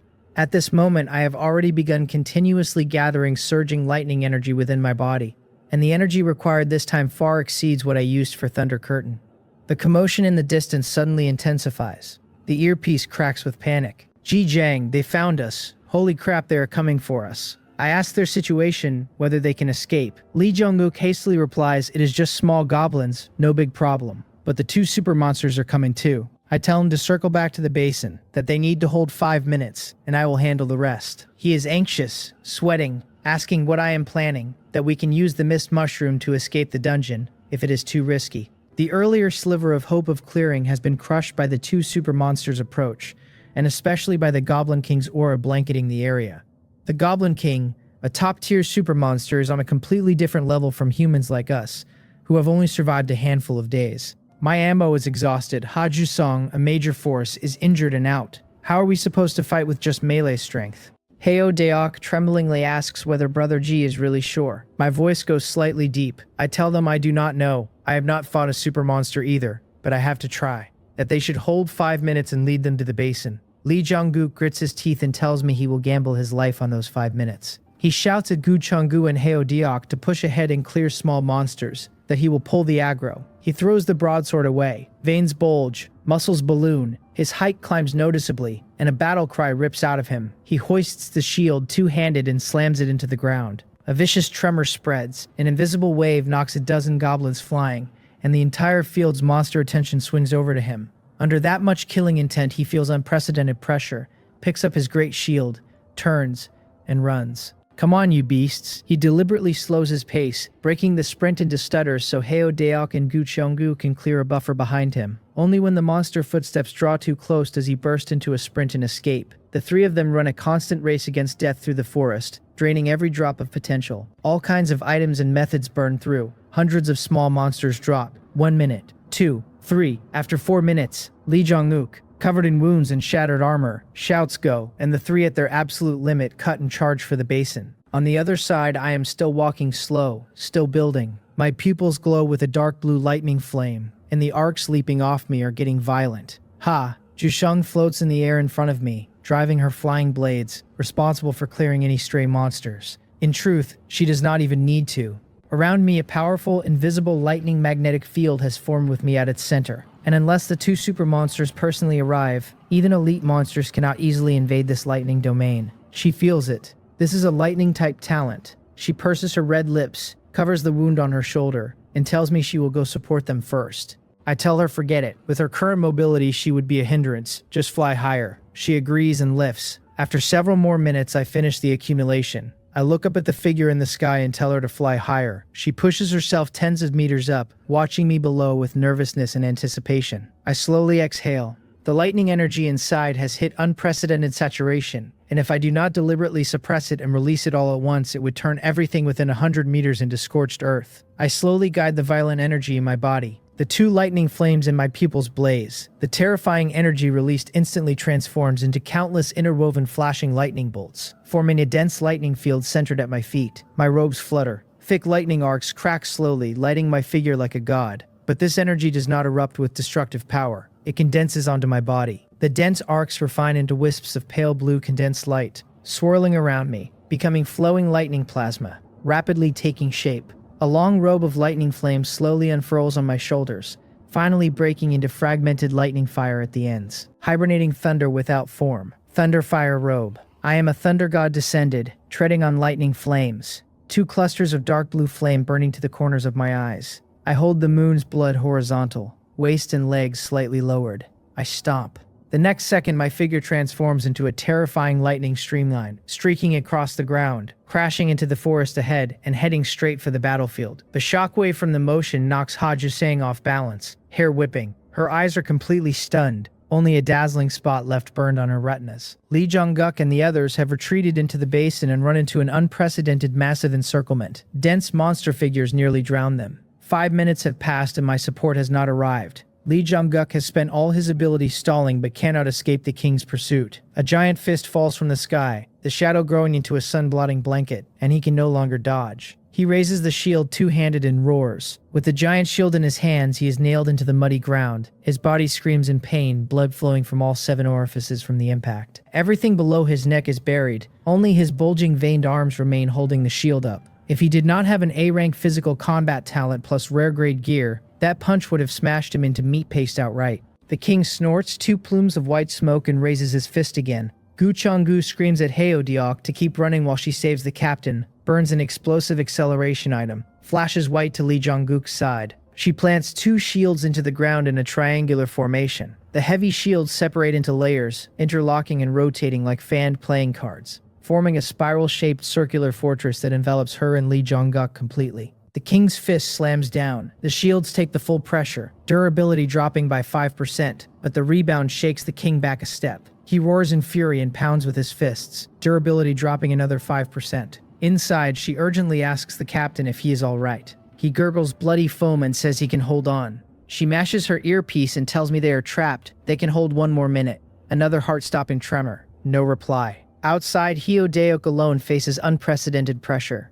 Aside from the king, every monster is targeting him. He shrieks and runs for his life, twin blades glowing gold, while slashing without looking, while a swarm of goblins, giant goblins, and the super monster poisonous goblin chases him. The poisonous goblin roars, spraying poisonous thorns out of its entire body like a machine gun, sweeping at the fleeing figure. At the same time, the purple vine tendrils continuously fall to the ground, extending and winding like an endless supply of stretching venomous snakes. Heodiok is too focused hacking thorns to notice the vines at his feet. By the time he has cleared the spray, it is too late. The dense tendrils burst with speed and wrap him tight, slowly squeezing, lifting him up. A bone-jarring creaking emanates and he screams in extreme terror. Fortunately, the poisonous goblin has no intention of squeezing him dry. The vines loosen and bind his limbs, stretching him into an X shape. Damn it, even tentacle play is happening. He almost loses his voice. At that moment, above the earth, an invisible magnetic field seems to appear out of thin air. The sparse fur on the goblin's body stands on end. A deep blue lightning streak flashes out of the dense forest, with several thick arcs of lightning trailing like an enraged dragon.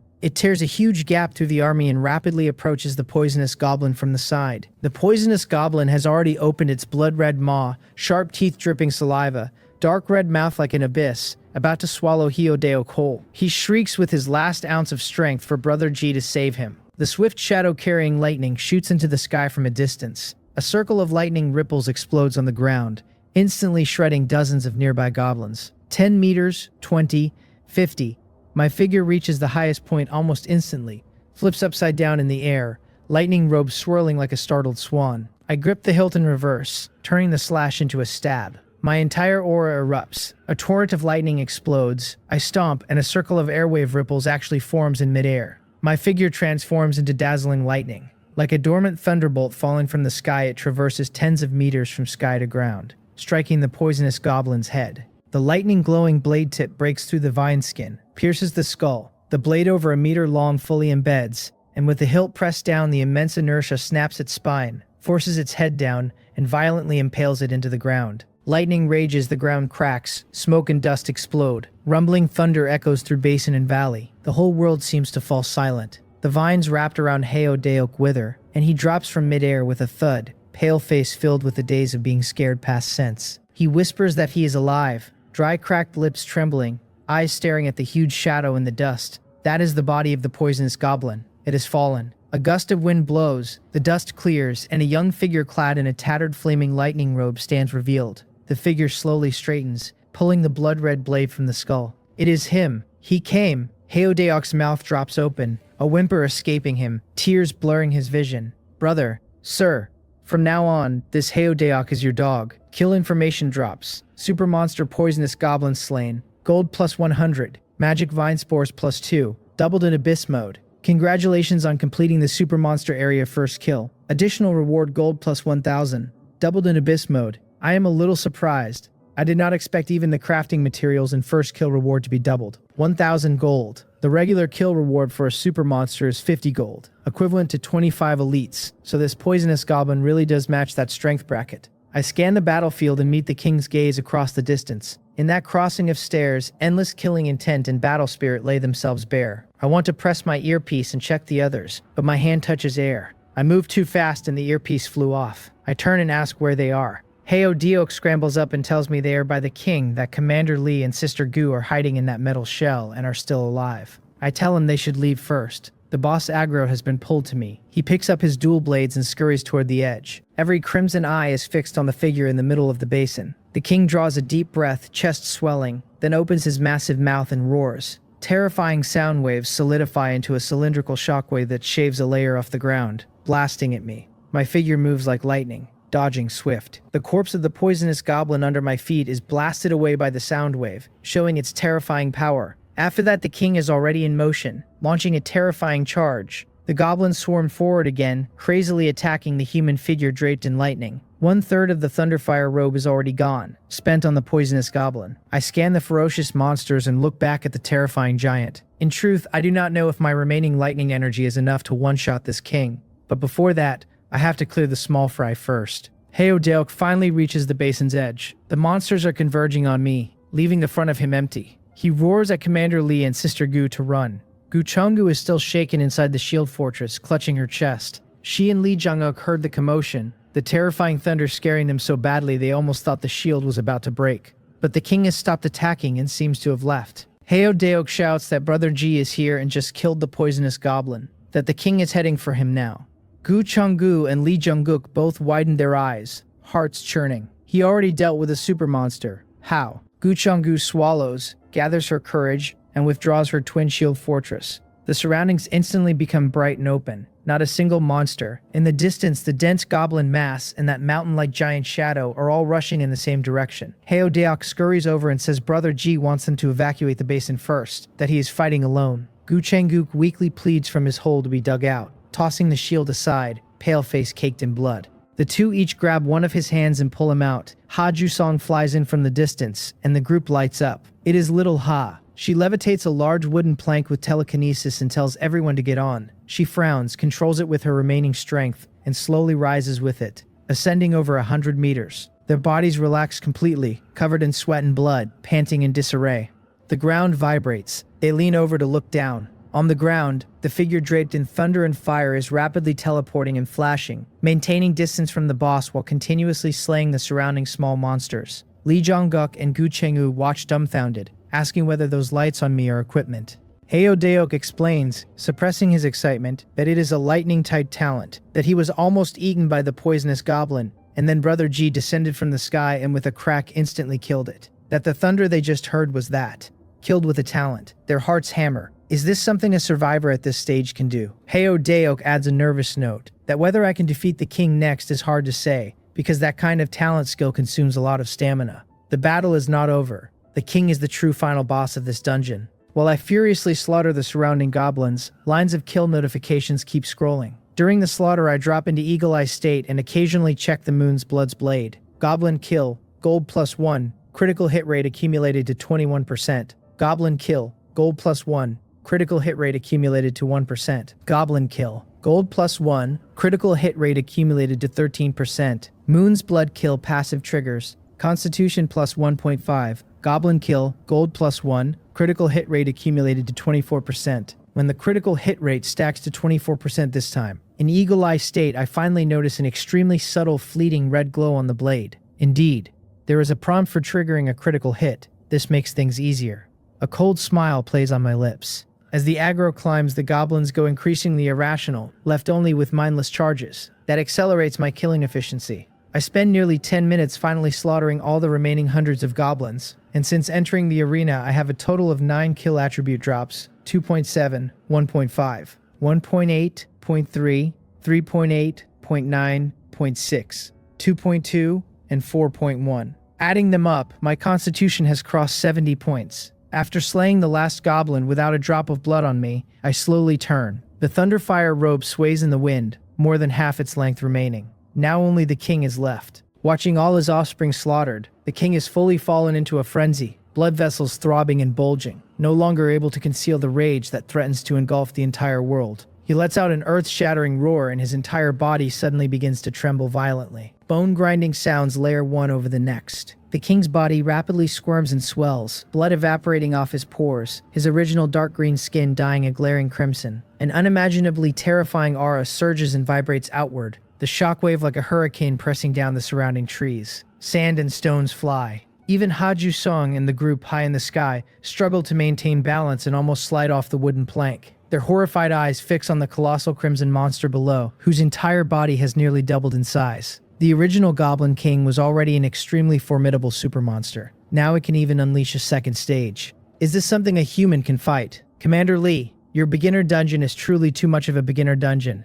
Heo Diok squeezes out an ugly smile. A boss of this level called a C-rank beginner dungeon. What about the B-rank, A-rank, or S-rank ones later? Everyone originally thought after surviving the first corpse tide spring might arrive, but looking at the current situation, the difficulty ahead is hell level. The king has already burst forward. The ground beneath its feet cracks into a spiderweb pattern, and its massive body, dozens of meters high like a building, charges at me with terrifyingly bizarre speed. The people in the sky cry out in alarm. The lightning shadow passes through the deep crimson figure, dodging to the other side, but the king's eyes have already locked on, anticipating my dodge path. Its other giant fist swings down toward my landing spot. The enormous fist shadow transforms into overwhelming pressure, intent on crushing the tiny human into dust. In the nick of time, the lightning shadow flickers away once more. The ground explodes, sending up a high wave of earth. A lightning-streaked blade mark appears on the king's thick, gnarled arm. The line bursts open, a large amount of fresh blood spraying out in a fan shape. The king roars in pain and attacks more wildly. The level of this battle far exceeds the imagination of Lee Jong-guk and the others, naked eyes struggling to keep up with the combatants. They only see ground cracking, dust billowing, the aura's pressure shaving off layer after layer of earth, the lightning figure dodging with ease and leaving one bloodstain after another. But everyone's hearts gradually tighten. They can discern the general trend. I have the upper hand, but the wounds I am leading are getting shallower. The king's body is too massive. Merely cutting surface flesh and blood causes no substantial damage. And I am in a state of high talent consumption. Prolonged entanglement would mean rapid exhaustion and a sharply increasing dodge risk. Eventually, like Haju Song, I would be unable to dodge in time. Heo Daok trembles, asking what to do. Lee Jong-guk's voice is hoarse and tells them they can only watch. Their wounded, crippled group cannot help, and even in best condition they cannot intervene at this level. Lee Jong-guk turns to Haju Sang and asks whether she has strength left for later. She nods solemnly and tells him not to worry. She has been reserving that energy, knowing that if I truly lose, she is the only rescue, even if it means failure of the raid and traversing the Donggu Mountains by foot. The battle escalates. Under everyone's worried gaze, my extreme speed indeed begins to slow. Several times I only brush past the king's fist, nearly being hit. Their hearts jump into their throats. The next second, as I once again flicker away to create distance, the king's figure suddenly closes in, clasping its fists together and smashing them down toward me. The mighty offensive descends like a collapsing mountain, and this time, my reaction is a half beat too slow. The earth cracks, waves of soil erupt. All of this happens in half a second, but everyone feels as if an entire world has passed. Everyone stares blankly. The familiar lightning shadow no longer shines. I am completely submerged in the sea of blood and sand. Ha! Juseong's fingertips tremble, her panicked eyes searching the dust. Nothing.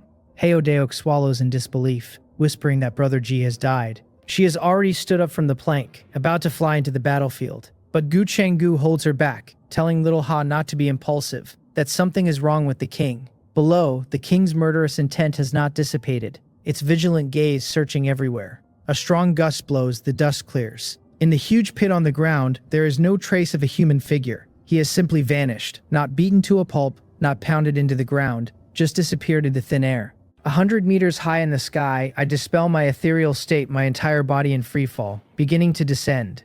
I close my eyes and slowly exhale. My last strike that hit the king successfully stacked to trigger the probability, and a hint of red light appeared on my blade. The critical hit probability for the next strike is 100%. The tattered lightning robe, less than half remaining on my shoulders and back, flutters in the strong wind. Then, it disappears inch by inch, merging into my body, 70 meters above the ground. 60, 50, all remaining lightning robes melt away. I open my eyes in midair. Blazing lightning flames like a furnace opening and closing, burn from my pupils to my forehead. At the same time, the blood-red blade of the moon's blood is plated with a dark blue condensed glow, a light forged from countless lightning energies. My figure spins in midair, holding the saber hilt with both hands. My eyes flickering with thunder flames calmly watch the colossal shadow in front of me. The king also senses the surging, manic energy behind him. With eyes blazing with monstrous fury, he abruptly turns and glares. He lets out his final earth-shattering roar, his entire body erupting with bloodlust, charging at the human figure with unprecedented might, as if to utterly crush everything in the king's wrath. Over there, look over there. Deok points at the figure free-falling in the distance, trembling with excitement. He is still alive. Jijang is still alive. Everyone's brains almost crash. Their minds cannot keep up with the changes on the battlefield. They cannot understand why I, who had clearly been hit just now, could suddenly return from the sky.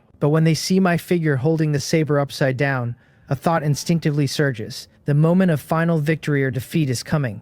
No, it has already arrived. My figure bends and gathers strength in midair. If I were on the ground, this would be the posture for a charging slash, but I am in the air. No point to leverage. The king's offensive is already closing. The world seems to slow.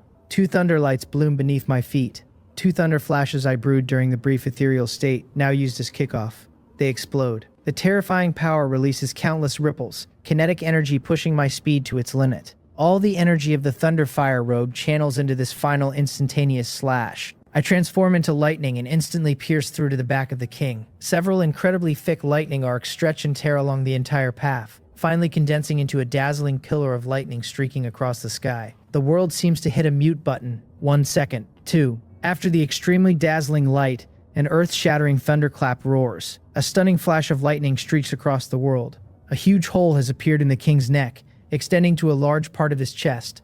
The massive head is thrown high into the air. The king's hot blood spills all over his territory. His remaining body still maintains the posture of attacking forward, but it has lost all ability to move. The only things moving are the pulsating lightning arcs covering his entire body. With a loud crash, the king's remains fall to the ground, kicking up a cloud of dust. On the other end, I also fall from midair. I have almost exhausted all my strength, cannot stand steadily upon landing, rolling several times on the ground before finally stopping after hitting a large clod of earth. I lay sprawled out like a big X, staring at the sky, not wanting to move an inch. My pupils dim, all symbols of lightning on my body dissipate. I slowly turn my head and look at the king's corpse, like a small hill. The kill notification appears. Goblin King Super Monster slain. Gold plus 100. King's Blood Eye plus 2. Doubled in Abyss mode. It dropped materials again. And the next second, a notification sounds in my mind.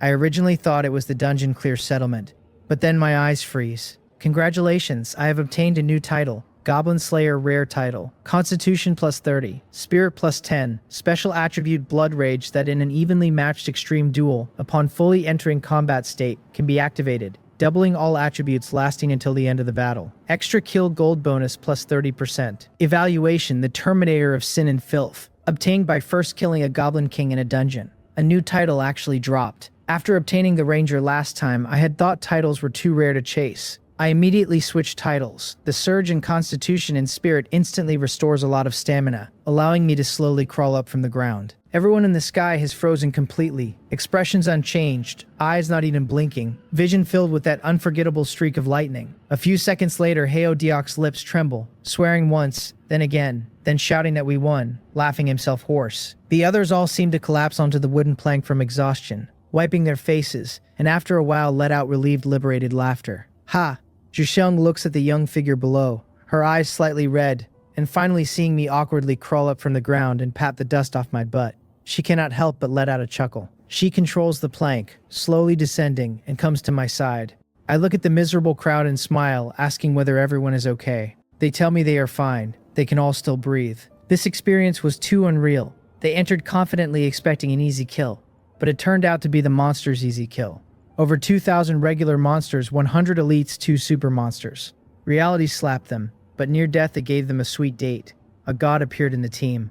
Heo Deok says again that from now on he is my dog. Everyone bursts into laughter and I tell him to hurry up. I do not take pets like him. The dungeon notification echoes. Congratulations to all survivors, successfully cleared C-rank dungeon Goblin Den. Now announcing the score settlement leaderboard. First place, Ji Jiang, damage dealt percentage 91, damage taken percentage 5, support percentage 3, boss kills 2, rating SS rank, settlement reward, golden treasure chest. Holy crap, a golden chest. For most survivors, a wooden chest is enough to make them happy for half a day. A black iron chest can lead to a huge leap in status. Silver chests this team only knows of through intelligence networks. Gold chests they have practically never even heard of. The output contribution column reads 1,226 regular monster kills, 98 elite kills, 2 boss kills, an undeniable MVP record. Heo Deok rubs his hands, fantasizing he would take a silver chest.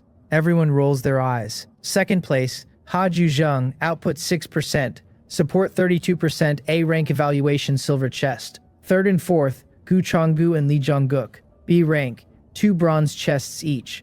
Finally, Heo Deok, unremarkable across the board, only C rank with 1 bronze. Only him at C rank, his expression cannot hold up. As a top 4 of the Sinpung group, only this evaluation makes him feel broken. If he had taken a few more hits, he might have gotten B. Settlement complete, all rewards distributed. Remaining instance time 3 hours, 21 minutes.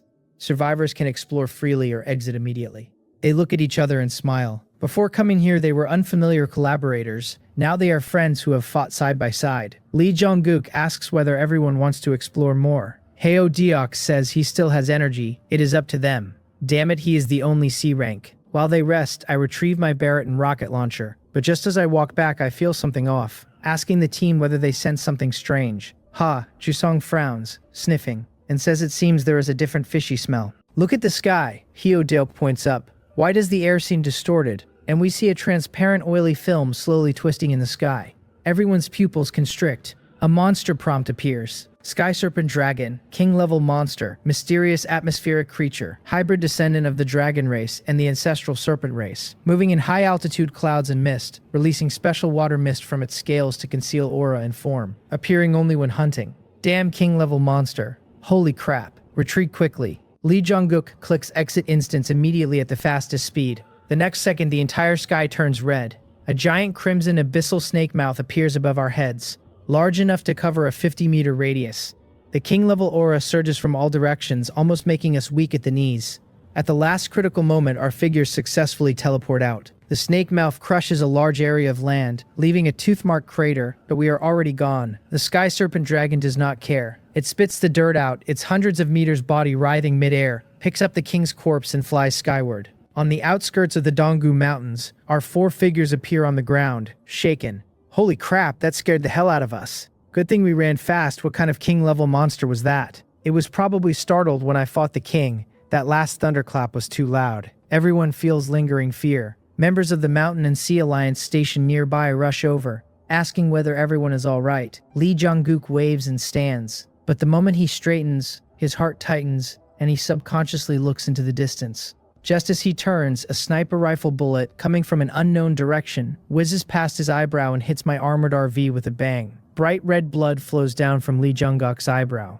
Sniper. One wave had not settled before another rose. The sudden attack throws the scene into chaos. After the first shot, a large number of bullets pour in frantically from a dense forest in the distance. Get in the car quickly. My gaze sharpens, I shout, then rush into the RV. The others frantically board. Fortunately, everyone has armor, so as long as they are not hit in the head, taking a few bullets is fine. Bullets rain down on every vehicle, sending sparks flying. The next second, from the surrounding concealed terrain, a large swarm of dark vehicles rumbles forward, encircling us. Over 100 of them. Leading them is a fully armed giant pickup truck. On the plains, that highly distinctive pickup is almost infamous, known to all. It has only one owner, the vice president of the Ghost Dragon Society, Na Qianheng. It is the Ghost Dragon Society. Everyone, get out of here. Damn it, those beasts, how did they know we were here? The radio channels of more than a dozen vehicles fill with panicked shouts. Do not panic, they are coming for me, Lee Jong-uk shouts. Covered in blood, he had been briefly focused on, and several bullets grazed his scalp, one even accurately hitting him in the head, but his physical combat talent and extraordinary bone strength let him withstand it with his skull. That deformed bullet is still embedded in his forehead. He starts the tank vehicle and fires a shot at the dense cluster of vehicles, instantly destroying the jeep at the very front. The enemy's bullet offensive becomes increasingly frantic. 2 rockets fired from different directions directly hit Lee Jong-uk's tank, crippling its external armor and tracks. Commander, our durability will not last much longer. Damn it, let us fight them to the death. The enemies came too fiercely, almost everyone unprepared. Without cover, difficult to even counterattack, almost all passively taking hits. Inside the giant pickup, the gluey man wears a cat toying with mouse expression, issuing commands. Team 1 and Team 2 focus fire on Lee Jong-uk. Team 3 and Team 4 clear the small fries. The captain notes, Heo Deok of the Sinpung group is also inside. What Sinpung group? They are nothing. Leave no one alive, and that RV is an eyesore. After killing Lee Jong-uk, oh Lee Jong-uk, you have finally fallen into my hands. The Ghost Dragon Society had been planning his assassination for more than a day. They learned this morning he was recruiting experts to clear a dungeon, but not the specifics. Coincidentally, the Mountain and Sea Alliance vehicles parked at the Donggu outskirts were spotted by passing members. President Zhang Dongjae immediately ordered Vice President Na Qianheng to command. Hundreds of vehicles, hundreds of people, almost all elites, hidden in the terrain an hour ago. He could have acted earlier and destroyed the vehicles, but that would have alerted them and Lee Jong-uk could have hidden in the dungeon. The point was not the tank. The point was the man's death. With him removed, the Mountain and Sea Alliance would fall apart, and the Ghost Dragon Society could annex Twilight Canyon. By then, even the Battlefield Alliance would have to be wary, no one daring to dictate to the Ghost Dragon Society anymore. Vice President, they are starting to counterattack, the captain reports. What kind of firepower is that? Push forward completely, tighten the encirclement, hit them hard. Na Qianheng barks coldly and personally drives his pickup leading the charge. He presses a button on the center console, and with a mechanical whir the pickup's front hood opens, revealing a small turret, a small grenade launcher. Grenades are continuously fired, arcing in parabolas, slamming into the Mountain and Sea Alliance formation, causing the vehicles to shake violently. Commander, they are surrounding us. Damn you. Ghost Dragon Society, how dare you attack my car? Aside from Lee Jong-uk, Heo Deok, Gu Chong-gu, and the captain have weapons installed, but compared to the enemy our firepower is too inferior. If this continues, we will be wiped out. Everyone charge and break through with me. Lee Jong-uk roars and drives his crippled track tank leading the charge ahead. At this moment my armored RV also moves, but heading the opposite direction, driving straight at Na Qianheng's giant pickup. Oh no, Ji Jung, come back. Their numbers are too great. We are at a disadvantage in ammunition and firepower. We cannot go head to head. Everyone shouts in terror, but my RV continues forward, and the close-in weapon system on its roof remains silent. As the distance closes, the entire external armor takes a massive amount of firepower, bullet sparks crackling all over the body. There is no damn peace. I sit in the driver's seat, light a cigarette, and look grimly at the dozens of armed vehicles ahead. I am dead tired and just want to find a quiet place to eat and rest, then happily open that precious golden box. I did not expect this, launching a sneak attack and focusing fire on my vehicle. Isn't this just pure suicide? My close-in weapon system has not even tasted human blood yet. I pick up the microphone, voice chilling, telling the team to just follow behind me, that I will take care of these bastards. The team somewhat suspects they misheard. Lee Jong-uk urgently tries to stop me. He knows my vehicle weapon is powerful, but the flaws in ammunition and reload cannot be compensated for by firepower alone. The disparity between the two sides is an order of magnitude. Moreover, Na Qianheng brought almost all combat vehicles, hundreds of them. Vice President, that RV is coming toward us. Na Qianheng looks up and becomes furious. Focus fire. Kill him. To dare turn around in such a situation, where did he get the courage? You want to be a hero, I will grant your wish. A large amount of bullets pours down frantically, shredding the RV's tires. Fortunately, my vehicle is equipped with super run-flat tires, and even under such focused fire, it maintains balanced driving. Only a few seconds pass and the Ghost Dragon side feels something is wrong. Even a Tier 2 advanced vehicle should have had its durability depleted long ago. But that RV keeps moving forward at high speed like a charging beast, completely unhindered. 500 meters. 300. In a flash, the distance has shortened to an astonishing 200. Even Na Qianheng's expression freezes as he stares at the approaching vehicle. In the driver's seat, my mouth has already curled into a sneer. Open automatic targeting radar. The targeting radar instantly lights up, the map densely covered with huge red dots. The close-in weapon system's base quickly rotates and adjusts, aiming its dark 7-barrel gun at the enemy vehicle array.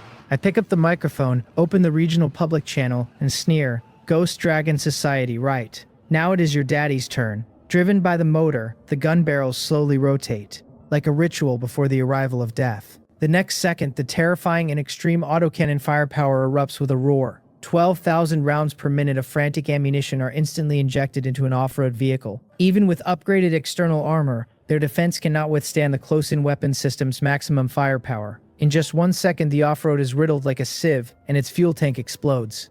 A huge ball of fire erupts, but this is just the beginning. The close-in weapon system's muzzle turns, sweeping with the roar of the Grim Reaper. Flashes of fire explode one after another. The reason I closed the distance before engaging, no other reason. I was just afraid the other side would run too fast. The battlefield reverses the moment the close-in weapon system opens fire. Under relentless maximum rate bombardment, the Ghost Dragon vehicles are paper bulletproof armor torn to shreds instantly. Vehicle after vehicle explodes. Those lucky enough not to lose their fuel tanks become smoking scrap smeared with bloody fragments. The frontliners let out the most terrified screams of their lives, frantically turning to escape. What kind of weapon was that? They all thought the contraption on the roof was for show, never expected it was real. The autocannons become a reaper. The Ghost Dragon encirclement tears open. The channel fills with tense exclamations.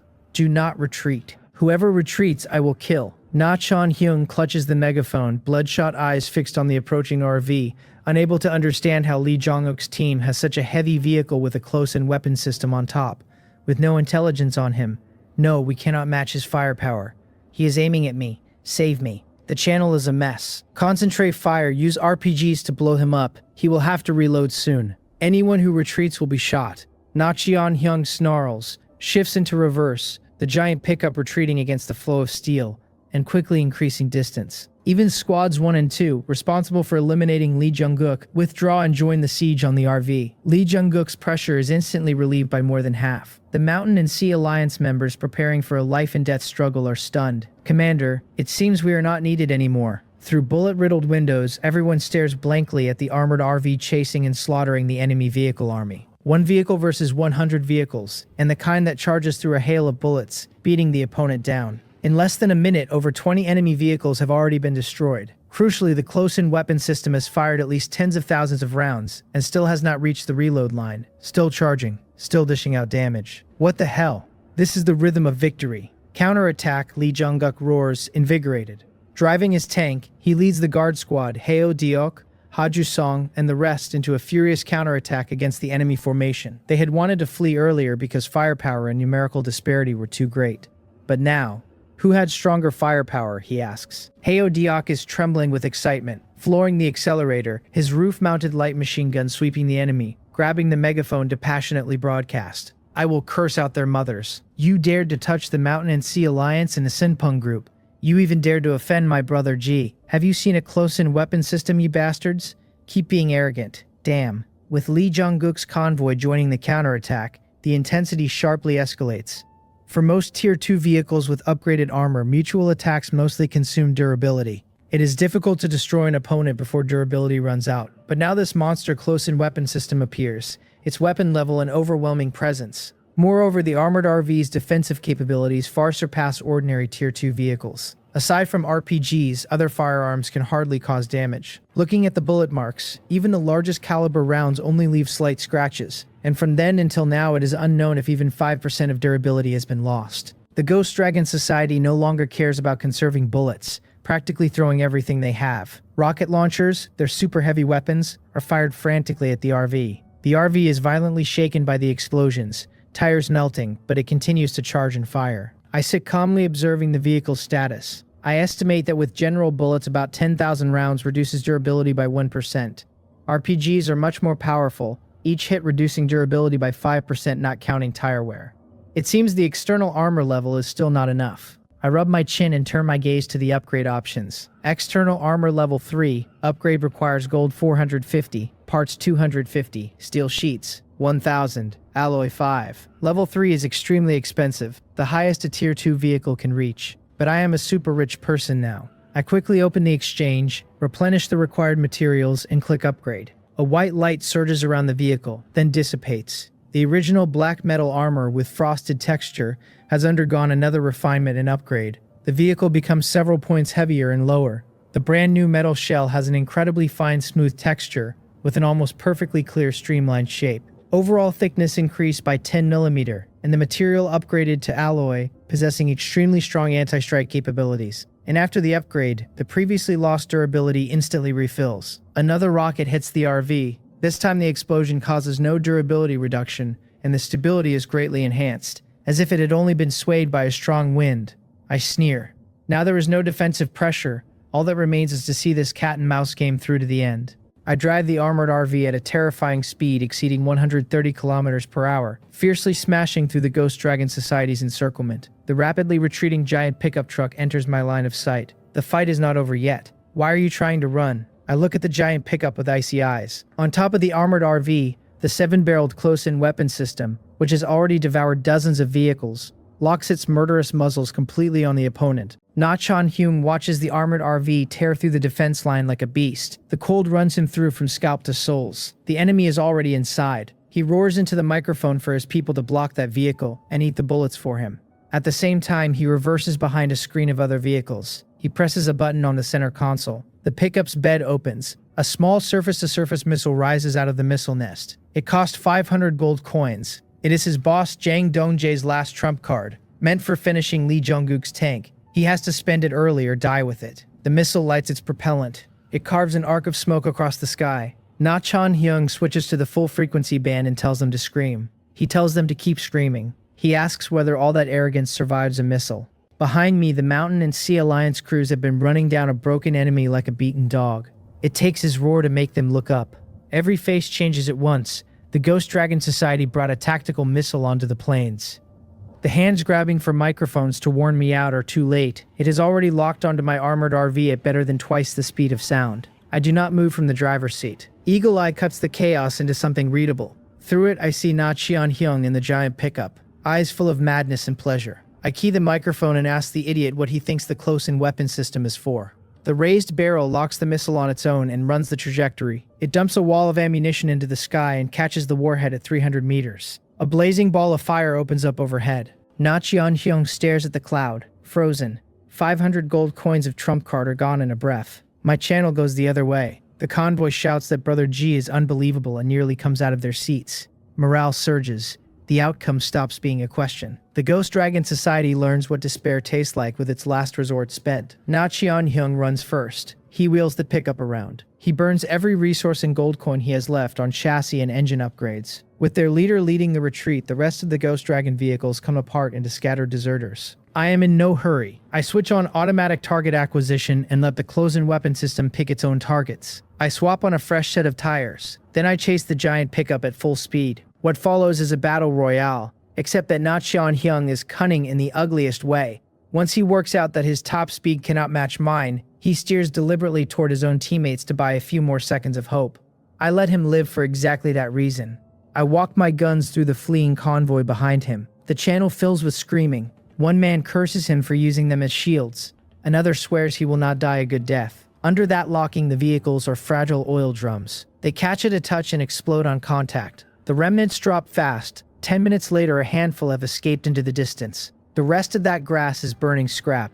I close on the pickup step by step. Na Chan-hyung works the grenade launcher on his front hood, spitting out grenades no bigger than a thumb, and several clean hits do nothing. One burst from my side puts dozens of rounds through his rear until the body shakes, leaking oil and smoking. Only then does he understand the shape of his afternoon. He begs me not to shoot and promises everything he owns. His face is the color of paper and his arrogance is gone. I ask with interest what he has that trades for a life. Then I fire again, punching through the bed and breaking the chassis bearings. The pickup drops onto its belly. It drags along in a shower of sparks and stalls. He screams. I give him 10 seconds to say something that satisfies me. My voice in that cabin must land like the Grim Reaper leaning in to whisper. That is roughly the effect I was going for. He shouts that he has good stuff. At 8 seconds, he offers 38 gold coins in a pile of materials. At 5, he panics into remembering one more thing I definitely need. He digs through the cab and cranks the window down. He pushes a huge white bone into the open. He says he pulled it from a secret realm that not even his president knows about. Then he bargains with his whole life. He promises to quit the Ghost Dragon Society and work like an ox or a horse,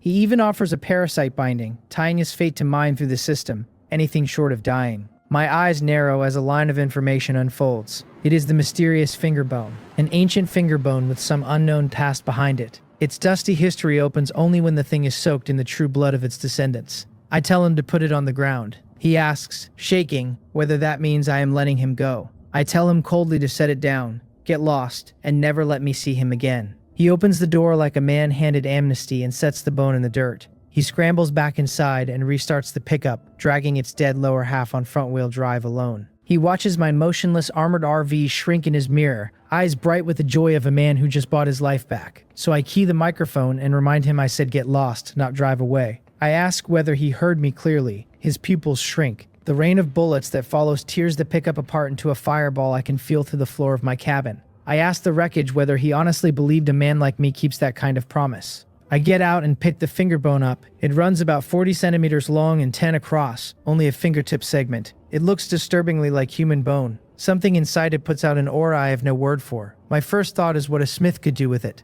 The description points elsewhere, reading like a clue item rather than a forging ingredient. There are too few hints to work out its use yet. Like the cursed parchment, it refuses to go into my backpack and has to ride in the armrest box. Lee Jong-guk's convoy finally rolls in. They look at the burning wreck in the distance, then at the glowing red barrel still smoking above my roof. The shock stays on their faces long after. Hundreds of vehicles and several hundred survivors of Ghost Dragon Society elite are gone but for the few who slipped the net. When I step down, every gaze pointed my way is turned into something closer to awe. Ruthless is the word all of them are thinking. I have no intention of correcting them. The crisis is settled and the problem is not. An open encirclement aimed at beheading Lee Jong-guk across the line the whole Mountain and Sea Alliance recognizes. The news going back has lit the organization on fire, and reinforcements are pouring toward us.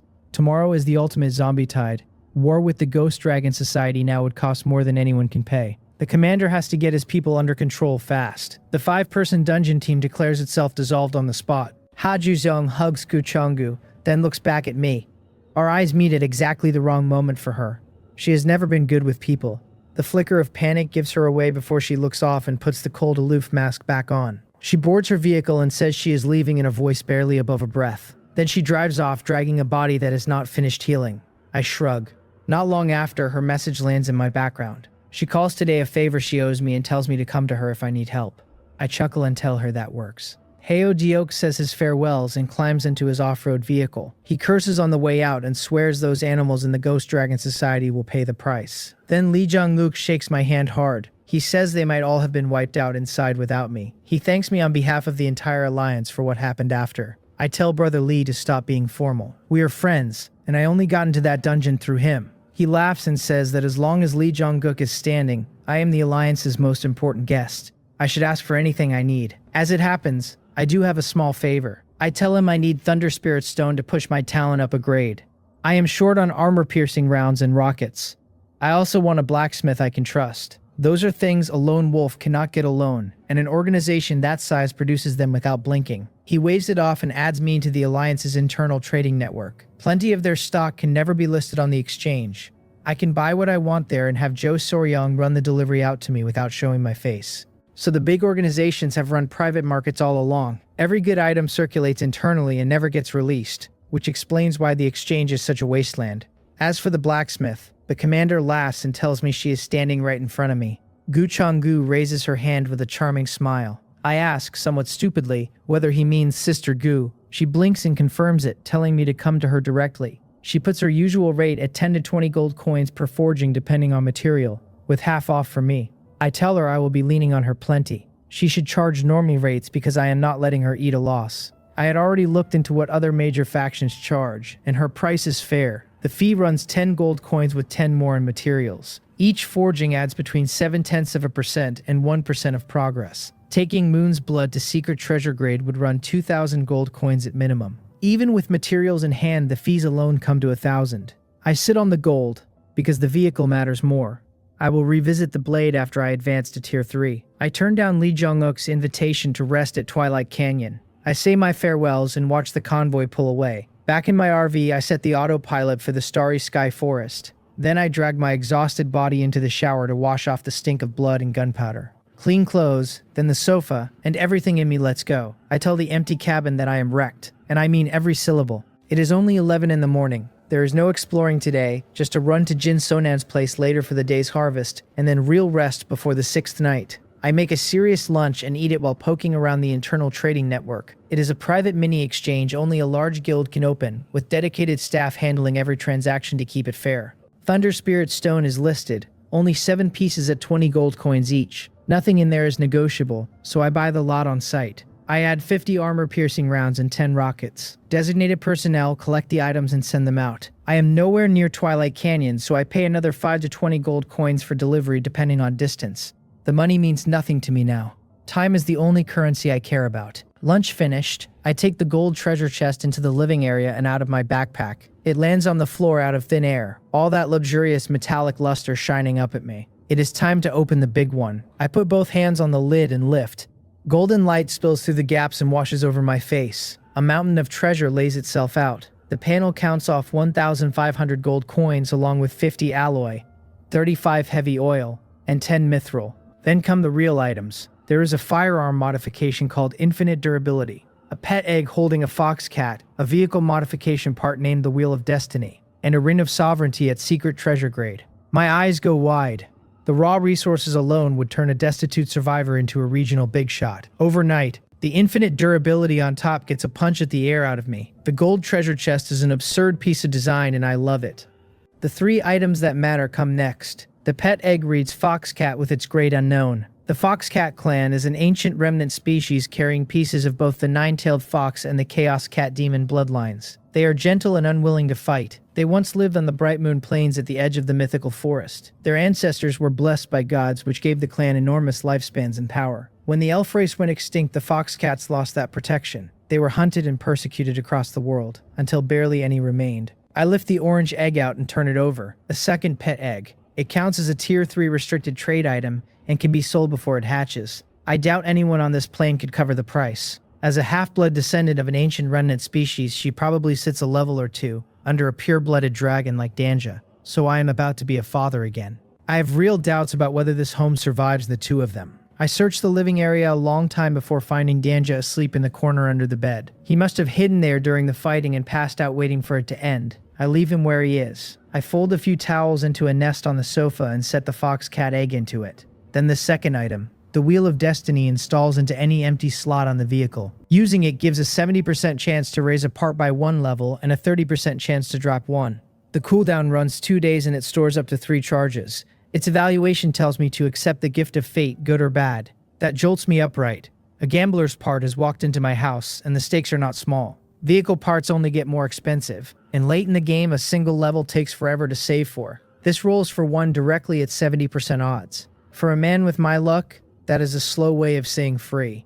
I laugh out loud in an empty cabin. I click the Wheel of Destiny onto the wall beside the television. A half-meter helm takes shape there, white and black light drifting and merging across its face. I do not spin it. The longer I hold off, the more each roll is worth. It banks 3 charges, so I let it fill first. That leaves a black gold ring with forged patterns and a plain, almost rough texture. It carries a weight of royalty under all that restraint. The Ring of Sovereignty is secret treasure grade, a relic of an ancient human king. Its core was forged from the true bone of a monarch-ranked creature, and tempered in flame for 49 days. 10,000 years of wind and frost have not stripped the last trace of divinity out of it. Only a descendant of the human race can draw its strength. The first exclusive skill is King's Majesty, a passive wrapping the wearer in the human king's aura. It grants immunity to most illusions and phantasms and blunts enemy domains.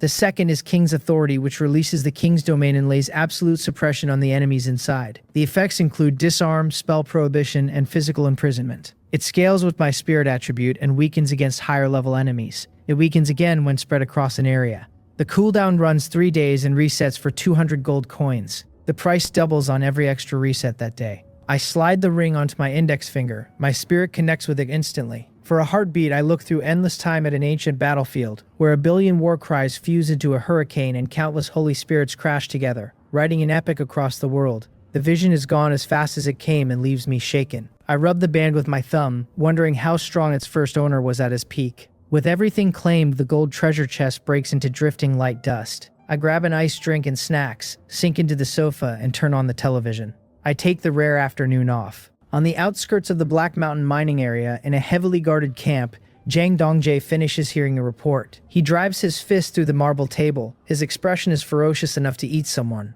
He calls all of them trash. He demands to know how 100 combat vehicles and 300 elites were wiped out by a single person. The few subordinates lucky enough to have escaped kneel shaking, not one daring to make a sound. Li Ya, the other deputy chairman, lowers his head. He tells the chairman investigators have been to the scene, and the report is basically accurate. Jang Dongjae grinds his molars, veins standing out on his forehead. He asks who that person is. Li Ya tells him it is Jijang, the famous lone wolf, who joined Li Jongguk's dungeon run. His vehicle weapon is already upgraded to a close-in weapon system with infinite bullets. Jang Dongjae orders him killed at any cost, in a voice colder than anything his people have heard. The society has lost close to a tenth of its combat power in one afternoon. He never imagined a lone wolf could grow this fast and end up standing opposite him. A scourge like that cannot be left alive. Li Ya asks about the Mountain and Sea Alliance. Jang Dongjae tells him to wait for the 7th night zombie horde, find the opening and slaughter them all in one stroke. Li Ya agrees and leaves. That leaves the 3 survivors still kneeling, not daring to move. One of them works up the nerve to ask the chairman what becomes of them. Jang Dongjae calls out for Lucky. An enormous dog head pushes through the tent flap a second later. He tells the dog to eat them, then turns and walks out. Li Ya is already in another confidential operations tent. As the most powerful deputy chairman in the Ghost Dragon Society, he handles almost everything. Jang Dongjae sets direction and Li Ya runs the rest, finances and military command included. The trust is simple, since Li Ya is a parasite of Jang Dongjae. Nearly every high-level member and top combatant fills that tent. The ones who cannot attend listen over the chat channel. Li Ya raps his knuckles on the table, gaze cold. He says everyone should be clear on the situation. He hands the hunter group the job of digging up Jijang's background. They are to snipe him from a distance the moment he steps outside his vehicle, no later than the 7th night. The room reacts, because the hunter group is the society's most elite 7-person squad. It carries a sniper with beyond visual range talent and a Barrett. It also carries an archer with metal talent and a super tracking bow, and both are top tier at long range. The rest cover flight combat talent, shadow assassination talent, sniffing talent, and spell talent. This is the organization's true blade, its strongest card after the chairman. Aiming all of it at one lone wolf caught outside his vehicle is as heavy as an assassination gets. The hunter group's field leader keeps trimming her nails with a dagger. She asks Deputy Chairman Lee whether a lone wolf with nothing but a higher level vehicle needs the whole team deployed. Li Ya shoots her a cold glance. He tells her the chairman issued a strict order, and this mission will succeed. He reminds the room that Jijang is their mortal enemy now. If they do not strike first, nobody there except the chairman's extreme equipment vehicle can withstand a close-in weapon system. The 7 of them darken and accept it. Li Ya moves to tomorrow night's battle plan. The transportation department is to field a suicide squad of 30 people in ghost vehicles spread within 50 kilometers of Twilight Canyon. Once the horde breaks, they keep vehicle cloaking active at all times. They use continuous gunfire noise to drag every monster toward the canyon. The Minister of Transportation objects that at that distance, the one-way consumption runs at least 80 gold coins per vehicle. He starts on the return trip. Li Ya cuts in and says the treasury reimburses expenses. He asks why the minister thinks it is called a suicide squad. When the minister hesitates, Li Ya spells it out. Call the suitable candidates to the training camp. Have the demolition experts forcibly implant human bombs. Blow up anyone who refuses to go. Anyone who completes the mission and returns alive gets the bomb removed, a promotion, and wealth. He asks whether something this simple needs teaching again. The Minister of Transportation, in a cold sweat, says it is understood. Li Ya turns his gaze elsewhere and starts in on the combat department. The ambush in the East Ancient Mountain Range tears the regional channel's public screen apart. Details keep leaking, and the argument grows. This is the first time the 2 large organizations truly crossed the bottom line. Over 100 armed vehicles rolled out to behead a rival leader, despicable and ruthless. The screen becomes a tsunami of cursing. Passerby groups denounce the Ghost Dragon Society and back the Mountain and Sea Alliance. What makes it explode this fast is the shocking reversal at the end. Somebody with a friend on the Alliance guard team swears he was in that counterattack. He says one man used the close-in weapon system on his roof to blast the Society's 100-plus vehicles apart. From there, the channel runs wild. Voices ask whether Master G is really that fierce, and note that the Ghost Dragon Society has not said a word. The loudest of them is somebody the Society threatened after he cursed them last time, and he is howling that those bastards kicked an iron plate and should keep barking now. Another shouts at the Society to lower its naval guns and go stand a military tribunal. Others guess his vehicle must be Tier 3 and call him the #1 lone wolf in the region. A few sober voices warn that nobody knows how deep the Society's foundation runs or how much ill-gotten wealth Jang Dongjae has seized. If they truly move on Zhejiang, his situation turns dangerous. The rest of the feed worries about the major factions going to war with the Horde arriving tomorrow. By the shore of Chanweil Lake, a middle-aged man sits atop a massive armored vehicle with a fishing rod out over the water. He is Yun Sungju, leader of the Battlefield Alliance and the most powerful man on the plains today. His aide bows slightly and hands over the summary of all intelligence out of the East Ancient Mountain Range. His expression does not change as he says he sees it. She tells him a war between the two major factions looks unavoidable. She asks what he makes of it. Yun Songju answers slowly that Li Gyeongguk will not gamble the entire alliance on a deathmatch at a juncture like this. He will most likely turtle up behind a defensive strategy. The alliance's combat power is weak, since it has always poured itself into gathering, construction, foundations, and hoarding resources. To a wolf like Jang Dongjae that reads as a fat cut of meat dripping oil, the Ghost Dragon Society has worked this out, which is why it acts without restraint. By tomorrow night at the latest, it takes its bite. His aide asks whether they should prepare something in advance. He tells her that when two dogs fight over a bone, a third one usually walks away with it. He jerks the rod up and a crucian carp longer than a meter comes out of the lake. It lands on the vehicle platform and flops. She asks whether that means they simply watch. He tells her no. When it becomes necessary, they lend the Mountain and Sea Alliance a hand, because the Alliance is not allowed to lose. He works the hook free with his bare hands, throws the carp back, and casts again.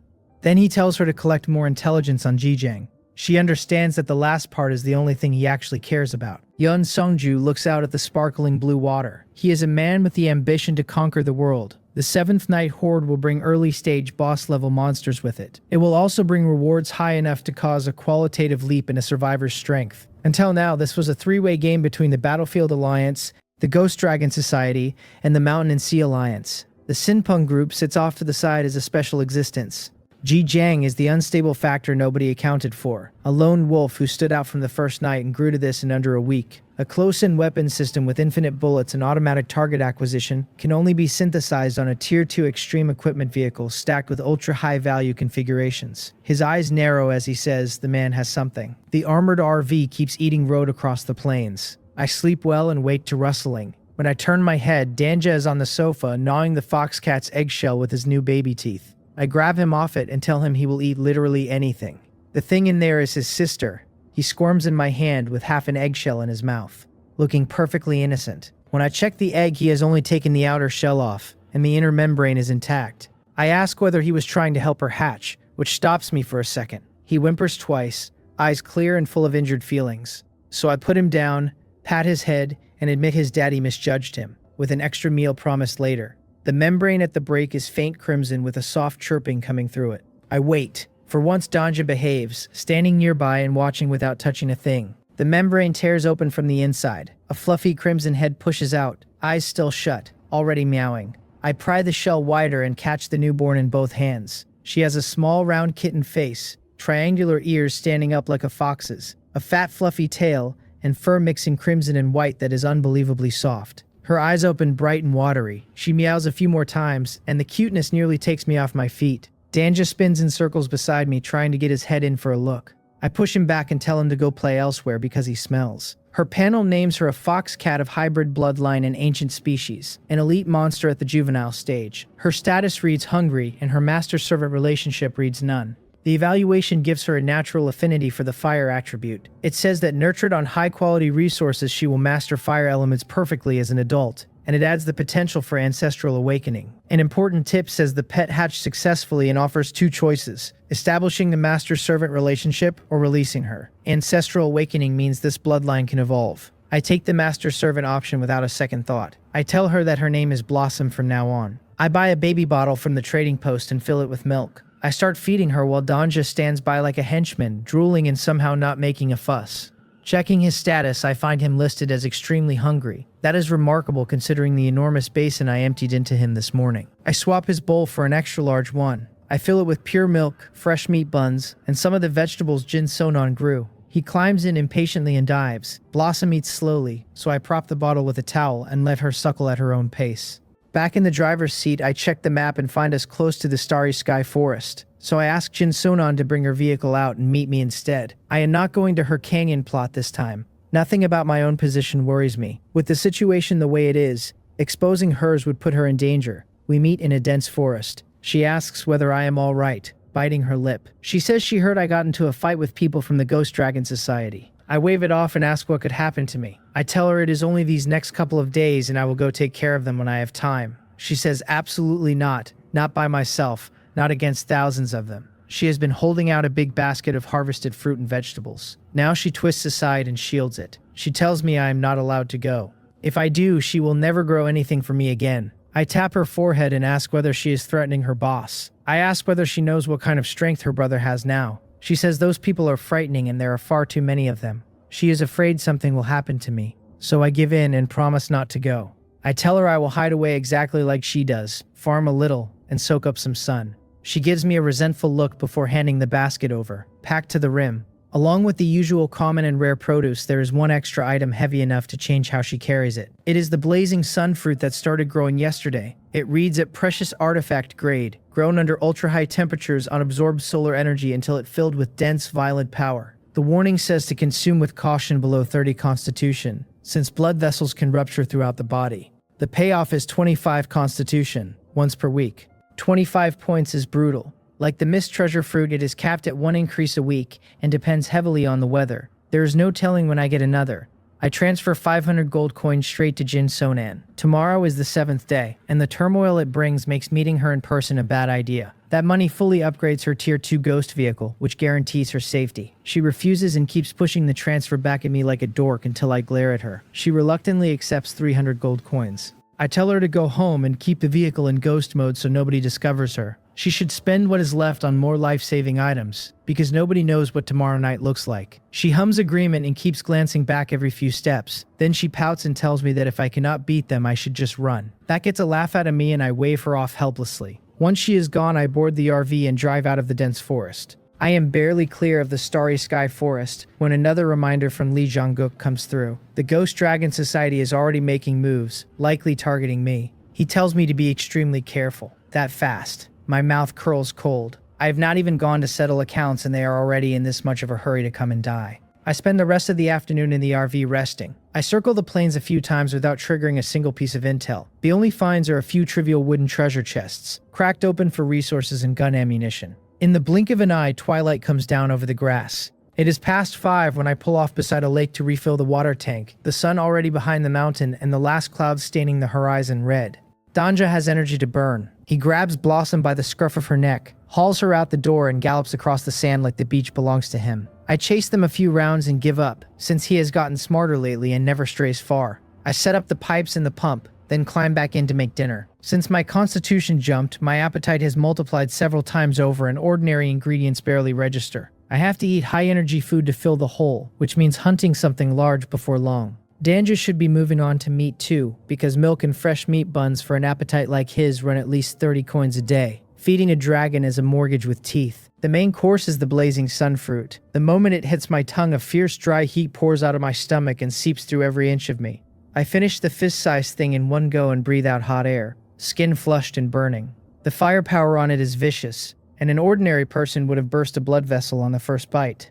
I eat the leftover starlight spirit fruit, lingyun cabbage, and sunshine cabbage as side dishes, then sit there bloated for several minutes before I feel human again. I open my personal panel. My name reads Jijang and my title is still Goblin Slayer, worth Constitution plus 30, Spirit plus 10, and an extra kill bonus of 30%. Constitution shows 112.5, 33.5 of it bonus, with Spirit at 20.3. The extra kill bonus has quietly banked 7.5 coins withdrawable whenever I want. Under that sits my bound vehicle, the armored RV at modified level 45. Then the talents. Daily intelligence at triple S rank, hidden and unique. Hibernating thunder without form at B rank. And growth type, eagle eye at C rank with overlimit awakening. Elementary body technique at C rank. 3 digits. I go outside and clench my fist to take stock of what that means in my body. The elementary body technique has let me adapt faster than flesh should manage, and my muscles feel packed and condensed, my blood energy running high. I bend my knees and jump, clear 7 or 8 meters of air and land clean, which earns a laugh out of me. With this much muscle and bone, I could take a rifle round head-on without armor. Strength, speed, toughness, and stamina are all more than 10 times an ordinary person's, and stacked together they do not add up tenfold but multiply. I warm up on the spot to burn off the meal's heat, then herd Danja and Blossom back into the car. With a few minutes left, I take a Thunder Spirit Stone from the armrest box, One of the 7 Jo Soryong delivered with my ammunition around 3 this afternoon. It looks like a fire spirit stone except for the faint blue lightning crawling inside the translucent crystal. 2 hours of study taught me the trick. Hold it, push blood energy in slowly until the energy inside wakes, then draw it into myself. The absorption rate is tied to my constitution, and at my current value 1 stone an hour is the ceiling. Each one moves the growth progress of hibernating thunder without form, about 0.5%, so maxing the talent takes at least 200 stones. 4,000 coins converted. Talents, weapons, vehicles. Every one of them is a hole in the floor where my money goes. Then the fox cat crosses my mind, because that little one is fire attuned. I carry a fire spirit stone to the sofa, where Blossom has finished a can of milk and fallen asleep on her back with all 4 legs in the air. She wakes the moment I bring it close, huffs her way over and wraps around it the way a cat wraps around catnip. She rolls and licks at it while a faint glow rises off her fur and the crystal drains. It works. Her information panel said the fox cat can undergo an atavistic awakening if she is nurtured on high-quality resources, so I will need many more fire spirit stones. The clock ticks past 6 and night drops over the plains and the rolling mountains. The last night before the ultimate zombie tide officially begins. A blood mist spreads and thins, and grim shapes come howling out of it in numbers. I take the driver's seat and look at a night advertising how dangerous it is, my gaze sharpening as Eagle Eye comes up. The distance resolves into ordinary zombies, fleshball zombies and mad zombies, the classic trio, plus one thing I have not seen before. It stands nearly 3 meters, a black thing whose skeleton is draped in shreds of rotten meat. Fist-sized flies circle it and black-red rotting energy churns in the bones. The system calls it a rotting zombie at elite monster rank, a variant whose flesh has been eaten away by tomb poison gas over years. What is left is bone gone incredibly tough, carrying violent zombie poison. So there are new elite monsters in the rotation. I sweep the other directions and confirm the density out there is the highest. Since the first night, the regional chat is arguing about tonight's monsters, and nobody has turned up anything past the rotting zombie. No boss-level super monsters anywhere. Tonight is a pure bonus round then. Heat climbs in my chest, because if I work hard enough before dawn I can finish this off and go straight to a tier 3 vehicle. Danja runs out of the living area and climbs onto my shoulder, eyes full of fight, gums bared at the horde through the window with a low cooing coming out of him. His body has stretched to 70 or 80 centimeters, and with those shiny scales, he genuinely looks like a dragon cub. I am surprised his combat instincts woke this fast, and pleased enough to open the window and let him take in a real battlefield. The screeching pours in and his voice drops away to nothing. I pause, then pick him up and throw him out. That settles the question. He is nearly frightened to death out there, howling with both claws scrabbling at the door, and he leaves a puddle under it before I open up. A small shape blurs past me into the living area, scoops up Blossom in the middle of her grooming, and dives into the crevice of the sofa. I shake my head and let it go, because the zombies are spreading in every direction and plenty are angling toward the RV. I set an automatic driving route, since I surveyed this ground earlier and nothing out here obstructs a vehicle. The RV will run a 20-kilometer circuit behind me with a close-in weapon system farming the whole way while I take the front. Working both sides through the density peak is the most efficient use of the night. I put on my personal equipment, take Moon's blood, and jump out. The RV pulls away at a cruising 120 kilometers an hour and the turret opens up, gunfire rolling across the plains until the horde surges after it. Kill notifications stack in my vision at 2 or 3 a second, gold rolling in steadily. Most are worth 0.1 gold coins each, but this is only the opening. I stand alone in my black tactical suit with a hand on the scabbard, in the middle of a sea of shadows.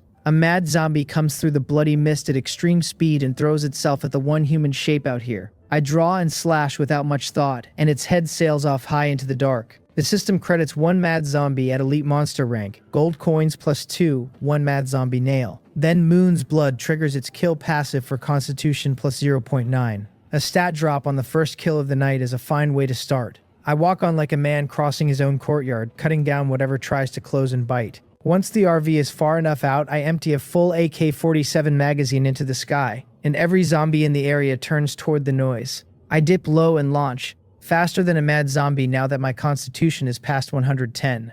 The red patterned black blade takes heads like a knife through vegetables, while I blur across the grass. I run a full kilometer straight ahead, out of the lane the RV already thinned, and stop where the density is untouched. Half an hour into the night is the peak, and standing still is enough, because they come at me in an endless sea. For anyone else this ground is hell. For me it is a private harvesting field, and all of it is money. I take the noise emitter out of my backpack, load a fresh noise ball and put it into the sky ahead. It lands in the middle of the horde, and the shriek that erupts spreads like a tsunami until the whole corpse sea is surging. I stand still and watch a mountain build in front of me. 30 meters, 100, 200. They climb it in a frenzy and become the peak for a second before the next wave tramples them under. The pile collapses 3 separate times before it settles at over 200 meters of intertwined, writhing bodies.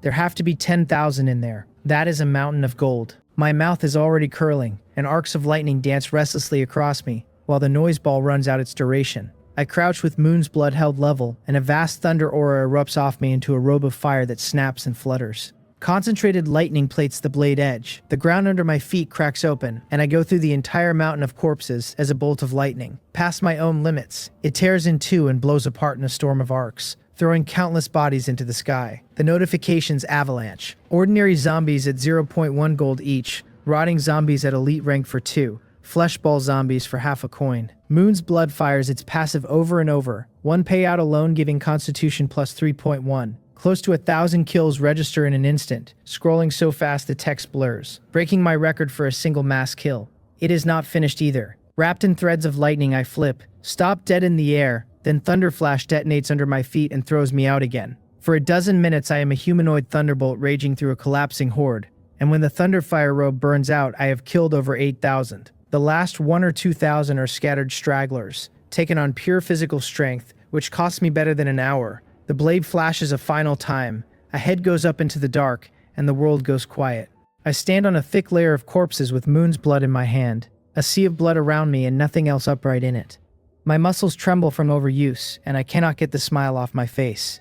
In one lopsided slaughter I killed over 10,000 zombies, at least 700 or 800 of them fleshballs, over 200 of them elite monsters. The vehicle added a glorious record of at least 5,000 or 6,000 more. The take is obscene. 13 forging materials, better than 2,000 gold coins, and 36 separate constitution drops converting to 79.5 points. My physical strength goes through the roof. The only shame is that Moon's blood has a limited kill radius, so most of the count came off the Thunder Fire robe. Going at 10,000 zombies with the blade alone would not have finished by dawn even fighting to exhaustion. The robe steals kills, but it carries me at a speed my raw stats cannot match, and inside it, one slash cuts a whole swath open. I sheathe Moon's blood, leave the mess behind, and walk back to the lakeside to lie on the sand a while. Battle exhaustion and the stamina recovery from all that new constitution fight each other in me, tired and wired at once. 10 minutes later, the RV finishes its circuit and returns to the starting point. I get on, set another autonomous route so it keeps earning,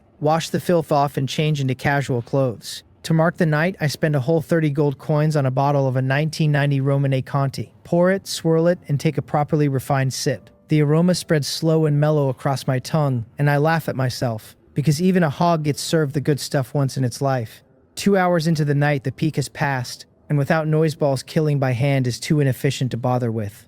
I post a paid rescue notice on the regional chat and my inbox fills fast. Tonight was heavy on zombies but light on dominant monsters, and any survivor group still standing can hold off a horde alone, so demand is low. Most of the messages are people greeting me and asking to add me as a friend. Then I find one offering a large reward for a rescue, 500 gold coins, and my eyebrow goes up on its own. 500 plus 15 gold spirit stones plus a special item called the Shadow Amulet. The system rates the amulet excellent, refined from the true blood of the shadow race. Using it lets me escape into any shadow within 10 meters for 5 seconds, on a cooldown of 1 day. In Shadow Escape, all presence is eliminated, though attacking the shadow makes the user visible immediately, and a level 3 restricted trade note means it cannot change hands online. That is a serious offer, since the Great Star Troop paid about this much back when it had several hundred people. I accept and set navigation for a point 70 kilometers out, asking about the situation on the way. The client tells me he is a high-level member of the Battlefield Alliance. His team was jumped by monsters on a daytime exploration run and wiped out, and he alone got clear. He never made it back to Chanwell Lake before dark and is pinned by a horde. Something about the shape of it smells like fishing. If it is fishing, there will be fun in this after all. Half an hour later, I am on the coordinates. A large jeep sits trapped exactly as advertised, ringed by a few hundred zombies with plenty of elite monsters mixed in, the people inside firing back to no effect. Instead of driving straight in, I close at low speed, working between the shooting ports with Eagle Eye running. Under tenfold vision, no detail gets to hide. To the southeast, I find a Barrett barrel under a blanket of weeds in the brush. On the high ground to the north, I find a tire track that simply stops. Deep impressions at the brake, which means an invisible ghost vehicle is parked there in plain sight. The Ghost Dragon Society and its endless little tricks. I nearly laugh out loud, because this is no different from driving out here to hand me free money and free kills. so I play blind and open a trade. The Battlefield Alliance high-level member, whose ID reads Jang Seokbin, transfers the whole 500 gold coins on the spot. The gold spirit stones and the shadow amulet will change hands in person once the siege is lifted. A bona fide voluntary rescue contract paid up front by the people who came out here to kill me. I fire a few bursts from the close-in weapon system, which pulls every zombie in the area onto us, and a minute of sustained fire sweeps a few hundred of them into chunks of meat. Crisis resolved. The jeep door opens and a man climbs out, face full of joy and relief, thanking me at length for coming through the night for him. Inside the jeep, two fully armed figures sit low in the shadows of the back row. The woman leading them presses her earpiece and orders them, in a low, hoarse voice, to prepare to strike. The three in the ghost vehicle and the sniper in the brush take the order at once with killing intent. The moment the target steps out, they need half a second to give him more than 3 different deaths at the same time. This is the hunter group, and on the plains they have never once had an accident killing an independent individual. The sniper mutters that this is a sledgehammer taken to a nut. He adds that one man is enough for a piece of trash who only knows how to upgrade his vehicle. He keeps his crosshair on the door, which is why he never notices the close-in weapon system rotating quietly onto him. Beside the RV, Jang Seokbin piles on the gratitude without pause, working hard at looking timid and mercenary. I stay in my seat, smile, tell him there is no need to be polite, and ask where the items are. He says his memory is going and he nearly forgot, then hurries back for 15 glowing gold spirit stones and the shadow amulet. He carries them in both hands and turns a full circle to show he holds no weapon. All around us, the hidden murder is a string pulled to the snapping point. I chuckle and tell him I am coming down now, and every one of them holds their breath, because the plan rests on that sentence. The second I am out, Jang Seokbin uses his cursed talent to lock me in place. The talent has no real lethality and needs close-range eye contact, but against an ordinary person with spirit under 15, it is effectively a killing move. The moment I am hit, the rest open up, and no method and no armor survives that much concentrated fire. If I somehow lived, the three at the ghost vehicle would come finish the job. A foolproof plan. Metal pulleys slide inside the dead silent vehicle. It is not the door that opens, but the small shooting port on the side window, and I tell him to hold still for a souvenir picture. Jang Seokbin freezes, because what he is looking at is a pitch-black muzzle. I fire, and his head comes apart like a dropped watermelon. That shot is a funeral bell for the other 6, whose pupils shrink before any of them can move. The close-in weapon system spews flame and walks 20mm rounds onto the sniper's position like a meteor shower. His face fills with a fear he has never worn before, and he tries to run, but the rounds arrive first. The fine-grade armor shreds instantly, and he is flying chunks of flesh before he can scream. The woman in the jeep shouts at them to go, throws herself from the back seat into the driver's seat and hits the ignition. The jeep gets 10 meters before the turret's full weight lands on it. It surprises me a little, because this is a Tier 2 vehicle with maxed out outer armor like Na Cheon-hung's pickup, and it holds up better. The rounds dent huge craters instead of punching through, but the damage plus that flat-out start unbalances the body, and the firepower shoves it into a rollover, sparks spraying off the armor. Durability falls off a cliff. 1 second, 2, and the woman and the other hunter group member watch it collapse with their fear climbing past its ceiling. On the 3rd second, durability drops under 50%, and then to 0. The body is ripped open raw, and the bullets pulverize the 2 of them screaming inside it. 10 seconds, start to finish. The hunter group, the blade Jang Dongjae keeps sharpened for exactly this work, has just lost half its members. The 3 left in the ghost vehicles sit soaked in cold sweat and do not dare move. They are weak with relief, because attacking on schedule would have wiped them out too. The burly bald man in the driver's seat grips the wheel and cannot work out how they were discovered. A hunter turned into damn prey inside a blink. Only now does he understand why Jang Dongjae and Li Ya insisted the whole team be sent for one man named Ji Jang. A heaven-defying lone wolf like this cannot be left to keep developing. He curses under his breath and raises a fist to smash the wheel, then remembers the horn and lowers it. The member in the back seat says Wang Taedong's name in a shaking voice and suggests they use the chance to escape. The bald man refuses at once, because moving now means being seen, so they wait for the target to leave. A Tier 2 ghost vehicle evades zombies, not a human with observation like that. One bent trail in the grass or one sudden tire track ends the game. I start the RV, switch the loudspeaker to external, and ask whether anyone else is out there, whether they are hiding. My friendly voice carries across the empty plains and nothing answers. I tell them that if they will not come out, I will start looking, and I put the RV in gear. The vehicle circles a few times while 3 people somewhere in my perimeter try not to breathe, watching a big cat drift near and then far. Finally, I roll up alongside a patch of nothing and stop. I say out loud that they are terribly hard to find and wonder whether they have already escaped. then let my tone shift and ask whether they might be right here. The turret base whirs on its motor and swings the pitch-black muzzle onto the empty ground beside them. The bald man roars and all 3 doors fly open at once. They scatter in 3 directions, one of them taking off straight into the high sky. Each shows an individual specialty and a starting burst that would leave an ordinary survivor staring in despair. It is not quite enough for me. The turret fires, dense rounds climb, and the flying one becomes a mist of blood before the barrel levels off and blasts the second into fragments. That leaves the bald man, who finds unprecedented speed in his will to survive, and breaks clear of the radar's acquisition range. The sea of grass ahead gets closer, with a sliver of a chance waiting inside it. Despair beats hope there by a comfortable margin. Air breaks beside his ear, a terrifying grip closes on the back of his neck, and I drive him into the ground hard enough that his face plows a trail through the grass. I tell him the live capture was a success.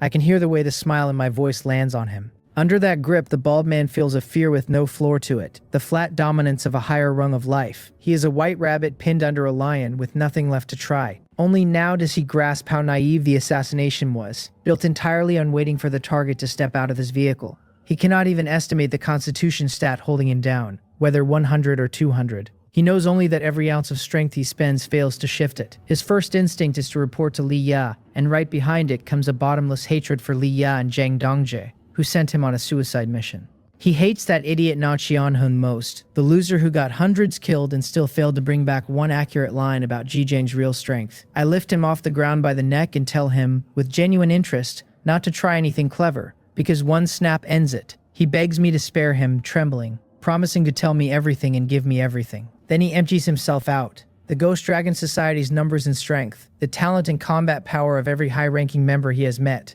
their confidential operational intelligence on top. When he reaches the operation they are preparing against the Mountain and Sea Alliance, my eyebrow goes up, because it is a genuinely devious piece of work. I edit a summary and send it to Li Jiangguk, and judging its authenticity is his business, since I am only doing him a favor. The bald man says he has told me everything he should have, and asks whether I will spare his life, offering to be my servant, offering anything. I look at him calmly. It occurs to me that I have never robbed anyone yet, and I am curious what the restrictions are, so I tell him to transfer the gold coins and resources on him to me. He hesitates, then does not dare disobey, opening a trade, dumping everything he owns into the box, and clicking confirm. The system tells me plundering behavior has been detected and the trade is invalid, then cancels it. About what I expected, I ask how they usually plunder people, and he holds nothing back. Over the past few days, the Ghost Dragon Society has worked out how to exploit bugs and slip past detection, and it comes down to taking small bites through a slightly unequal trade. An item with a market value of 1 gold coin goes across in exchange for 1.1. That is the only trade that still functions while a person is flagged as plundering, threatening, or intimidating. Keep the amount modest and the count under 10, and a decent sum can be squeezed out. For anyone strong, the method is far too inefficient to mean anything. Fraud is the exception, because a fraudulent trade counts as mutual willingness and carries no special restrictions. So that is how it works. I rub my chin over it while he starts asking whether I would consider, and I close my hand before he finishes the sentence. His cervical spine shatters with one crisp sound. His eyes bulge, and he is dead on the spot. I throw the body aside and search the ghost vehicle, which turns up a piece of mithril and 18 fire spirit stones. Adding Jiang Xiaobin's 15 gold spirit stones, the shadow amulet, and the 500 gold coins paid in advance, this ambush has been a windfall. The world could use more idiots this generous. Back in the RV, I stow it all in the armrest box, set the automatic driving route again, and walk through to the living area. It is already 9:30 and the zombies have thinned badly, but the vehicle still pulls in 80 to 100 gold coins every 10 minutes. Running it like this until midnight means at least 1 or 2,000 more. Automatic driving paired with automatic killing keeps getting better the longer I use it. I buy 20 units of fuel off the exchange at 9 gold coins and fill the tank. Then sit down with a doomsday movie, the red wine, side dishes, and foie gras. At 10 o'clock, a chime goes off in my head and asks whether I will accept today's intelligence. My eyes go wide, because I had written the day off as a blank, and here it comes after 10 at night. I accept. The report tells me the night is deep, the red fog is gradually dissipating, and I have arrived near the Yubo River. In the riverbed, about 1,000 meters to my southwest, a treasure that only glows at night appears to have surfaced. It suggests I go take a look, then warns me to be careful and not to enter a certain dark vortex, because that thing will devour my soul. A riverbed 1,000 meters to the southwest. I take the front road back and drive southwest myself, and the river is exactly where it said. The current is swift, the surface close to 100 meters across, the dark blue water deep enough to hide anything. I do not go straight in. I brew a thunder flash in my palm and slam it onto the surface, blowing a tall column of water up. The arc spreads through the current and electrocutes whatever lives down there, and fish float up one after another with their white bellies showing. Nothing worse comes up with them, so it should be safe as long as I keep away from that dark vortex. I take Moon's blood, dive in and sink fast. The undercurrent is far more violent than a river this size has any business being, which makes me wonder about the vortex. I scan my surroundings on guard. The bed is only 7 or 8 meters down, and with eagle eye running I can read every detail of the pitch black bottom. A faint light shows up not far off. My heart jumps and I swim hard for it, and a few dozen meters on I find it, a nightlight treasure box half buried in the silt at the bottom of the river. A nightlight treasure box sits in the same bracket as a silver treasure chest. The last one I cracked handed me Moon's blood, so I have no idea what this one is hiding. I swim down and lift it out of the silt, that faint white glow washing over my hands. The moment I have it, the undercurrent turns noticeably meaner. My constitution and my swimming are the only reasons I hold position at all. Anyone under 20 points would already be sliding backward with no way to kick free. So the dark vortex is close, and I still cannot work out why none of it showed on the surface. I switch on the diving searchlight above my head, and the beam turns the pitch black riverbed into a field of hard white. My pupils shrink. There is a cliff ahead, except the edge curves in a clean, unbroken arc. So it is no cliff, it is a pit, 100 meters across at least, and the searchlight cannot find a bottom for it. A large fish drifts in from the far side, thrashes its tail the second it enters the pit's reach, and turns to run. It is too close. The suction eats it a body length at a time until the darkness swallows it whole. I swim in anyway, legs kicking against the pull, and stop about 10 meters short of the rim. A short line of information surfaces, naming the place the Black Yama Dungeon. Its evaluation left as nothing but question marks. Some kind of hidden dungeon then, and those marks light up every greedy nerve I have. I hesitate a few seconds and decide to look, because I am still wearing the cicada wing armor, and intangibility gets me out of anything. Famous last thought. I stop kicking and the undercurrent takes me instantly, dragging me to the rim. There the suction jumps hard enough to feel like a hand closing on my ribs. I drop. Cold eats into me from every direction, and even in eagle eye the searchlight shows me nothing at all. Then the lamp bursts and dies, and the dark down here becomes total. My stamina drains fast enough that I am close to suffocating when I feel it, an enormous dark presence rising at me out of the abyss below. I trigger intangibility, and the instant I go ghost, something huge opens a bloodthirsty mouth and slams it shut through the space my body just occupied. The water bucks with the force. I stare with my eyes stretched wide. It is a sphere shaped like a giant eyeball. Where the lid parts, there is no eye, only a throat of jagged teeth and layers. The back of it trails a single red blood vessel straight down into the abyss, like a tadpole with an endlessly long tail. Its information panel is question marks in both fields, and that scares me worse than the teeth do. Nothing should move through water that fast. Then it stops being one of them. Giant eye after giant eye rockets up out of the depths, more than 100 of them, writhing like something dredged out of hell before sinking slowly back down. Still ghosted, I swim among them and follow the umbilical cords at their ends, and every last one runs to the same place. I do not want to imagine what is coiled down there. I only know it is a taboo I cannot touch at my current stage. 10 seconds of intangibility ends, and the cold and the suffocation come back at once. I refresh it, go ghost again, and fly straight up. With my constitution near 200, my flight speed under intangibility has multiplied several times over, 20 meters a second now. Even so, I have to refresh 3 times in a row before I clear the mouth of that pit. Back on the bank, I set the box down, drop onto the grass soaking wet, and breathe for a while. That was genuinely terrifying. A cheat like the cicada wing armor is the only reason I came back up. Any other survivor who got curious near that rim would simply never surface again. I carry the box inside, shower, change, and come back to it rubbing my hands together. The lid opens with a bright, clean sound, and 3 lines stack up in front of me. 1/2 acre of fertile land at precious artifact grade, 10 energy replenishing fruit, and 100 deluxe food gift packs at rare grade. 1 rare and 1 precious artifact out of a single box makes this the best box I have opened. The 1/2 acre of fertile land unfolds at a designated spot into exactly what its name promises. Every crop planted in that soil gets its growth rate raised by 1000% and its nutritional content doubled. Mutation probability climbs 5% and upgrade probability 2%. My first thought is Jin Sonan. The item sits in my palm as a ball of light like a glass marble. Through the outer curtain you can see a miniature field inside, birdsong and flowers and all. Better still, it is a level 3 trade restricted item, so it can change hands offline. Old Nan is about to become unbeatable. The second item is the energy replenishing fruit, a consumable grown deep in the starry sky forest that restores stamina to full the moment you eat it. There are only 10, but for me these are the most practical things in the box. Exhaustion now costs me 1 bite instead of an hour. I drop them all into my backpack and look at the third line. The deluxe food gift pack is a rare consumable that opens into a random deluxe delicacy. Ingredients and cooking technique are both top level, with nutritional content 10 times a normal meal. 100 top-tier dishes sounds incredible, though I have no idea what a portion looks like, so I open one to check. The system congratulates me on 1 portion of king crab, and a large plate appears carrying a whole steamed crab that smells like top-quality seafood. Who needs a chef now? These can be listed on the exchange too, which explains where all those finished dishes on the market have been coming from. Plates like this go for 20 or 30 gold coins each. 100 of them adds up to 2 or 3,000. Another small fortune in my lap. I am not selling them. I have money coming out of my ears and I would rather eat well for a month. The king crab goes into the refrigerator and the rest of the packs into my backpack. I stand up and look around the vehicle, because now it is time for the main event.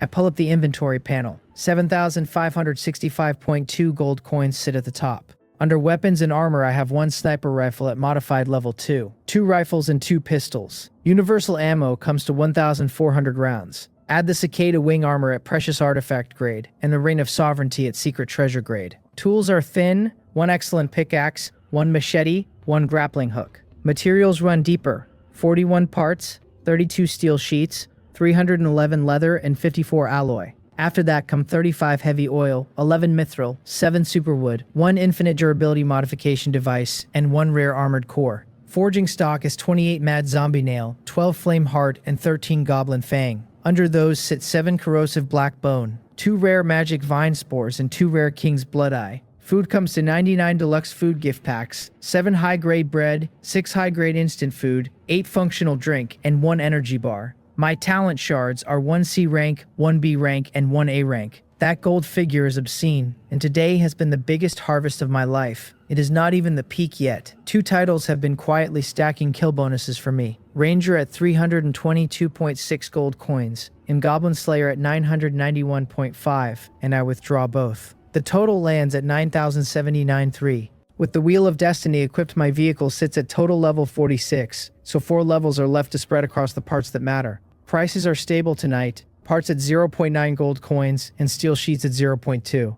I buy exactly what each upgrade needs instead of hoarding. The power generation device to level 3 costs 200 gold coins, 100 parts, and 1 photovoltaic material. I cover the shortfall on the exchange and click Upgrade. The folding photovoltaic panels fuse flat into the roof and body, and generation capacity climbs. They now pull low-efficiency power on overcast days and at night when ultraviolet light is poor. Battery capacity doubles outright, which kills my power anxiety for good. The targeting radar at a level 3 wants 400 gold coins, 300 parts, and 1 level 2 chip. Chips have climbed to 120 gold coins. After haggling, that goes nowhere. I take 1 at 118 and upgrade. Detection range jumps from 500 meters to 1,000. The automatic trajectory calibration module improves enough to lend the close-in weapon system's anti-missile logic to the radar itself. From now on, every vehicle weapon bound to the targeting radar calculates a moving target's path and fires predictively. The last 2 levels go into the chassis. 420 gold coins and 350 parts to max it from level 3 to level 5. The ride height climbs and balance, shock absorption, off-road capability, and handling stability. All sharpened. The second the chassis lands, 2 lines drop in front of my eyes. My vehicle parts have reached level 50, and vehicle advancement is unlocked. The price is 1,500 gold coins, 400 parts, 5,000 steel sheets, 100 alloy, and 1 armored core. I already have the armored core, which was always the hard part. Parts run me close to 400 gold coins and the steel sheets 1,000. Alloy is the killer at 30 gold coins each, so I take 46 for 1,380. When the requirements met line appears, I take a breath and click Advance, and a confirmation prompt opens. Advancement Path 1 is the heavy base vehicle at Tier 3, a super steel behemoth with formidable defensive firepower, enormous size, and heavy armor. The panel calls it the top king among Tier 3 vehicles and the fastest way ever invented to drain a wallet. Advancing unlocks 6 things. A defense turret slot adds 2 turret upgrade parts and a brand new upgrade path. An outer armor slot opens the Thorn armor path. A sentry robot slot comes with its own parts behind prerequisites. A secondary vehicle slot adds a motorcycle, a small armed helicopter, and a mechanical wolf, also gated. A base vehicle deployment module lets the vehicle plant itself in place as a fortress, and the level cap on every part goes up. I read all of that twice and click Confirm. The whole vehicle detonates into white light and a mysterious force lifts me off my feet. Danja and Blossom, wrestling on the sofa, go up with me, both howling in fright. Everything around us swells and stretches inside the condensing light before settling into shape. A few minutes later, my boots find the floor, the light drains away, and nothing in here is what it was. The new panel calls it the heavy base vehicle at Tier 3. Top speed is 180 kilometers per hour, with durability at 100% and slowly decreasing. Fuel sits at 23.5 units, bid for 1,880 kilometers. The shooting cabin and the Wheel of Destiny cannot be upgraded. The tires, seats, bed, sofa, and car lights are replaceable. Then comes the real spread, engine and wheel hub and chassis all at level 5. Outer armor and close-in weapon system at level 3. The power generation device and targeting radar sit at level 3, the air conditioner and refrigerator at level 5. The central console and full vehicle interior land at level 3, for a total of level 50. The next advancement is a joke at this stage. It wants 20,000 gold coins, 8,000 parts, 50,000 steel sheets, 400 alloy and 1,000 heavy oil. It also wants 2 armored cores and 1 War Fortress machine soul. The path unlocks only when every upgraded part sits at level 70 or above. The evaluation calls it a top-tier war monster with combat power, mobility, defense, and comfort all maxed. It claims nothing in Tier 3 is more badass. I stand looking at a living area that has almost doubled, grinning like an idiot. It runs nearly 20 square meters, a cramped studio turned into a bright open living room. The sofa has grown into an L-shaped 5-seater with a large coffee table. The viewing window in the wall has become a full floor-to-ceiling pane that actually opens. Villa glass. Everything else in here is a scaled-up version of what I had. I walk toward the back, and the bed that used to sit along the corridor is gone. The retractable hammock across from it is gone too, replaced by a staircase. There is a second floor. Past that is an open-concept kitchen with a dining table. Diagonally across sits a finished bathroom with dry and wet separated, instead of the narrow shower and toilet box I had. The storage area behind it is absurd, deep enough to swallow every bulky thing I own and still park a small car. The shooting bay does not exist as a concept anymore. Every armor plate on the vehicle can open on command into a firing port of any size. Back in the front row, the seats have become a spacious 4-seater that lies flat into a bed. The central console curves into a semi-enveloping Y shape around the driver's seat like a yacht cockpit. The center armrest box is big enough to hide a person in. Tier 3 tires and chassis have lifted the whole machine by nearly a meter, and the view from the driver's seat is a different world. I climb the stairs, still half expecting them to end in a wall. The front half of the second floor is 2 bedrooms, a master and a secondary, and the back half is the retractable secondary vehicle bay, still locked. The master is ridiculous, with an ensuite bathroom, a wardrobe, nightstands, and a vanity. 3 sides carry retractable floor-to-ceiling windows in frameless oversized glass, and a balcony extends outward. I open every armor panel across those 3 sides and unfold the balcony, and the world comes straight in. It is past 11 at night, and the blood mist has all dispersed. The breeze pushes through my hair. The moon is clean and bright. The grass sea rustles, and the Yubo River shimmers under the starlight. The far horizon rolls and dips like something sleeping. Call it a mobile villa and you would be underselling it.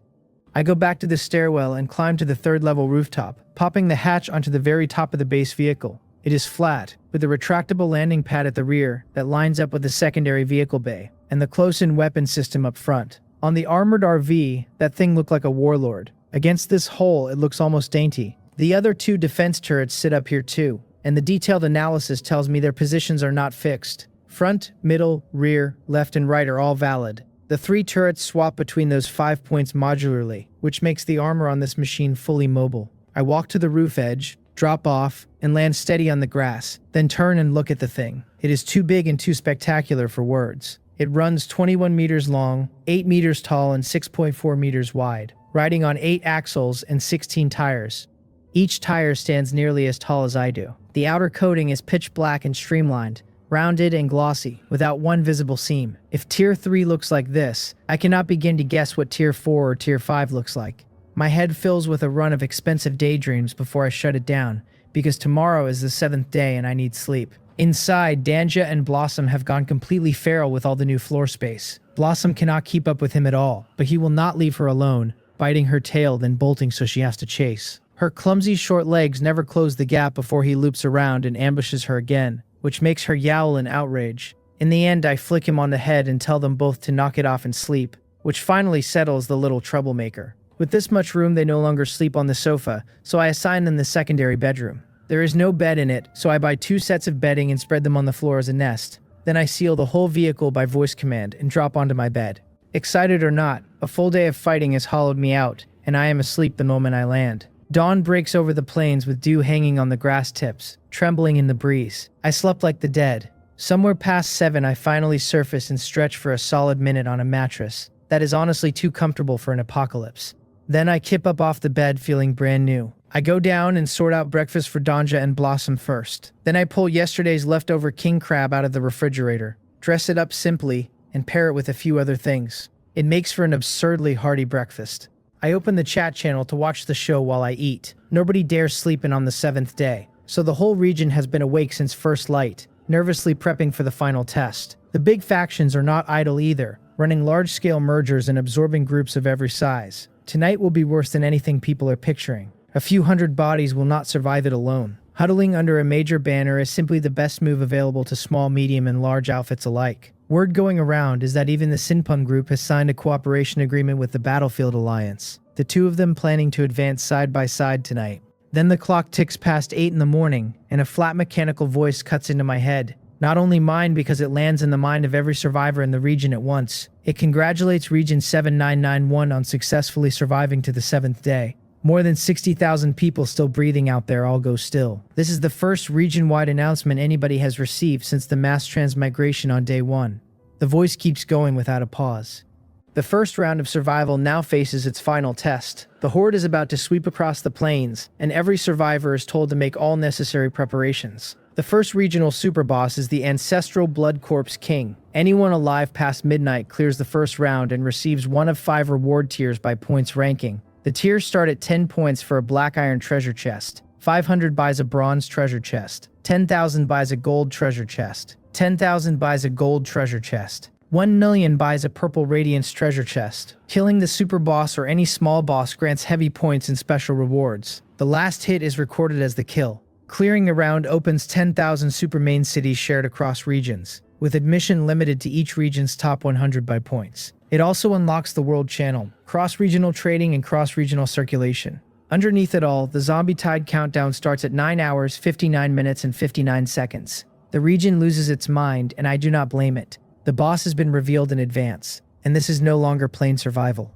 A 5-tier point system leaves every player who planned to bunker down and wait it out far behind on rewards. The mechanic bites hardest at the top, since only the strongest 100 in the region walk into a super main city shared across 10,000 regions. Nobody knows what is inside one. Every powerhouse on the plains is about to start clawing for those 100 seats. This is the real dividing line, and whoever misses it spends the rest of the game looking at everyone else's backs. The channel goes off like a bomb. Most of it is people screaming about slaughter and swearing they will take a super main city slot. Then a cooler head points out that faction leadership has not even spoken yet. Their gear and vehicles are on another level entirely. Somebody counters that ordinary players only need volume kills, since 500 points buys a bronze treasure chest, and that alone changes your life. Somebody else fixates on the last hit clause, arguing that when everyone focus fires the boss, the final bullet could belong to anybody. He adds that the top tier is unreachable without that kill, so whoever lands it ascends on the spot. That draws agreement until a skeptic asks whether ordinary firearms can drop something with king in its name. And who has the nerve to find out from the front line? 2 more posts hunt for materials. The Battlefield Alliance offers 2,000 gold coins for an armored core, and someone else offers anything at all for infinite durability or infinite bullets. Both vanished off the exchange minutes ago. Consensus says the armored core buyer is Boss Yan, since a Tier 3 extreme equipment vehicle is not a path anyone but a heavyweight would dare pick. The last thing I read is a wall of complaints about bullet and parts prices going vertical. The exchange has caught fire along with the channel. Every firearm modification device, bullet, parts stack, steel sheet, and combat item climbing in a straight line. I saw it coming and was already searching infinite bullets. 3 listings, the cheapest at 680 gold coins and the others at 800 and 999. I take the cheap one without haggling a coin. Right after my purchase, both remaining listings evaporate. Pulled or bought. No way to tell which. Hand speed is the only stat that matters for the next few seconds. I buy a super barrel cooling for 50 gold coins and a Gatling gun heavy machine gun for 30. Then 1,000 parts at 0.9 each, and 3,000 steel sheets at 0.2. All of it clears in moments and I sit back and watch the prices keep climbing without me. Of the nearly 3,000 gold coins left after last night's advancement, 2,260 are gone in a blink. Every one of them bought something before the wave hit. That announcement rearranged the entire region in one breath. My goal is not the same as everyone else's. I want the Corpse King, the Purple Radiance treasure chest, and to walk into the super main city as this region's #1 survivor. Just thinking about it puts a stupid look on my face. It will not be easy, because I run alone and against faction numbers that is a permanent handicap.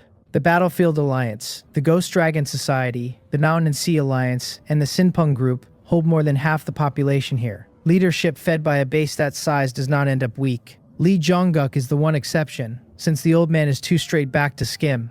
Outside his vehicle, his strength sits about level with his own squad leaders. Going by everything my intelligence has given me, the strongest here after me is Yun Sungju, then Zhang Dongjae, then Zhou Hui at the head of the Sinpung Group. Not one of their talents has ever been confirmed, which settles it. Moon's blood advances today, so nothing can go wrong tonight.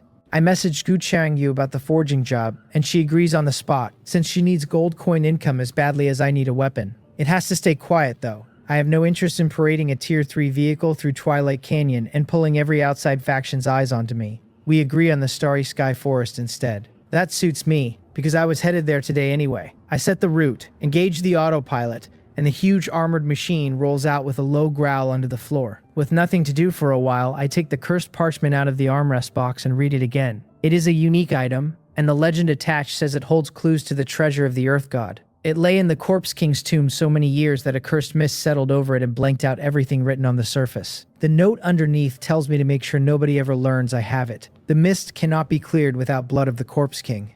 I rub my chin and stare at the fog crawling over the page. If the ancestral Blood Corpse King actually drops that material tonight, this scroll stops being a curiosity and becomes something I cannot price. A king-level monster, though. I have never fought one, so I have no honest read on how strong a first-round final boss is. Anything that drops a Purple Radiance treasure chest is worse than I am imagining.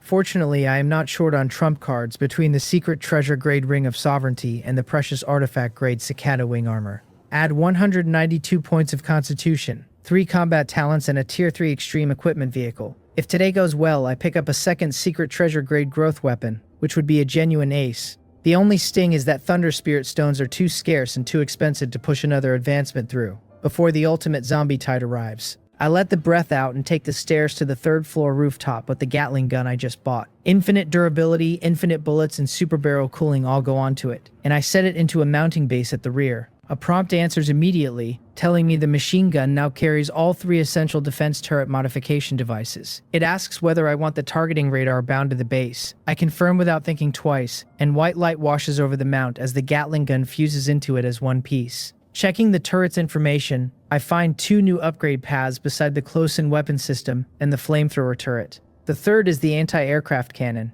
which turns the heavy machine gun into a flak cannon. It fires dual-barrel 127mm fragmentation shells at 35 rounds a minute. It intercepts aerial targets and levels out against ground ones, and it locks the turret to the anti-aircraft line forever. The cost is 1,500 gold coins, 1,000 parts, and 50 alloy. The fourth is the laser cannon, which converts the gun into a high-energy emitter firing charged beams. A normal beam takes 8 seconds of charge, and the super beam a full hour. It locks the turret to the high-energy line and demands the power generation device at level 4 or above. On top of that, it wants 3,000 gold coins, 2,000 parts, 200 alloy, and 1 laser core. I read both descriptions like a starving man studying a menu he cannot pay for. Neither is happening today. My actual target is the flamethrower turret, which wants 350 gold coins, 100 parts, 50 heavy oil, and 50 fuel. I already hold 35 units of heavy oil and plenty of parts, so gathering the rest should cost me around 1,000 gold coins. I need to make money faster. Yesterday I was throwing gold around like a lunatic. Today I am broke again, without even enough on hand to cover Sister Gu's labor fee. The Starry Sky Forest comes up ahead. My vehicle level is high enough now that I stop picking careful lines around the rough ground and simply drive through the special terrain. Along the way, I turn up 2 wooden treasure chests and 1 black iron treasure chest, all paying out gold coins and resources. I kill a fair number of ordinary monsters and elite monsters on the route as well. By the time I park, I am over 100 gold coins richer. I wait at the meeting point over 10 minutes before Gu Changgu shows up in that executive sedan of hers. She spots the base vehicle from a distance, immediately swings around to run, and starts firing off frantic messages. She tells me not to come because a powerhouse is camping the location and our meeting has been exposed. I message back that she can come in, since the powerhouse in question is me. Her only reply is a question mark. A minute later, her sedan parks beside the base vehicle, looking like a newborn cub next to a lion. She asks whether this is really my vehicle, really tier 3, and cannot stop staring at it. I ask her to keep it to herself and give her a wink, and she promises 3 times over that she will not breathe a word. Then she catches up with herself and admits sheepishly that it is just too amazing. A tier 3 extreme equipment vehicle is almost certainly the only one in the whole region. While she is still dazed, I unload every foraging material in my backpack. 4 super monster materials and 60 elite monster materials. I stack them into a small heap on the ground. She asks whether I am serious, completely dumbfounded, because one piece of equipment takes her 10 minutes at minimum. More than 60 of them means working straight through until dark, with 4 super monster materials on top. I apologize for dumping this on her, promise her payment will not be short, and draw moon's blood from my waist, scabbard and all, to hand over. She gives me a wry smile and says she will do her best but cannot promise it before dark.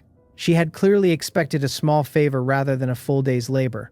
I tell her not to worry and just forge, and that I will swing back for it once the light goes. She says she will find somewhere safe nearby and send me the address later. Growth weapons are bound to their owner, and only a blacksmith can even handle one. During a commissioned forging, the owner can check the smith's progress and status whenever he likes. There is nothing for either of us to be nervous about. Time is short, so we split up right there and I take the base vehicle into the starry sky forest. Before anything else today, I need to trigger my intel. The plains run flat and wide under ancient trees scattered thin across the grass. Since the announcement went out, almost every survivor camped along the edge of the starry sky forest has driven off. They went in hunting treasure or went looking for a big faction to swallow them, because nobody has the nerve left for quiet gathering work. That suits me, since no crowd is left to hear how much noise I make. My base vehicle runs flat out through the gaps between the giant trees while notifications slide across my mind. Another forge succeeded with Guchangu at the hammer, 1 mad zombie nail spent, and Moon's blood picks up 0.9% for a running total of 1.6. I raise an eyebrow and tell the empty cabin that Sister Gu earns the blacksmith title twice over. Back when I burned disposable forging devices myself, 1 mad zombie nail bought about 7%. On the secret treasure grade bar that converts to 7/10. She is a full 20% more efficient than I am, and not slow either, with a notification landing every 10 minutes. At this rate, the upgrade lands before the day is out. The road inside the outskirts narrows until the base vehicle cannot fit through cleanly. I could force a path, but there is no reason to wreck good timber for it. I park, change into a tactical suit, tuck a Desert Eagle into my waistband, and step out. This route runs a completely different line from last time, so everything ahead of me is unknown ground. Last trip I moved careful. Today I move bold, because between the intangibility of the cicada wing armor and a pocket of energy replenishing fruit, stamina is no longer a problem I own. Efficiency first. Caution can carry my bags. With my constitution where it sits now, I go through the canopy like an ape, leaping tree to tree at over 100 kilometers an hour. Every venomous insect and fierce beast that crosses my path scatters. That is the instinct a lower creature feels when something higher ranked walks past. Hunter and prey have swapped seats. I do not let all of them go, either. I pick out a few heavy wild oxen and 1 giant forest sheep and kill them in seconds. Skinning them out gives me 152 units of wild ox meat and 77 units of forest sheep meat. Their meat carries far more energy than anything that ever grew on Blue Star. With the right skills and time, I could cook something incredible out of it, though it would still lose to whatever sits in a deluxe food gift pack. Mostly I am taking it as rations for Danja and Blossom. 10 kilometers deeper into the outskirts, I keep Eagle Eye active the whole way. My vision sweeps the terrain like a radar dish, so nothing in the ground I cross gets missed. 2 hours of that turns up 3 wooden treasure chests and 2 black iron treasure chests. They add up to 31 gold coins, 40 short vines, 5 alloy, 2 rifles, and 2,100 rounds of universal ammunition. On top of that come an excellent grade axe, 6 C rank talent shards, and 1 B rank talent shard. The piece that matters is a modification device called Blasting Armor Piercing. It fits any cold weapon and reinforces the blade so the edge snaps into a high-frequency blasting state against hard targets, tearing straight through armor. The note attached warns that it demands enormous strength from the weapon carrying it. Production of the thing must be brutally rare. The exchange lists 7 or 8 super blade sharpening devices, and not 1 blasting armor piercing anywhere. For a moment, I picture posting mine at 1,000 gold coins to see who comes to haggle. I go back and forth and keep it for Moon's blood instead, since nothing else on the market pierces armor. I rest a while, then push deeper, and the forest turns mean, with terrifying elite monsters at every turn. None of them slows me down. Even with Moon's blood still sitting in Guchungu's furnace, I can put them down with a casual swing. It is past 1 in the afternoon, 2 more wooden treasure chests later. when something makes my eyes light up. A stand of lush trees ahead hangs heavy with red fruit so plump it looks staged. The panel names them strange fruit at rare grade, grown only in the outskirts of the starry sky forest. They are mildly toxic to anyone whose constitution sits below 30, and worth half a point of constitution and a tenth of a point of spirit apiece. Counting all 3 trees, I put the harvest at 70 or 80. This batch does not come free though, because something enormous is sitting under the middle tree. It stands 5 meters tall, even folded against the trunk, with a long sharp nose and long ears. Gray skin stretches over slabs of muscle with veins bulging along it, and fangs hang out of its mouth. The panel calls it a strong troll at super monster level, one of the ancient races of the starry sky forest. Trolls live alone and run cruel by nature, and this one grew into its heavier form on years of eating strange fruit. My eyes narrow because super monster or not, its aura is thin. It feels weaker than that poisonous goblin, so it has probably just crossed into the rank. It has not noticed me at all, leaning on the trunk, plucking a small fruit now and then, dropping it into that foul mouth and closing its eyes to chew. That is my constitution going down a troll's throat. One bite at a time. I pull the desert eagle and put a few rounds into it. It jerks upright, furious, spots the human on the branch in the distance, roars and charges. I hold my attack until it is well clear of the trees, because I did not come this far to blow up my own harvest. Lightning gathers in my palm and thickens from pale blue to a dense deep blue. Once it is fully charged, I drive my hand forward. The bolt lands square on the troll's head and blows it into charred ash. The headless body stiffens mid-stride, sways, then drops. That is what a fully charged Thunder Flash does. The kill notification credits me with a strong troll at super monster level and 50 gold coins, and that is the whole payout. Not one scrap of forging material. I step over the corpse and say out loud that a super monster which cannot cough up one forging material is a waste of a rank. I am reaching for the first fruit when another notification chimes. Daily Intelligence has triggered and asks whether I wish to receive it. I have never clicked anything faster. The intel report tells me I am already approaching the depths of the starry sky forest. About 3 kilometers directly ahead of me, a patch of woodland holds a giant thunderstruck tree. Every time heavy rain falls, vast and mysterious energy surges through the ground beneath it. Energy pooling under a thunderstruck tree can only mean one thing, and my whole body wakes up at the words Thunder Spirit Stone. These days of exploring have taught me the rule behind the Daily Intelligence talent. The value of what it hands me scales with my own strength, since a black iron grade chest was enough to trigger it early on, and the bar keeps climbing. No time to waste. I climb the trees, strip all 82 fruits off them and pack them into a mesh bag slung over my shoulder. 10 minutes of hard travel through the jungle puts me at the spot, and I catch the strangeness at a glance. This woodland is half barren, full of trees burned down to charcoal, the ground vegetation gray and hazy with ash. Fires have gone through here many times. Plants in the starry sky forest have vicious vitality, with thousand-year-old giants standing everywhere, so trees hammered down this thoroughly by lightning are genuinely rare. I search the gray wood until I find the one that does not match the others. It is a stump so wide it would take over 100 people linking arms to ring it, a little over 2 meters high and charred black. Whatever this tree was before the lightning found it must have been enormous. I walk over slowly, feeling my way through the air, and at the base I catch a weak magnetic field humming under my boots. This is the place. I spend 50 gold coins on a rare grade shovel from the exchange, and it is a monster of an excavation tool, prying up a full square meter in one bite. Soil and root come up together, and a deep blue glare hits my eyes. Thunder Spirit Stones are packed around those roots with a pure greedy shine. Dozens in that first shovel alone.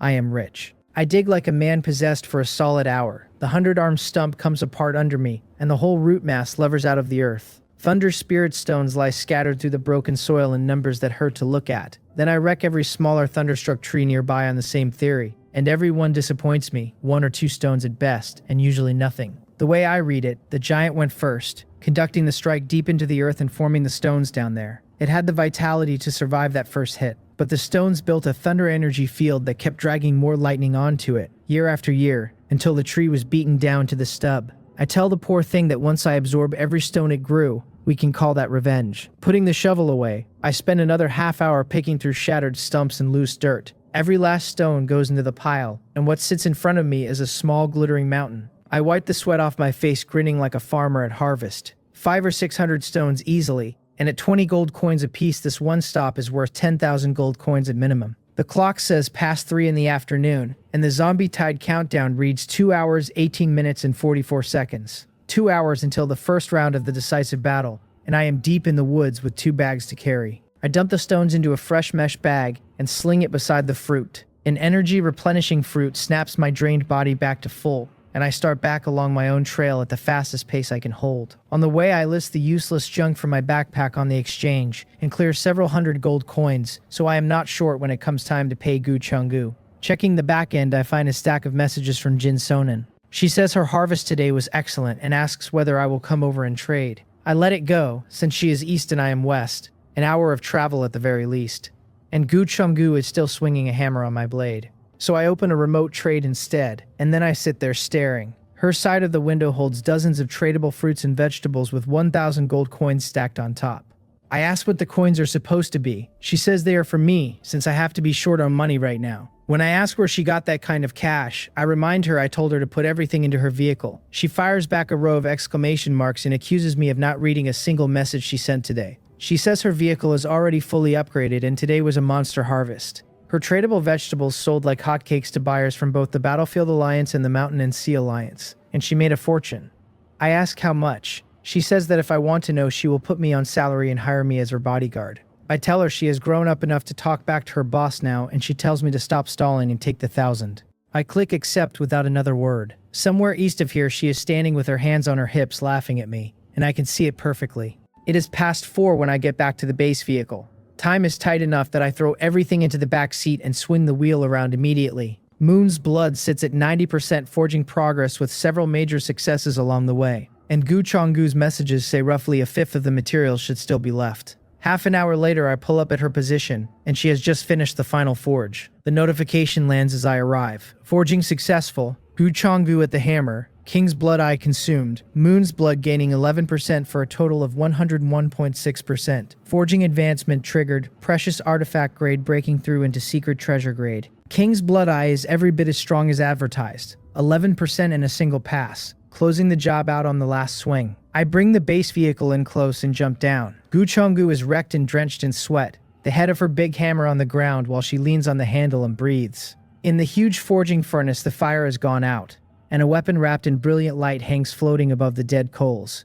Moon's Blood's secret treasure grade, and my eyes light up at the sight of it. I give her a thumbs up and tell her she is terrifying at this work. She wipes her forehead and stows the iron hammer, then reports that about 10 elite monster materials and 1 super monster material are left over. She says it worked out well that we finished before dark, then tells me to go take a look. The blade hangs in midair inside a shell of radiance like mysterious gauze, waiting for its owner to break the seal.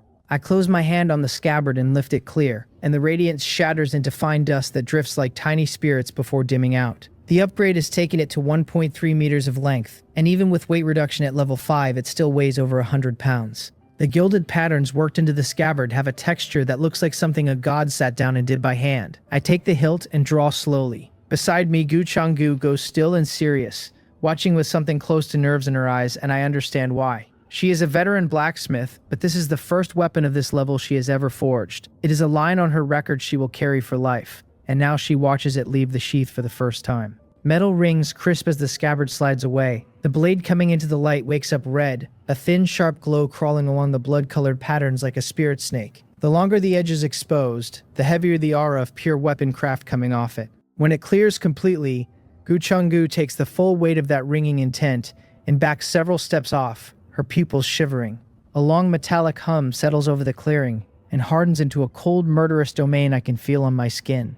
I look at the red patterned treasure blade with its edge reflected in my eyes and want to swing it right now. A new panel opens for it. Moon's Blood, growth weapon, secret treasure grade, infinite durability, carrying super sharpening at level 2 and weight reduction at level 5. Forging progress reads 1.6% again. The first exclusive skill is still life drain, a passive with a 1% chance on any kill to hand me between 1/10 of a point and 5 points of constitution. It also stacks 1% critical rate on every hit that lands, resetting whenever a critical triggers. The second skill is new, Blood Spirit Awakening. It wakes the blood spirit living in the blade and drops me into the blood spirit state, multiplying weapon damage range by 5 and speed by 10. The state runs 30 seconds, and inside it a second stage skill called Moonslash unlocks. Using Moonslash ends the blood spirit state instantly, and the whole thing carries a 6-hour cooldown. A third exclusive skill waits at legendary level. The evaluation calls it a gift from the Goddess of Night, a divine weapon forged from extraterrestrial iron and Moon's bloodstones.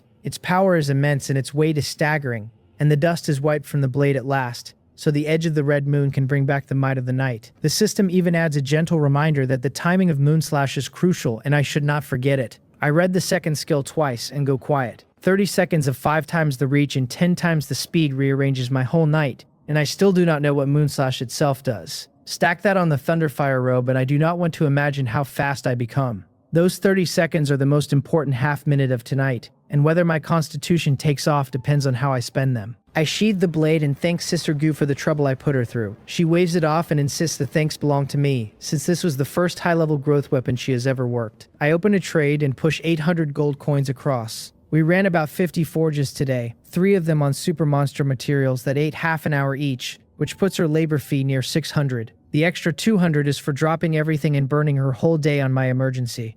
I will need her again, and sincerity is cheaper than regret. She refuses flatly, argues, loses the argument, and takes it. Neither of us has time for a long goodbye, so we split. She drives back toward Twilight Canyon while I climb into the base vehicle and set the autopilot for the middle of the plains. Then I start sorting the day's haul. The 500 plus Thunder Spirit stones go into a big cabinet in the storage area, minus a few dozen I leave in the armrest box. At my current constitution, I burn through 2 or 3 an hour, so 500 covers me for a good while. Pushing hibernating thunder without form up a rank will still need a stretch of time to settle, no matter how many stones I eat. The 82 strange fruits go straight onto the dining table as tonight's main course. Jin Sonan's fruits and vegetables go around them as side dishes, every one good for constitution or spirit. I put together dinner for Danja and Blossom too. Milk and fresh meat buns and vegetables, with over 10 pounds of wild ox beef dumped in the basin on top. Danja's eyes light up the second he sees meat, and he shoulders in and starts tearing through it. He is nearly a meter long now, his gums grown and round and bald enough that solid chunks should give him trouble. That hydraulic press jaw rips the meat apart anyway, and I pat his head and tell him that is finally starting to look like a dragon.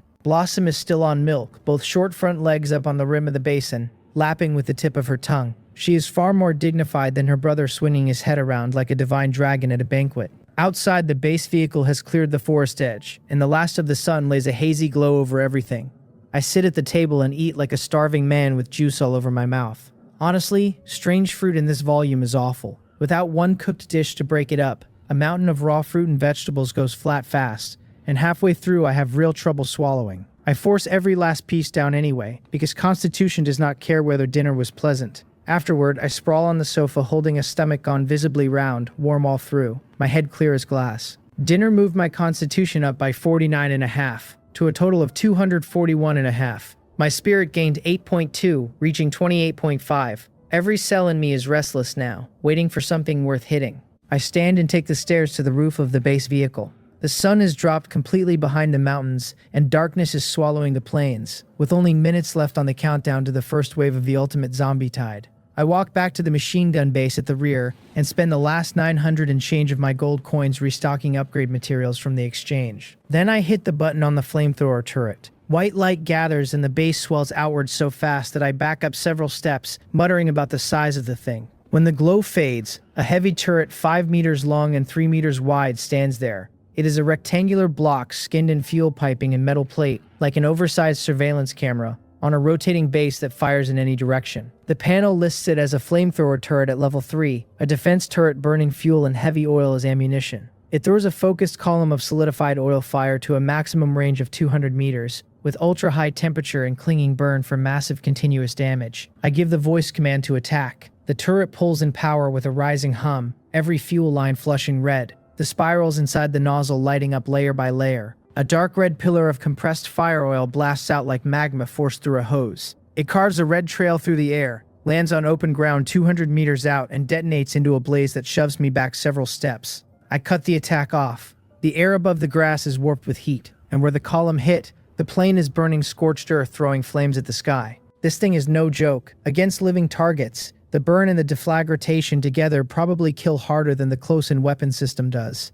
That is what a turret worth over 2,000 gold coins should look like.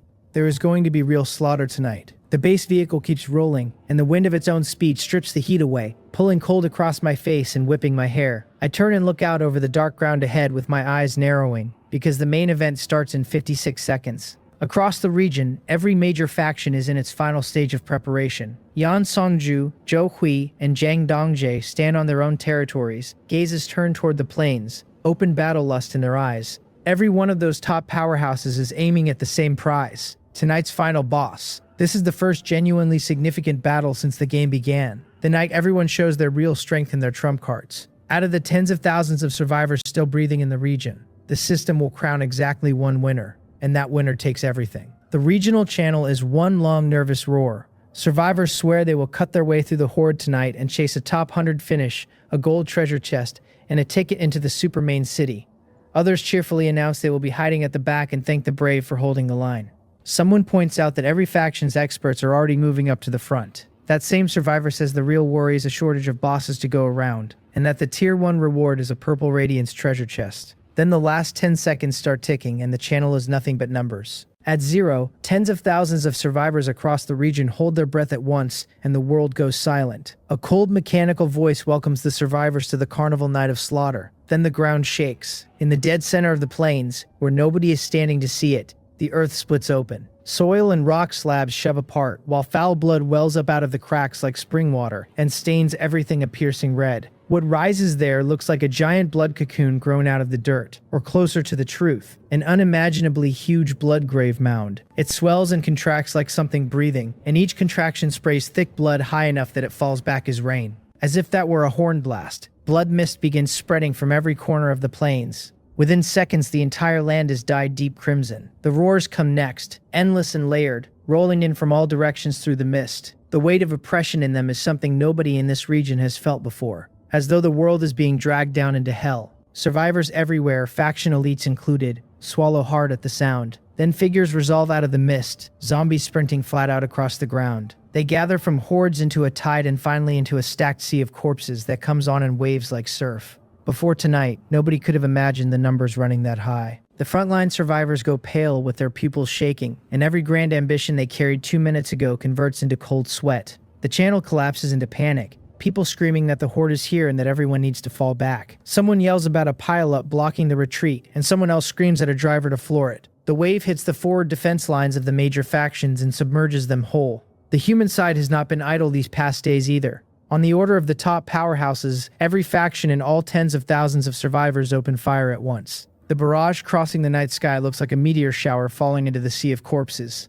Out on the plains, my lone steel behemoth gets swarmed. Countless hideous shapes screech and pack in around the base vehicle like ants on sugar. They pile up in layers fast enough to watch them climb, and in another minute they will have the whole body buried. I turn and go down off the roof, sealing the hatch behind me before the tide closes over it, and give the order to fire. The base vehicle is packed in so tightly that not a drop of water could get through. Under full engine power, the 8 sets of massive tires turn into a meat grinder gone berserk, throwing blood and flesh with every rotation. Once enough bodies compact under the wheels, the chassis suspension heaves the whole vehicle up and smashes it out through the blockade to rampage forward. Both roof weapons finish charging and preheating in sequence. The close-in weapon system speaks first. Over a meter of muzzle flash spitting off the rotary barrel at more than 200 large caliber rounds a second. It sweeps the horde like the Reaper's own scythe and turns whole swathes of them into shredded meat. A few seconds later, the flamethrower turret comes online. Fuel lines gone crimson, nozzle spiral radiating heat like open lava. The dark red column of compressed oil fire erupts, and the temperature that follows is obscene. Because the column lands in one straight compressed line, it splashes on impact and sets off deflagration inside a 50-meter radius. Flame and black smoke drive into the sky. Ordinary zombies caught in it last maybe half a second before cooking down to charcoal. The burning oil that sticks to the ground keeps working long after, melting the feet out from under every new zombie that steps into it. Kill notifications pour down my vision faster than I can read them. 1/10 of a gold coin and 1/10 of a point for every corpse. The running point total sails past 30, past 80, past 130 in the time it takes to blink. Under a minute into the fight, my 2 mounted weapons have erased over 1,000 of them. A tsunami of undead the size of an ocean has turned into a lawn mowing game where the lawn pays me. The problem is the rate. At 1/10 of a point per zombie, the highest tier in its purple radiance treasure chest would take at least 10 million kills. I would have 1,000,000 gold coins piled up long before I got there, and by then the chest stops being something I want. Bosses are the only real road to high-tier rewards. I look out the window at that packed dark mass and slip into Eagle Eye. There is not one elite monster in the whole visible field. I murmur that the first wave is only an appetizer, which is fine by me, since I might as well enjoy a killing spree. I set the base vehicle a route, pick up Moon's blood, walk to the back and open the door. The instant it cracks, the roar of the horde turns into a tsunami of sound and floods the cabin, blood and rot riding in with it. What I am looking at is not far off an actual picture of hell, zombies grinding and writhing against each other in the bloody mist. Rotting hands grab the lip of the floor as they climb over their own kind to get in. Blossom, still in her cub stage, takes one look and bolts under the table to shiver. Danja does the exact opposite. All 4 dragon claws lock into the floor. The scales along his body flare slightly, and he fixes the horde with a stare full of hostility. A low growl rolls out of his chest. I raise an eyebrow, amused enough to step back and give him room, since ordinary zombies cannot scratch a pure-blooded true dragon. I would like to see what he has. A dozen or so make it onto the floor, and something in his bloodline flips over. Danja plants himself and lets out a furious dragon roar. It is not loud, and it does not need to be. The penetrating force his bloodline puts behind it turns the sound into faint ripples that sweep out horizontally. The dozen zombies come apart on contact, flesh separated from bone, the whole clump flung backward as mince. 2 days of growth and he is doing that already, which is exactly what ancient pureblood is supposed to mean. Blossom decides she is not scared anymore, copies her brother, stands up and lets out a couple of meows aimed at looking fierce and landing adorable. I pat Danja's head and tell them both to stay inside. Tonight is a special case, and I have no intention of losing him in that mess. I give the order to close the door, and the motor starts hauling it shut. Before it seals, I am already through the gap and dropping into the sea of zombies below. A breath before I hit the ground, my eyes narrow and I draw. The blade intent riding the edge of Moon's blood detonates on release, mincing every zombie in a several-meter radius. The pieces blast outward and clear a vacuum ring for me to land in. I come down steady with the red glow of that edge coiling around me like a swimming dragon. And then I am gone, a shadow tearing into the mass. At secret treasure grade, Moon's blood throws a meter of extended blade energy off every slash. It is weaker than the steel itself, but more than enough to blow an ordinary zombie apart. I cut a road through them with kill notifications flashing non-stop. The point total rolling past 235, past 642, past 1,181. Between my own work and the base vehicle's guns hammering somewhere behind me, less than half an hour in, I have harvested over 10,000 zombies. The vehicle has driven far off by now, so the density around me has hit its peak. Spread across the ground, they stand as tall as a one-story house. The corners of my mouth curl up. I jump clear of the crush, pull the noise emitter out of my backpack and fire one shot into the distance. The noise ball arcs over and drops right into the middle of the crowd. A shriek tears out of it that drowns the entire roaring sea and spreads outward. What happens at the impact point is one of the more spectacular things I have ever watched. The sea of zombies converges on the sound in a frenzy, climbing over the bodies of their own kind, stacking into layer after layer of peaks. By the time the noise ball burns out, a mountain of flesh over 500 meters high stands there. I mutter that my hands are going to go numb from all this killing, and I swallow hard, staring at what might as well be a mountain of gold. The twisted mountain of corpses starts to collapse, and my body finishes charging the Thunderfire robe at the same moment. Lightning flame lights up behind my eyes. The scarred robe surges off my shoulders and back. I drop my waist and knees, Moon's blood held level in both hands. Then I turn into a bolt of lightning, thick arcs sprouting off me and stretching like snakes, tearing through the whole mountain of bodies. It detonates, limbs raining across the plain. I keep going at maximum intensity. There is nothing on the other side of it but meat. The kill notifications come faster than I can read them. Every ordinary zombie pays out 1/10 of a gold coin and 1/10 of a point. The running total blurs past 3,000, then 4,000, then 6,000. By the time the Thunderfire robe burns out, the base vehicle and I have put down more than 80,000 ordinary zombies between us. Points and gold both clear 8,000. Moon's blood alone accounts for over 6,000 of those kills. It triggers its passive 73 times and hands me nearly 200 points of constitution. One stretch of killing almost doubles what I walked in with. Strength that size does not settle politely. Every muscle in me shakes, my blood vessels swell, and my skin goes hot and red under bulging veins. It is the sign of a body and a power that no longer match. I stand there breathing deep until the overload drains off. That was too much too fast. I still refuse to call it greed. A tide this size is a once-in-a-lifetime payday, and killing politely would have haunted me. Everything in sight is a sea of blood and a hill of corpses now. A vacuum zone with zombie groups only at the far edges. I head for the return point the base vehicle has set, planning to rest. That is when the zombies around me slow down. The sluggishness spreads through the horde like a plague until every one of them stops in place as if frozen. A second later, every zombie on the plains dissolves, bodies going to thick blood and sinking into the ground.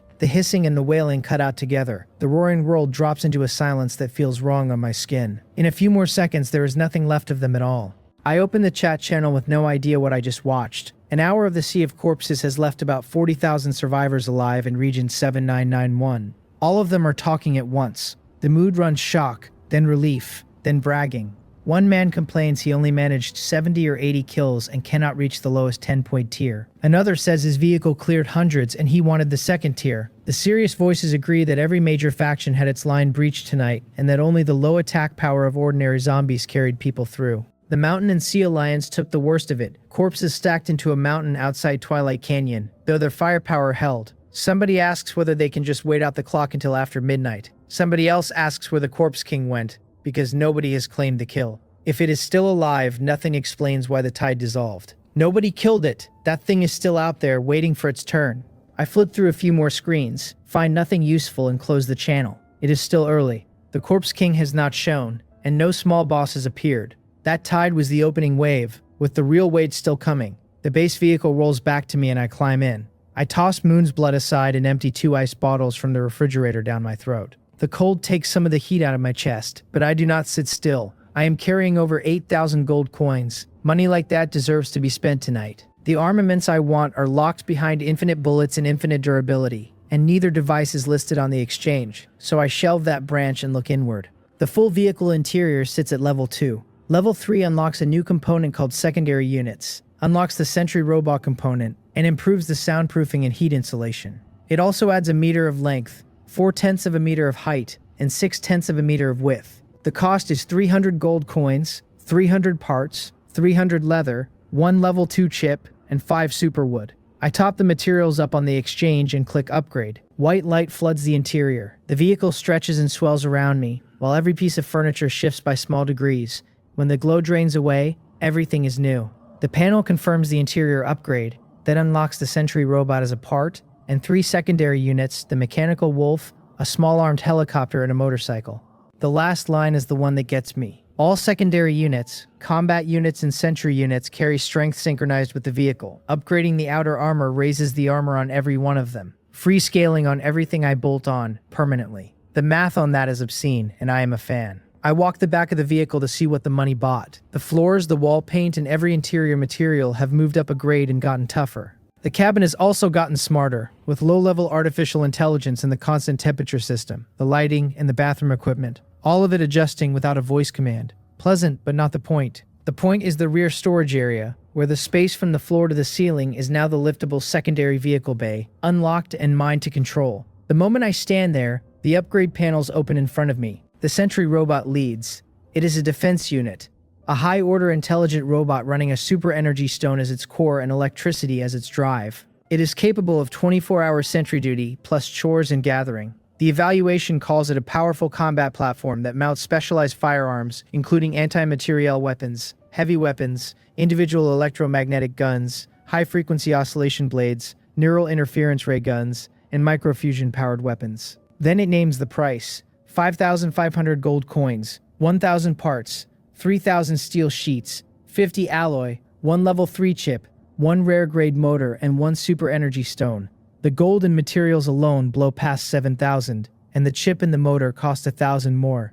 The exchange has no super energy stone at any price, so that one goes on my wall as a poster. Moving on. The small armed helicopter is next. It has a maximum airspeed of 350 kilometers per hour, a service ceiling of 10,000 meters, and 8 seats not restricted to residents. It carries a turret base that upgrades into a gunpowder-firing defense turret on the same materials and strength as the main vehicle. It also carries targeting radar, automatic cruising, automatic attack, and 8 air-to-ground missiles. The price is 3,000 gold coins, 3,000 parts, and 10,000 steel sheets. The base vehicle already runs 3 turret bases, so this would make a 4th and put it in the air. My combat and reconnaissance radius would both jump. A Tier 3 extreme equipment vehicle spare parts casually outclass other people's main vehicles. Its problem is the robot's problem, since it only pays off once I can feed it turrets and missiles. So I file it for the middle of Tier 3. The motorcycle reads thin in the name and good in the details. It is a combat-type motorized bike on a high-power hybrid oil and electric engine with a maximum speed of 280 kilometers per hour.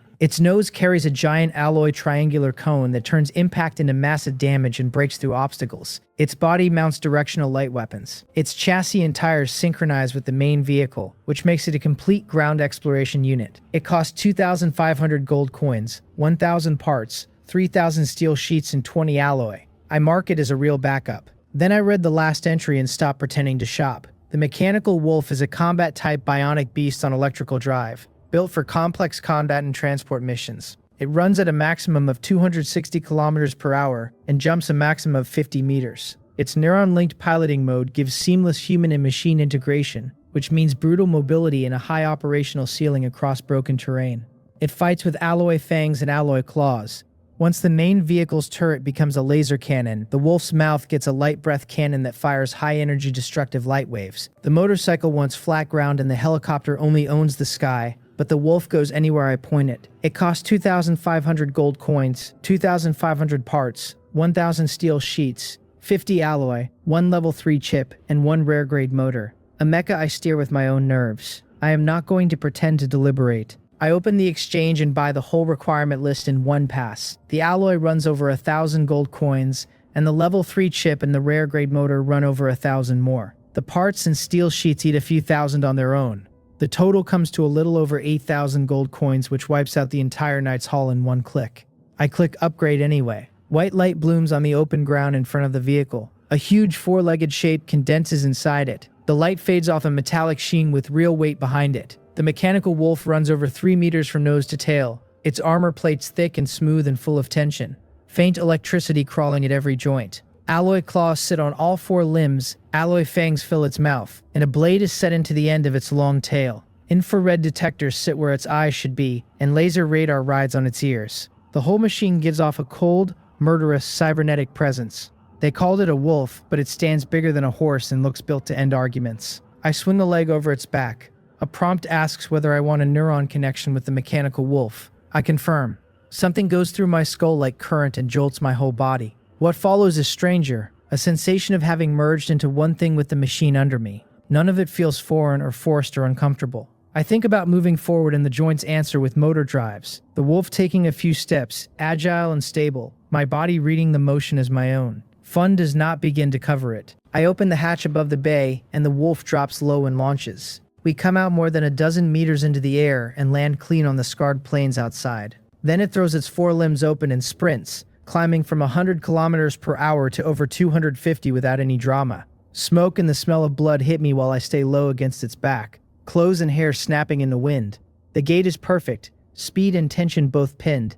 It leaps again, crossing a bank of blood-colored mist. Our shadow hangs black against the moon. The landing drives 4 deep pits into the ground. I am nowhere near satisfied. This beats a sports car at full throttle 100 times over.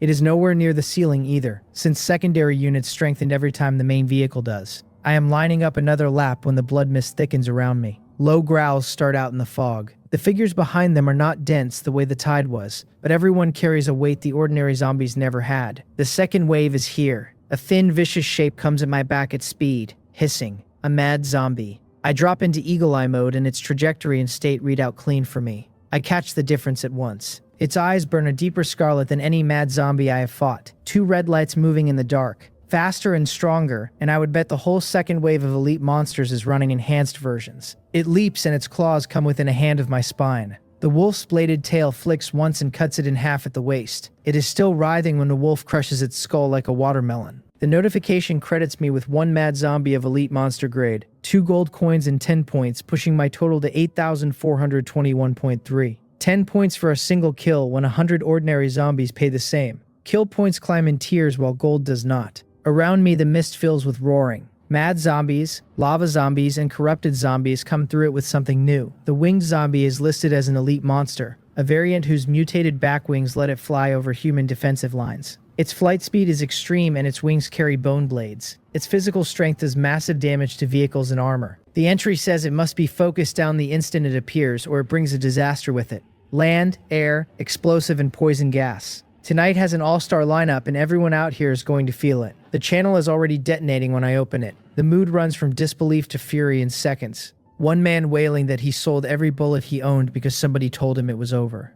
Others report several times the elite monster count of the 6th night at a far worse intensity. Then the 10-point payout spreads and half the channel flips from panic to greed, chasing the second reward tier while the rest tell them to try surviving first. The flying ones break through somewhere and the screaming starts. Right behind it comes word of a super monster at Chonwhale Lake, which drops the whole region into panic. A Battlefield Alliance survivor posts the intelligence on the public screen, and I click straight into it. The flesh tumor walker is a super monster, a wall with legs, tens of meters tall. Its body is covered in deformed flesh tumors, and its belly carries several meters of fat. It absorbs enormous bullet damage. Even rocket launchers struggle to hurt it. Worse, once it reaches a defensive line, the tumors release a flood of strong acid that metal armor cannot survive. The screen refreshes while I read. One voice shouts that guns do nothing to the thing. Another reports 2 of them in the Starry Sky Forest. And a third calls, 1 in at Twilight Canyon. I close the channel because hundreds of elite monsters have decided I am the more interesting target. I breathe out slowly and a shining net of thunder unfurls over my head, covering 100 meters in every direction. Thunder curtain comes down all at once. The blast throws arcs jumping across the field. Every elite monster inside the radius turns to smoking charcoal. The notifications stack up in a blur of mad zombies, lava zombies, and corrupted zombies at 2 gold coins and 10 points each. One of them drops a mad zombie nail. My total settles at 9,521.3. I do not stay to admire the crater. I turn the wolf and run for the base vehicle. The elite monsters keep coming the whole way, which is a mistake on their part. A casual swipe of the wolf's paw crushes one, and its fangs and tail blade are just as final. A graze is a wound and a hit is a death. I work from its back with Moon's blood, cutting down whatever the wolf leaves standing. The base vehicle is under siege by hundreds when we reach it, claws hammering the outer armor with nothing to show for it. Elite monsters cannot scratch Tier 3 plating past a few sparks. The wolf leaps onto the deck and the lift platform sinks us into the bay. Back inside, I switch on auto drive and auto attack. Both vehicle turrets open up and start harvesting golden points without me. The super monsters are out and the Corpse King still is not. That is the part I keep circling. I watch the public channel while the survivor count in the region falls at a speed that is hard to look at. Every major faction is taking a shock it has never taken before, with despair in every third line. I read the scroll like a stock ticker and pull out whatever intel is buried in it. The base vehicle drives on with no destination while the turrets keep working. In a little over 10 minutes, they reap more than 600 elite monsters. My total points break 10,000 and put me in the 4th tier of rewards. Noise like that does not go unnoticed for long. Ahead of us, something huge takes shape in the blood mist and comes on. It is a giant zombie better than 10 meters tall, thick with muscle under heavy fat, its black skin rough as bark. A blood-stained iron helmet covers most of its head and leaves a lipless set of teeth on show. It carries a rusty iron hook in its left hand and a giant meat cleaver in its right. It roars and charges the base vehicle. I stay in the driver's cabin with a cigarette, squinting at it while the panel comes up. The butcher is a super monster. One of the cruelest things among the zombies, a creature that eats the living and leaves almost nothing whole. Its skin is thick as armor and its weapon tears steel. Once it charges, bullets and artillery can barely slow it. Its footsteps shake the ground as it rolls in like a moving mountain of meat. The close-in weapon system swings onto it and opens fire. A rain of scorching 20mm rounds punches through its skin and tears it open. It does not slow down. It jumps from over 100 meters out and lands on the roof of the base vehicle. The chassis sinks, the tires driven into the dirt. The cabin bucks like an earthquake around me. One hit, 1% of durability gone. That is Goblin King territory, and it makes the strong troll I met this afternoon look like a warm-up act. The butcher raises the cleaver and brings it down on the close-in weapon system, throwing sparks across the roof. Only the fact that the turret is integrated into the outer armor keeps it from becoming scrap metal. The gun answers with more than 200 of those 20mm rounds every second, straight into its belly. The shots open the gut and put up a rain of blood and minced meat. The flamethrower turret at the rear swings off the elite monsters and lays a column of burning fuel oil across the butcher's back. Whatever it could take from the close-in weapon system, it cannot take that. It rolls off the roof with real pain in the roar. A field of terrible heat settles over everything nearby, while the flamethrower turret keeps painting the giant deep red. Its skin and flesh slough off like wet mud. The iron helmet melts onto what is left of its skull. Under that scorching, the close-in weapon system nearly doubles in effect, its rounds driving twice as deep and grinding the body apart. The butcher goes berserk, hauling itself upright and hammering the base vehicle with hook and cleaver, but every swing carries less than the last. Inside 10 seconds, its skeleton is bare and half its skull is gone.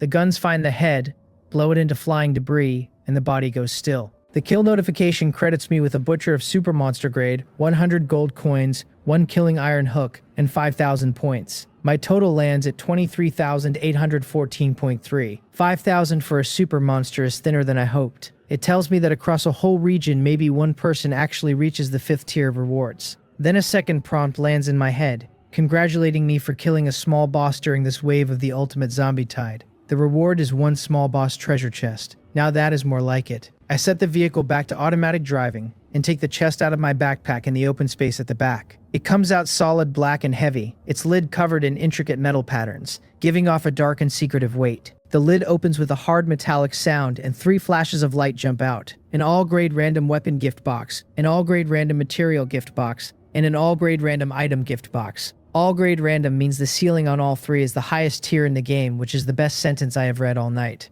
I open the material box first, and the light inside cycles hard, purple to red to blue, to orange to gold to white to cyan to black to gray. It settles on cyan and drops 20 alloy, 5 diamond, and 1 radiant gold in front of me. Alloy moves at 30 gold coins a unit, so that is 600 right there, with diamond around 80 and radiant gold around 240. All 3 are scarce enough right now that the pile is worth over 1,000 gold coins. The item box settles on black and hands me 1 drill of rare grade, priced at 68 gold coins on the exchange.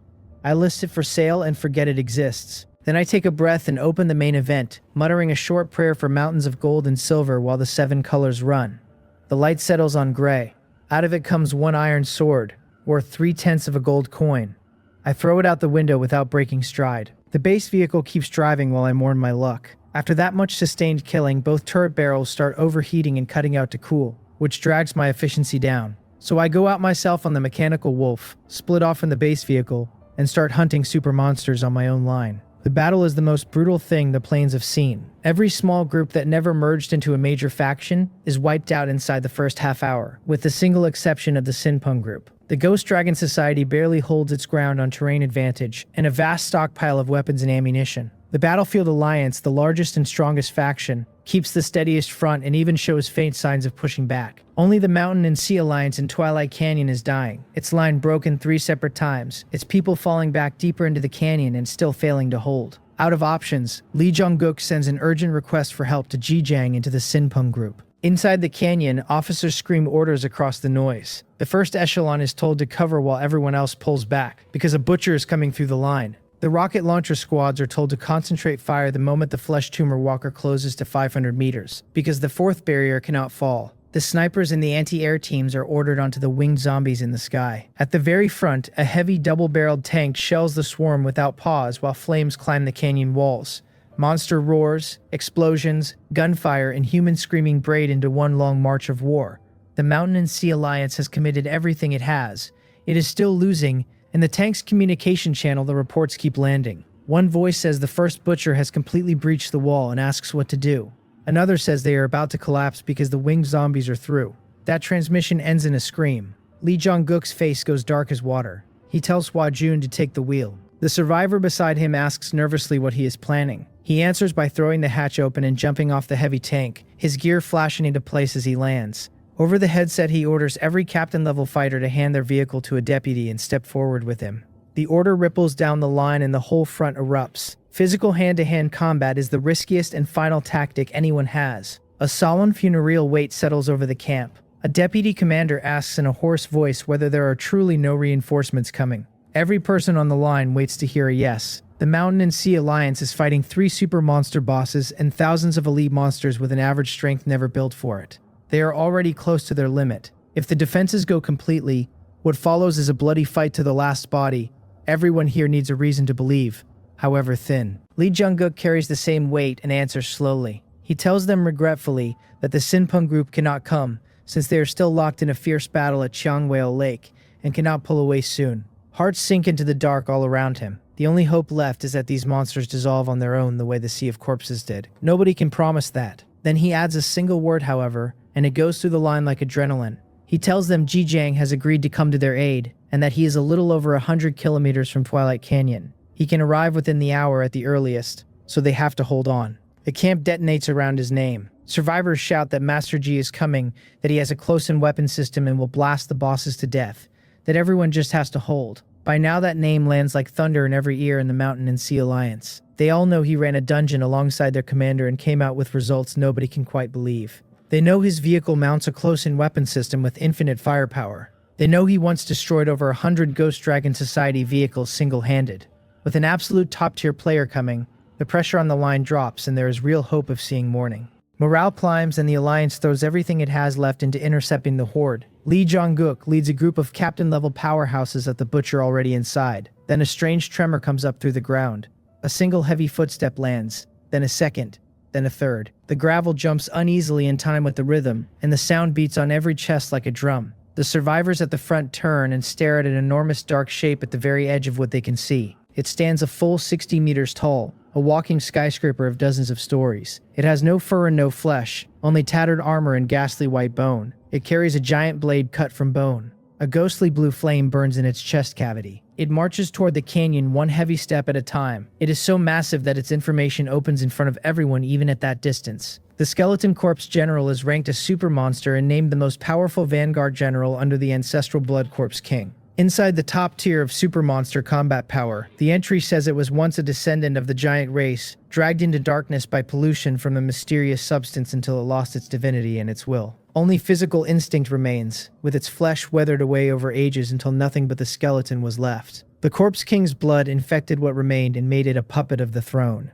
Even as a driven shell, its strength is terrifying. Keys go weak all down the line. Every elite monster and super monster tonight has been an enhanced version. This is a top-tier super monster on top of that. Nobody can answer how Twilight Canyon is supposed to be defended at all. Then they see what walks on its left and its right. Another butcher and another flesh tumor walker, which brings the night's total to 6 super monsters. Throats tighten and faces go pale. The same thought moves down the whole front line, that they are finished. Lee Jong-guk breathes deep, presses the fear down where it cannot reach his voice, and orders the second and third echelons onto the butchers. Every captain-level fighter charges out with him to face the enemy head-on. It is no longer a question of whether the line collapses. If the Skeleton Corpse General reaches the inside of the canyon, everyone in it dies. The only play left is to meet the skeleton in the open and stall it by any method available until Ji-Jang arrives. That is the entire plan, and it is thin enough to see through. Lee Jong-guk takes over a dozen captain-level powerhouses with courageous physical combat power and charges into the terrifying battlefield ahead. Elsewhere, I am racing for Twilight Canyon at full speed with Lee Jong-guk's latest message sitting in front of my eyes. 6 super monsters. I am so hyped I can barely hold still, because this is going to be spectacular. I fire the reply back with everything I have, telling old Lee that they need to hold on, and that once I get there I will give them 20% off this order.